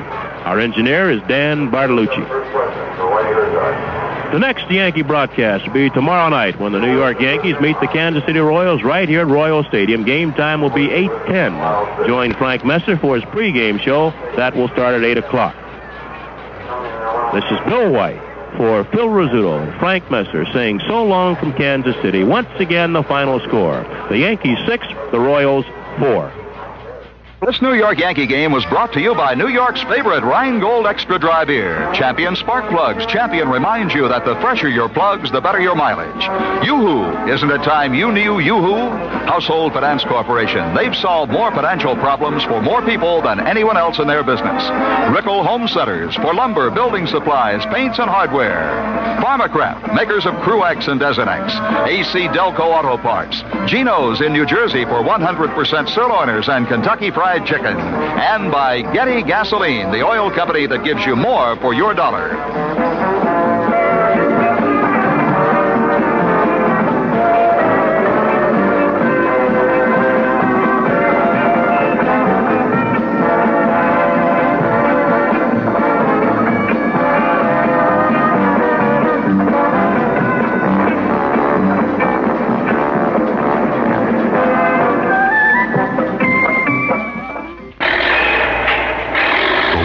Largest recycling plant is going up right here in Hempstead Town. It will take 4 million pounds of garbage a day and turn it into clean energy, enough electricity to light 40,000 homes. And this $76 million plant is not costing the taxpayer a penny. Hempstead Supervisor Al D'Amato convinced private industry to build the plant at no cost to us. This plant will do away with landfills. It does away with having to pollute our waters. It does away with contamination of our drinking water as well as the bay water. It does away with air pollution, and we can turn our landfills into parks. And the real beauty is that private industry is building it without the use of taxpayers' money. Far-sighted leadership by Al D'Amato with Councilman Gene Peisbein, Jim Bennett, and Marty Bernstein brought the world's largest total recycling center to Hempstead Town. Keep D'Amato working for us. Elect him presiding supervisor, and then vote the entire D'Amato-Bennett team. Paid for by the Town of Hempstead Republican Committee. Next time you have an appetite for fine French food, go directly to Villa Pierre at Glen Cove, Long Island in New York, and carte blanche it. Villa Pierre is one of the many fine restaurants in New York where your carte blanche card will allow you to spoil, indulge, and treat yourself to the kind of food nobody can make at home. Dinner always tastes a little better when you have it with style with your carte blanche card, because people know carte blanche denotes more than an average measure of distinction and taste. With a carte blanche card, you can travel with style, too. You can carte blanche your airline tickets, carte blanche your rented car, carte blanche your hotel bill, and even carte blanche a vacation tour through Cartan Tours. Keep your card with you wherever you go, and carte blanche your way through over 250,000 doors across the country, including Villa Pierre. Carte blanche it. You'll know you're going first class. So will everyone else. WMCA, first on your dial in New York. The Mel Allen postgame show is brought to you by the Cricket Shop in fashionable Cedarhurst, Long Island, the leading men's and boys' fashion center, offering clothes for the way you live today. Well, the Yankees are alive and well and living in Kansas City, at least until tomorrow. And the American League playoffs come down to one game. Ron Guidry goes tomorrow, and that's it. Hi, this is Bert Knapp along with Mel Allen with the American League Playoff Series postgame show. And Mel, we got through. How are you? All right. How you doing? I'm feeling a little bit better than I was earlier. I think we all are. Right. I sat here with pencil in hand and scored every single play, and I bit my nails right down to my fingertips. And here we go tomorrow for sudden death. Did you think it was going to end this way today? Really? No, I honestly didn't. As I said before the ball game, the Yankees were hard up for pitching, and even though they won, the very fact they had to bring in the count, Sparky Lyle, to pitch 5 1/3 innings is indicative of the fact that they still are extremely thin in the bullpen, and for reasons which the listeners, of course, know. We've talked about it often enough. They've read about it often enough, and injuries have been the main thing to some of their best pitchers. But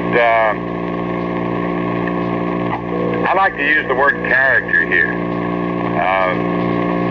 Ball players, they call them professionals all the time, and there are two kinds of professionals. those who play the game just to earn a living and those who play to earn a living but have the pride of being a champion.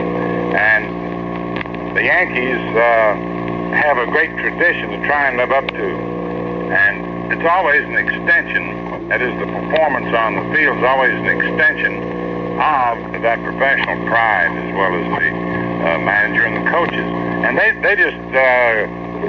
they were in the hole. And as a matter of fact, knowing ball players who are players who have been in the thick of a pound fight, as the Yankees were last year, you know that they're loose. They're looser in a situation like this, Bert, than a lot of people would think. I think the fans are the ones that... They had nothing to lose today except they knew they had to get out there and get some runs and hopefully get enough pitching, and that's what happened.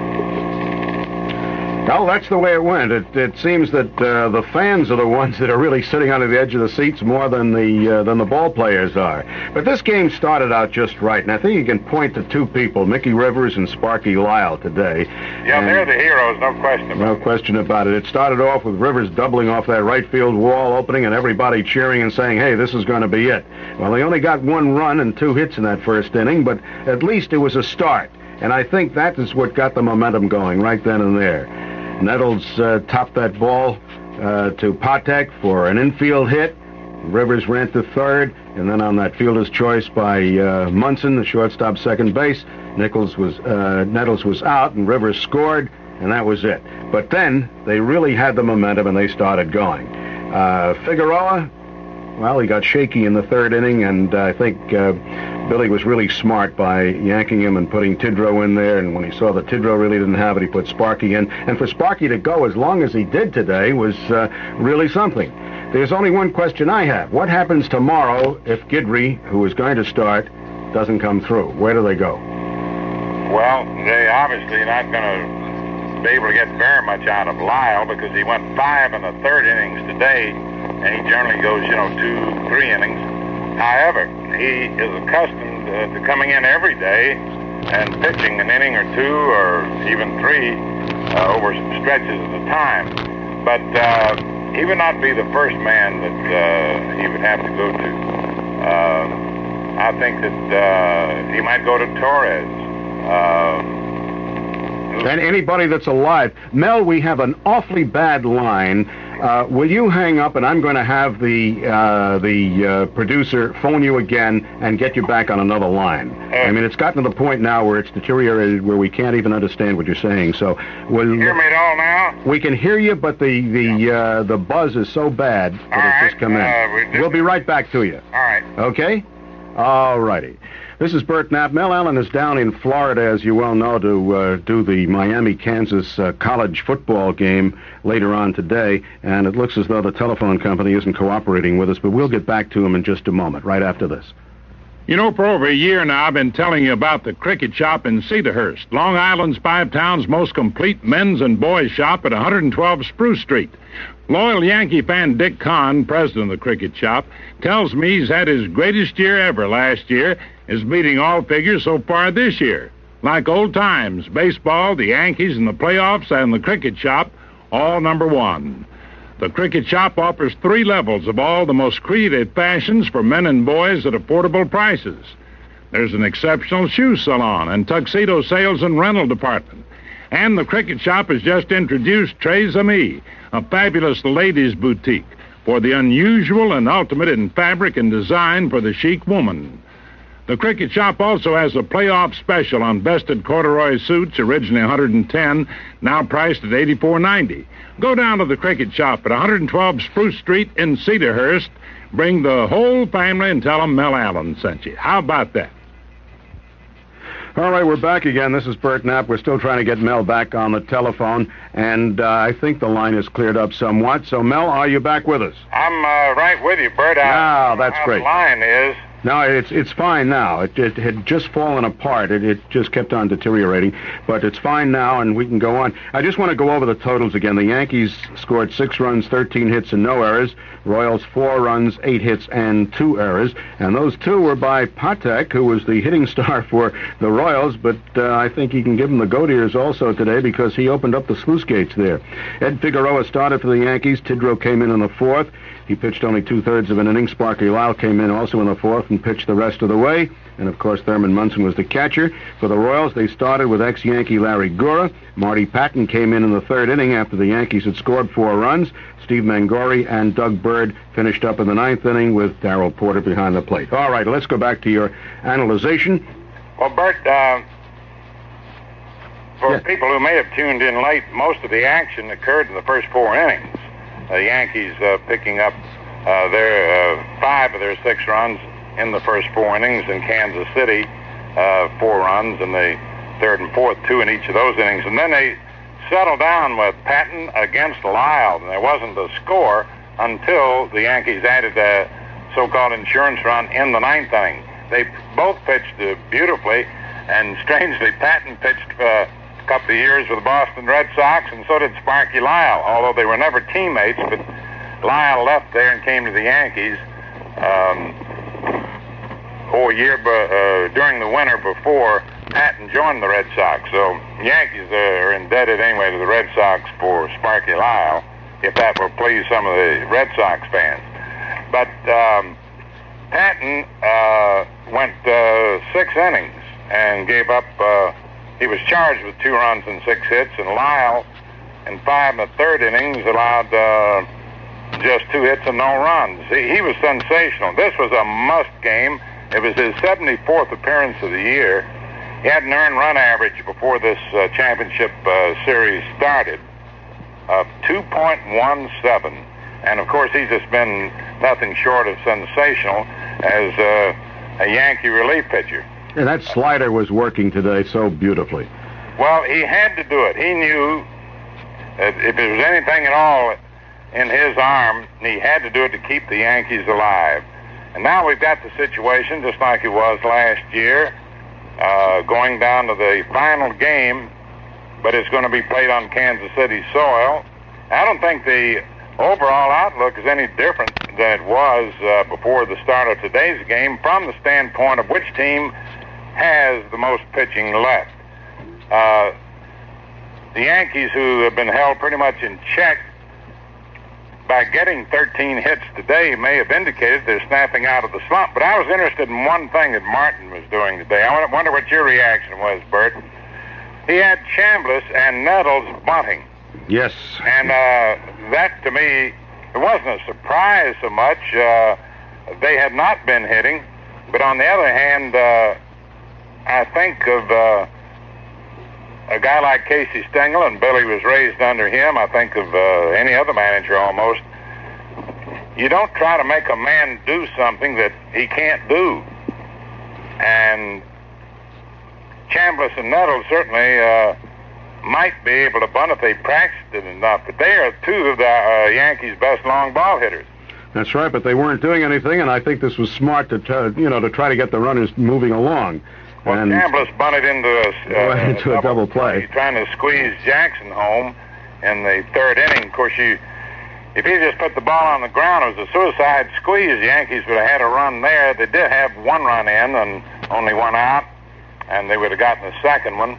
And that early in the game, in the 3rd, could have made a lot of difference. But still in all, I'm looking for a guy like Jackson who hasn't done anything with the bat. He finally was replaced by Blair for defensive reasons in the 7th inning, but he has walked. He got a scratch hit the other day, but he just hasn't been doing anything at all. Neither has Chambliss. And Nettles finally got himself 2 singles today. You know, the situation with Jackson, he did have 2 bad plays off that left field wall today, too, again. They both happened in the 3rd inning. That's right. That's right, when the Royals scored their 2 runs. Did you think Patek's triple as he led off in the 3rd, it seemed to me as I watched it on television, that the ball was catchable. I thought so, too, and I was surprised that they gave him a triple on it, that because he did bobble it after he did misjudge it, and I thought it was going to be a double and an error on the The ball didn't even hit the fence. It landed in behind Jackson and then bounced up against the fence, and on the rebound he bobbled it. Yeah. And then again,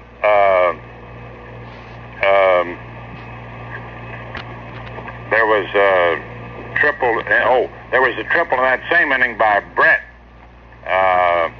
which was a clean base hit. But Jackson had trouble picking up the ball around the base of the fence. Yeah, that's correct too. And then that's the one that McRae scored on. Right. And those things will happen, and I think that Jackson better go out and shag some flies or learn how to play those walls a little bit better. You know, I wish I were out in Kansas City for one reason, not only just seeing the game live out there, but Figueroa had been having a bad back, and he looked superb in the first two innings. He gave up a single to Hal McRae in the first inning, but otherwise he knocked them off easily, and it wasn't until the misjudgment in the third inning on Patek's long fly ball, that the trouble started. Then he got the next two men out. McRae again got a base hit. He'll hit anybody, and Brett, but that seemed to make him force himself a little bit more, and I think Billy saw that his curveball wasn't snapping off. He lost a little velocity off his fastball, and so he went to Tidrow to pitch to one hitter, and then brought in the master, Sparky Lyle, and that turned out to be the big thing. We'll be right back, Mel. We have a little word from your friends out in Cedarhurst. You know, some of the greatest Yankee fans are kids who know every player, every uniform number, and even the batting orders. And the Cricket Shop in fashionable Cedarhurst, Long Island, specializes in youngsters. They dedicate themselves to making all you young men out there look right and feel good about it. The Cricket Boys Shop offers one of the largest selections of suits, sports jackets, outerwear, slacks, shirts, and jeans in all of New York. And they have the top young men's designers, such as Pierre Cardin, Yves Saint Laurent, John Whites, Mighty Mac, Robert Bruce, and others. Right now, Dick Kahn, president of the Cricket Shop, is offering a sensational Yankee playoff special for boys. All dungarees are discounted an incredible 50%. So go on down to the Cricket Boys Shop, located at 112 Spruce Street in Cedarhurst, where alterations are free. Huskies and Slims are available, too. Open Wednesdays and Fridays till 9:30 p.m. And be sure to tell them Mel Allen sent you. All righty, Mel, before I go back to you, I'd just like to run down the first couple of innings that the Yankees scored for the people that weren't listening and didn't have the opportunity to listen during the game. Fine. In the first inning, of course, Rivers opened with a double off the right field wall. Nettles then took a 3-2 pitch and topped it to Patek for an infield hit. Rivers went to third. Then Munson on a fielder's choice hit to shortstop to second base. Nettles was out at second. Rivers scored, and Nettles barreled into second baseman Frank White, and I thought Nettles was really hurt on that. I suppose that was part of the overall picture of the McRae bit and everything else. Anyway, he barreled in, and I thought he got hurt. Jackson struck out. Piniella was out, Patek to Mayberry, and the Yankees ended up with 1 run and 2 hits. In the second inning, they kept that scoring going. Johnson grounded out Brett to Mayberry. Chambliss struck out on 3 straight pitches. Randolph singled between third and short. Dent then doubled off the left field wall with Randolph scoring. Rivers singled up the middle, and Dent scored. Nettles grounded out White to Mayberry, and it was 2 runs and 3 hits, and the Yankees were ahead 3-0. In the third inning, Munson doubled to left field. Jackson walked. By then, Gura was replaced by Marty Pattin after 2 innings plus. Piniella singled to right field. Munson scored. Jackson went to third. Johnson popped up to second, and the runners held. Chambliss bunted into a double play. He bunted straight up to the pitcher. Pitcher threw to third. Jackson was doubled up, and the Yankees had 1 more run and 2 hits, and they led 4-0, and everything looked fantastic until the Royals came up in the third inning, and little Patek tripled to right field, his first of 3 hits. Frank White, that is. Sacrifice fly to right. Patek scored on that one. Patek grounded to Dent, from Dent to Chambliss. McRae then singled up the middle. Brett tripled to right, and that's where Jackson had trouble again, scoring McRae. Cowens walked. Mayberry struck out, and the Royals had 2 runs. And from then on, the Yankees scored 1 in the 4th. The Royals came back with 2 in the bottom of the 4th, and that was it until the run in the 9th inning by the Yankees. You know, Lyle and Tidrow started warming up in that 3rd inning. Yes, they did. Yes, they both got up in that 3rd inning, and people started to wonder. But as it came out, it looks like it's a good shot, and I think it sets the stage for a Chambliss home run in the top of the 9th inning tomorrow to win it. It's going to take something like that. You know, as I look at the Yankee pitching roster, you've got Clay, who doesn't figure. But one never knows. You know, somebody will come out of the bullpen you never heard of, so to speak. But Clay's only worked about 55 and 2/3 innings all season. Yeah. Figueroa, who worked today. Possibly Torres. Well, you've got Torres, who may have to be used if. Right. You got Guidry, who will have to. Well, Guidry's going to start. Start tomorrow, and I don't. Gullett's supposed to be out, of course, for the year. Holtzman, I don't figure him at all. And Hunter, who knows? He's been throwing, but I don't know whether, as you asked me before the ball game today, whether his warming up these last few days was a ploy or whether it wasn't. And frankly, I don't know, but I have a tendency to believe it is. But he might make an appearance for a hitter or two. But then all you have left is Tidrow and Torres. That's it. Lyle, if his arm feels, they'll pack it nice right now. I bet he's sitting in the dressing room with it. Most probably, because he most probably feels that sometime during tomorrow he's going to be called upon. The story is that we know that Guidry is a young fellow. He's strong, even though he's of small stature. And I suppose that this is the arm they're going to have to rely on. And the young fellow, I suppose, can throw with all he's got. Now, the only thing is now, suppose they go tomorrow, they give everything they have, and then they got the World Series starting next week. Where do they go there if they win it tomorrow? That's when they'll pray for rain. See if we can get some kind of rain. Incidentally, the fan always talks about the team getting momentum. Do the professional players feel as though they get momentum when they win a ball game like this? Yes, they do. There's no question about that. They get keyed up. They get depressed just like anybody else. Now, the one thing that the Phillies, for example, have to look at this evening, have to be careful about. As I said before, they're professionals. They've been through the mill. They know what it means to lose a tough game. They know what it means to win a tough game relative to the opposing side. That is, say the other side was winning, they've come back. But they're still human beings, and they're bound to be depressed. Now here, the Yankees do have the momentum, but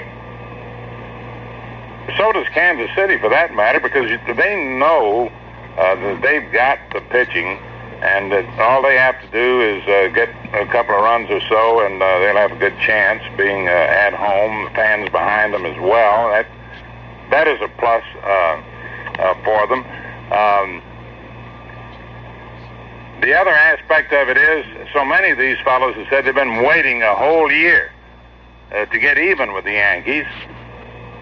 Because last year it went down to, well, the very last batter in the last inning.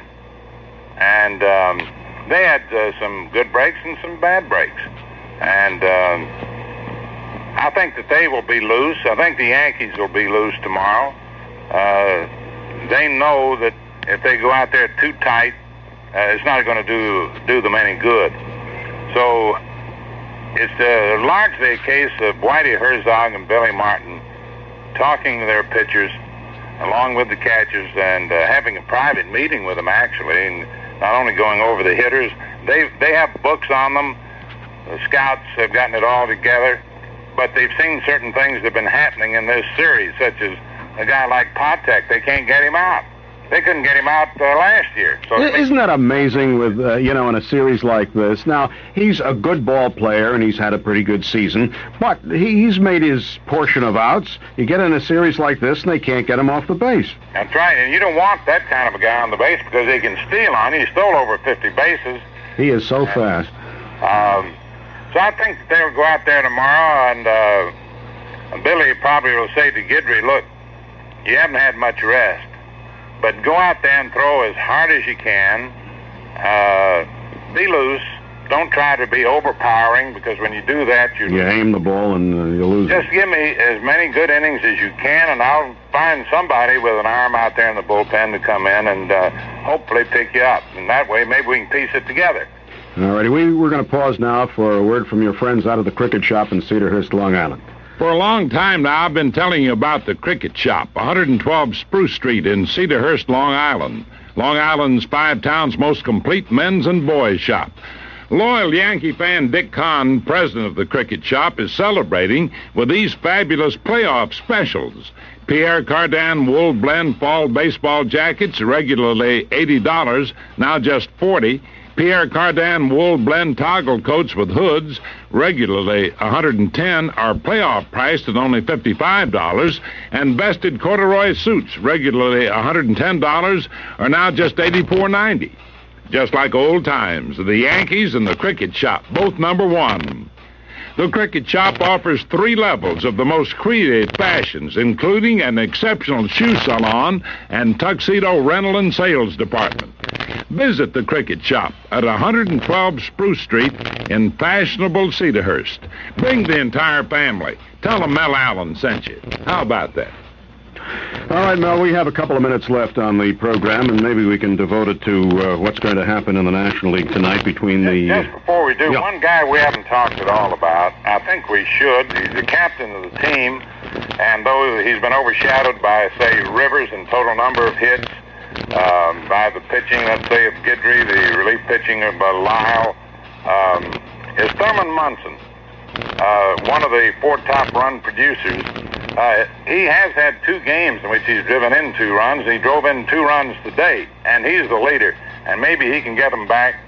He may have a little pep talk of his own, and maybe Jackson will finally tie into one tomorrow, or Nettles.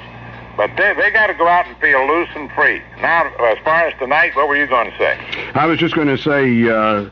they still are in the league, and if, in baseball, and if the Yankees win tomorrow, they're going to face either the Dodgers or the Phillies. And in your eyes, who do you think?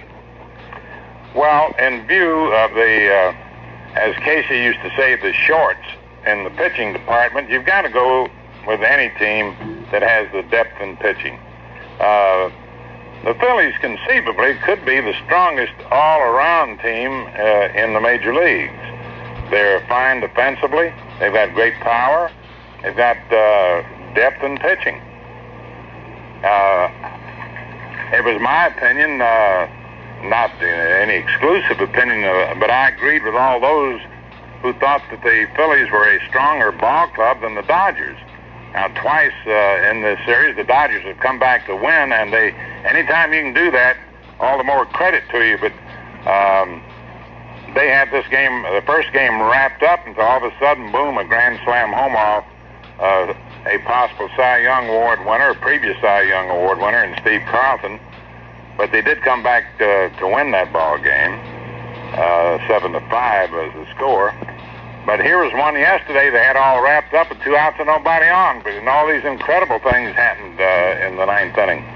So all we can do is speculate, and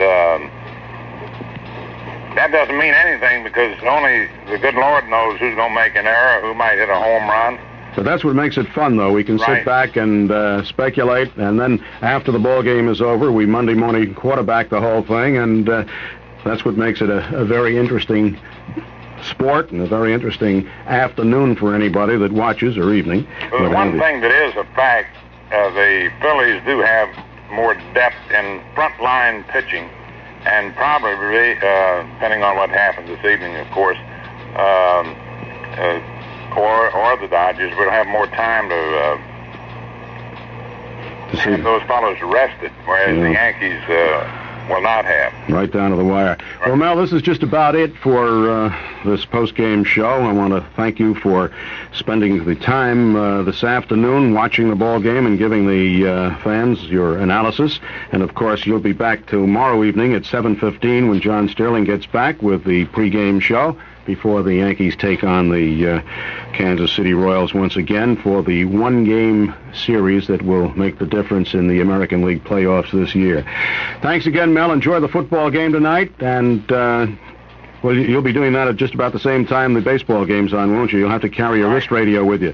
I'll be seeing you at the station, but we'll both be flying back in after our respective football games. Mine is tonight, John's was this afternoon, and I'll see you on Monday anyway. Okay, thanks an awful lot. Enjoyed being with you, Bert. Righto. Bye-bye now. And right following the news, it'll be Leon Lewis. The Mel Allen postgame show is brought to you by the Cricket Shop in fashionable Cedarhurst, Long Island, the leading men's and boys' fashion center, offering clothes for the way you live today. WMCA, Strauss Communications in New York.